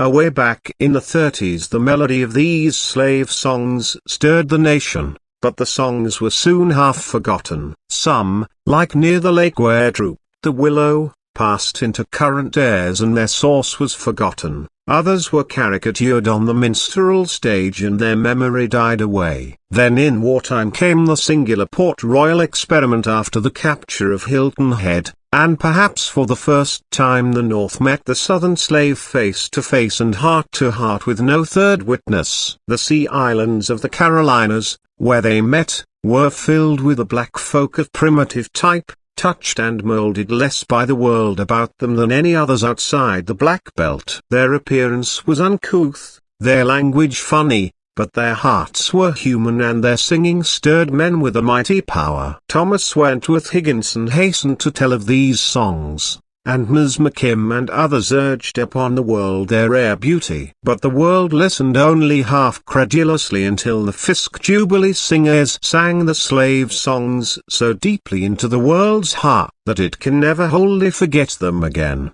There was once a blacksmith's son born at Cadiz, New York, who in the changes of time taught school in Ohio and helped defend Cincinnati from Kirby Smith. Then he fought at Chancellorsville and Gettysburg and finally served in the Freedmen's Bureau at Nashville. Here he formed a Sunday school class of black children in 1866, and sang with them and taught them to sing. And then they taught him to sing. And when once the glory of the Jubilee songs passed into the soul of George L. White, he knew his life work was to let those Negroes sing to the world as they had sung to him. So in 1871 the pilgrimage of the Fisk Jubilee singers began. North to Cincinnati they rode, 4 half-clothed black boys and 5 girl women, led by a man with a cause and a purpose. They stopped at Wilberforce, the oldest of Negro schools, where a black bishop blessed them. Then they went, fighting cold and starvation, shut out of hotels, and cheerfully sneered at, ever northward, and ever the magic of their song kept thrilling hearts, until a burst of applause in the Congregational Council at Oberlin revealed them to the world. They came to New York and Henry Ward Beecher dared to welcome them, even though the metropolitan dailies sneered at his nigger minstrels. So their songs conquered till they sang across the land and across the sea, before Queen and Kaiser, in Scotland and Ireland, Holland and Switzerland. 7 years they sang, and brought back $150,000 to found Fisk University. Since their day they have been imitated, sometimes well, by the singers of Hampton and Atlanta, sometimes ill, by straggling quartets. Caricature has sought again to spoil the quaint beauty of the music, and has filled the air with many debased melodies which vulgar ears scarce know from the real. But the true Negro folk song still lives in the hearts of those who have heard them truly sung and in the hearts of the Negro people. What are these songs, and what do they mean? I know little of music and can say nothing in technical phrase, but I know something of men, and knowing them, I know that these songs are the articulate message of the slave to the world. They tell us in these eager days that life was joyous to the black slave, careless and happy. I can easily believe this of some, of many, but not all the past South, though it rose from the dead, can gainsay the heart-touching witness of these songs. They are the music of an unhappy people, of the children of disappointment. They tell of death and suffering and unvoiced longing toward a truer world, of misty wanderings and hidden ways. The songs are indeed the siftings of centuries. The music is far more ancient than the words, and in it we can trace here and there signs of development. My grandfather's grandmother was seized by an evil Dutch trader 2 centuries ago, and coming to the valleys of the Hudson and Housatonic, black, little, and lithe, she shivered and shrank in the harsh north winds, looked longingly at the hills, and often crooned a heathen melody to the child between her knees. The child sang it to his children and they to their children's children, and so 200 years it has traveled down to us and we sing it to our children, knowing as little as our fathers what its words may mean, but knowing well the meaning of its music. This was primitive African music. It may be seen in larger form in the strange chant which heralds the coming of John. You may bury me in the east, you may bury me in the west, but I'll hear the trumpet sound in that morning.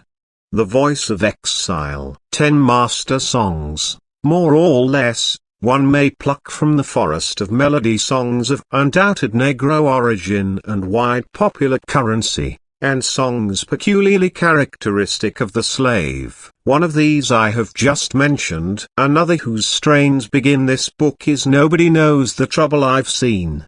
When, struck with a sudden poverty, the United States refused to fulfill its promises of land to the freedmen, a brigadier general went down to the sea islands to carry the news. An old woman on the outskirts of the throng began singing this song. All the mass joined with her, swaying, and the soldier wept. The third song is the cradle song of death, which all men know. Swing low, sweet chariot, whose bars begin the life story of Alexander Crummell. Then there is the song of many waters. Roll, Jordan, roll, a mighty chorus with minor cadences. There were many songs of the fugitive like that which opens the wings of Atalanta, and the more familiar Binet listening. The seventh is the song of the end and the beginning. My Lord, what a morning! When the stars begin to fall, a strain of this is placed before the dawn of freedom.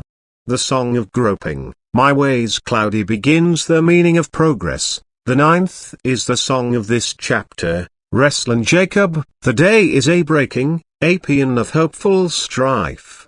The last master song is the Song of Songs, Steal Away, sprung from the faith of the fathers. There are many others of the Negro folk songs as striking and characteristic as these, as, for instance, the three strains in the third, eighth, and ninth chapters, and others I am sure could easily make a selection on more scientific principles. There are, too, songs that seem to be a step removed from the more primitive types. There is the maze-like medley, Bright Sparkles, one phrase of which heads the black belt, the Easter Carol, Dust, Dust and Ashes, the Dirge, My Mother's Took Her Flight and Gone Home, and that burst of melody hovering over the passing of the firstborn, I hope my mother will be there in that beautiful world on high. These represent a third step in the development of the slave song, of which You May Bury Me in the East is the first, and songs like March On, Chapter 6, and Steal Away are the second. The first is African music, the second Afro-American, while the third is a blending of Negro music with the music heard in the fosterland. The result is still distinctively Negro and the method of blending original, but the elements are both Negro and Caucasian. One might go further and find a fourth step in this development, where the songs of white America have been distinctively influenced by the slave songs or have incorporated whole phrases of Negro melody, as Swanee River and Old Black Joe. Side by side, too, with the growth has gone the debasements and imitations, the Negro minstrel songs, many of the gospel hymns, and some of the contemporary coon songs, a mass of music in which the novice may easily lose himself and never find the real Negro melodies. In these songs, I have said, the slave spoke to the world. Such a message is naturally veiled and half-articulate. Words and music have lost each other, and new and cant phrases of a dimly understood theology have displaced the older sentiment. Once in a while we catch a strange word of an unknown tongue, as the mighty Mayo, which figures as a river of death. More often slight words or mere doggerel are joined to music of singular sweetness. Purely secular songs are few in number, partly because many of them were turned into hymns by a change of words, partly because the frolics were seldom heard by the stranger, and the music less often caught. Of nearly all the songs, however, the music is distinctly sorrowful. The 10 master songs I have mentioned tell in word and music of trouble and exile, of strife and hiding. They grope toward some unseen power and sigh for rest in the end.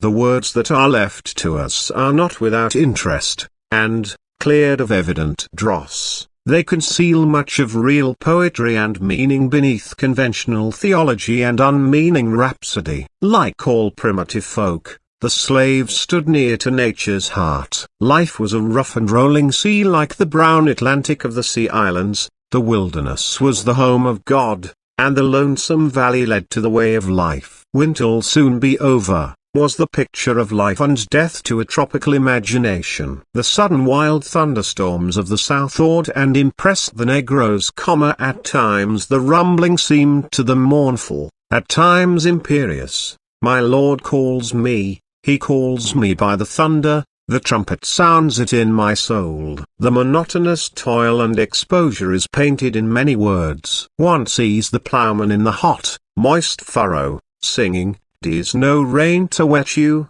'tis no sun to burn you, oh, push along, believer, I want to go home." The bowed and bent old man cries, with thrice repeated wail, "O Lord, keep me from sinking down." And he rebukes the devil of doubt who can whisper, "Jesus is dead and God's gone away." Yet the soul hunger is there, the restlessness of the savage, the wail of the wanderer. Over the inner thoughts of the slaves and their relations one with another the shadow of fear ever hung, so that we get but glimpses here and there, and also with them, eloquent omissions and silences. Mother and child are sung, but seldom father. Fugitive and weary wanderer call for pity and affection, but there is little of wooing and wedding. The rocks and the mountains are well known, but home is unknown. Strange blending of love and helplessness sings through the refrain. Yonder's my ole mudder, been waggin' at the hill so long, 'bout time she cross over, git home by'm by. Elsewhere comes the cry of the motherless and the farewell, farewell, my only child. Love songs are scarce and fall into two categories, the frivolous and light, and the sad. Of deep successful love there is ominous silence. A black woman said of the song, "It can't be sung without a full heart and a troubled spirit." The same voice sings here that sings in the German folk song, "Jets Jans Brunel, drink Cabernet." Of death the Negro showed little fear, but talked of it familiarly and even fondly as simply a crossing of the waters, perhaps, who knows? Back to his ancient forests again. Later days transfigured his fatalism, and amid the dust and dirt the toiler sang, "Dust, dust and ashes, fly over my grave. But the Lord shall bear my spirit home."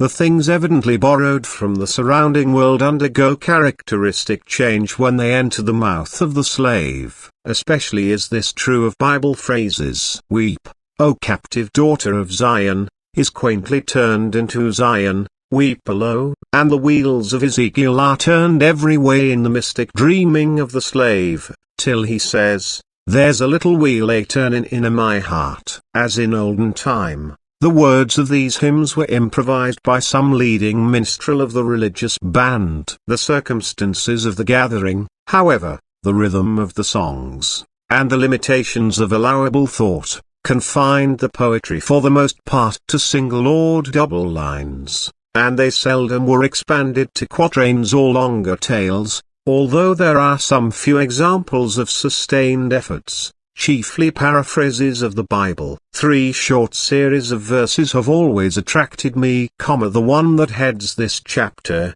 of one line of which Thomas Wentworth Higginson has fittingly said, "Never, it seems to me, since man first lived and suffered was his infinite longing for peace uttered more plaintively." The second and third are descriptions of the Last Judgment, the one a late improvisation, with some traces of outside influence. "Oh, the stars in the elements are falling, and the moon drips away into blood, and the ransomed of the Lord are returning unto God.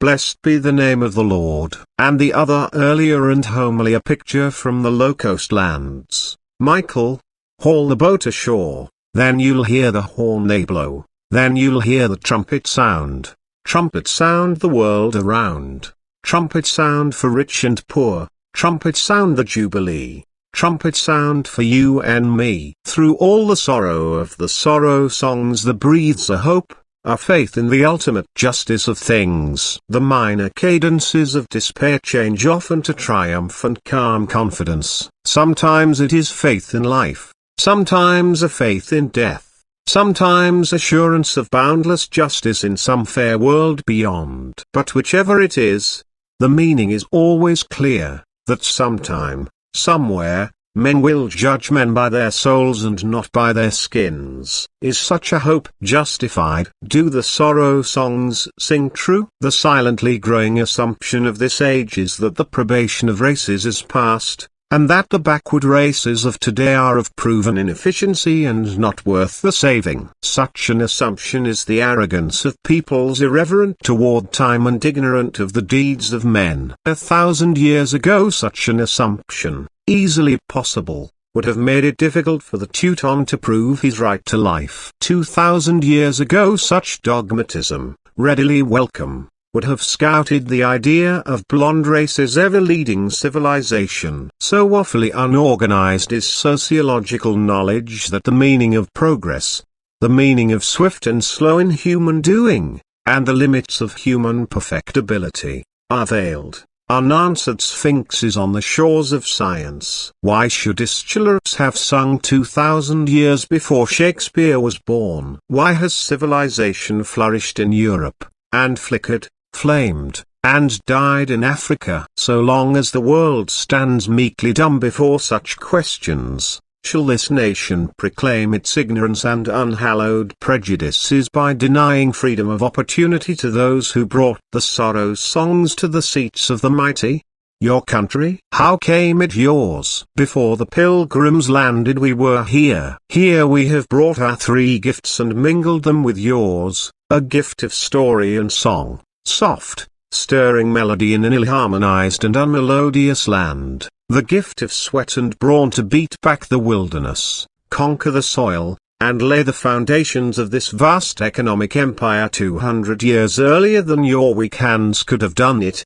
The third, a gift of the spirit. Around us the history of the land has centered for thrice 100 years. Out of the nation's heart we have called all that was best to throttle and subdue all that was worst. Fire and blood, prayer and sacrifice, have billowed over this people, and they have found peace only in the altars of the God of right. Nor has our gift of the Spirit been merely passive. Actively we have woven ourselves with the very warp and woof of this nation, we fought their battles, shared their sorrow, mingled our blood with theirs, and generation after generation have pleaded with a headstrong, careless people to despise not justice, mercy, and truth, lest the nation be smitten with a curse. Our song, our toil, our cheer, and warning have been given to this nation in blood brotherhood. Are not these gifts worth the giving? Is not this work and striving? Would America have been America without her Negro people? Even so is the hope that sang in the songs of my fathers well sung. If somewhere in this whirlwind chaos of things there dwells eternal good,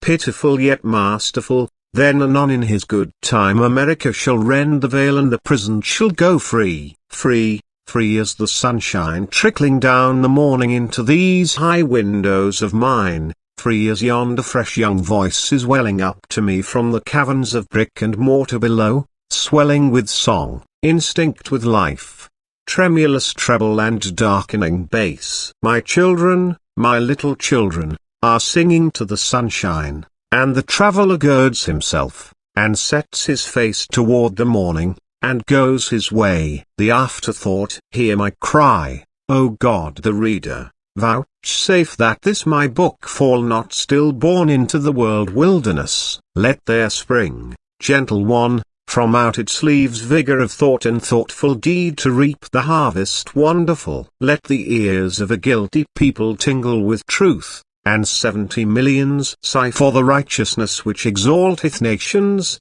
in this drear day when human brotherhood is mockery and a snare. Thus in thy good time may infinite reason turn the tangle straight, and these crooked marks on a fragile leaf be not indeed the end. The Souls of Black Folk by W.E.B.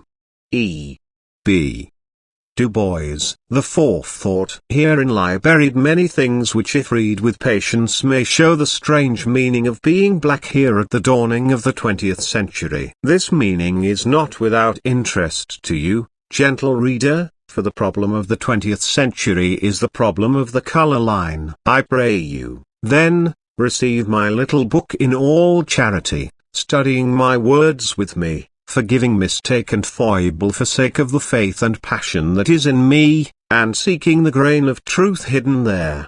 I have sought here to sketch, in vague, uncertain outline, the spiritual world in which 10,000 Americans live and strive. First, in 2 chapters I have tried to show what emancipation meant to them, and what was its aftermath. In a 3rd chapter 1 have pointed out the slow rise of personal leadership, and criticized candidly the leader who bears the chief burden of his race today. Then, in 2 other chapters I have sketched in swift outline the 2 worlds within and without the veil, and thus have come to the central problem of training men for life. Venturing now into deeper detail, I have in 2 chapters studied the struggles of the massed millions of the black peasantry, and in another have sought to make clear the present relations of the sons of master and man. Leaving, then, the white world, I have stepped within the veil, raising it that you may view faintly its deeper recesses, the meaning of its religion, the passion of its human sorrow, and the struggle of its greater souls. All this I have ended with a tale twice told but seldom written, and a chapter of song. Some of these thoughts of mine have seen the light before in other guise. For kindly consenting to their republication here, in altered and extended form, I must thank the publishers of the Atlantic Monthly, The World's Work, The Dial, The New World, and the Annals of the American Academy of Political and Social Science. Before each chapter, as now printed, stands a bar of the sorrow songs, some echo of haunting melody from the only American music which welled up from black souls in the dark past. And, finally, need I add that I who speak here am bone of the bone and flesh of the flesh of them that live within the veil. W.E.B. Do be. Atlanta, Georgia, February 1, 1903.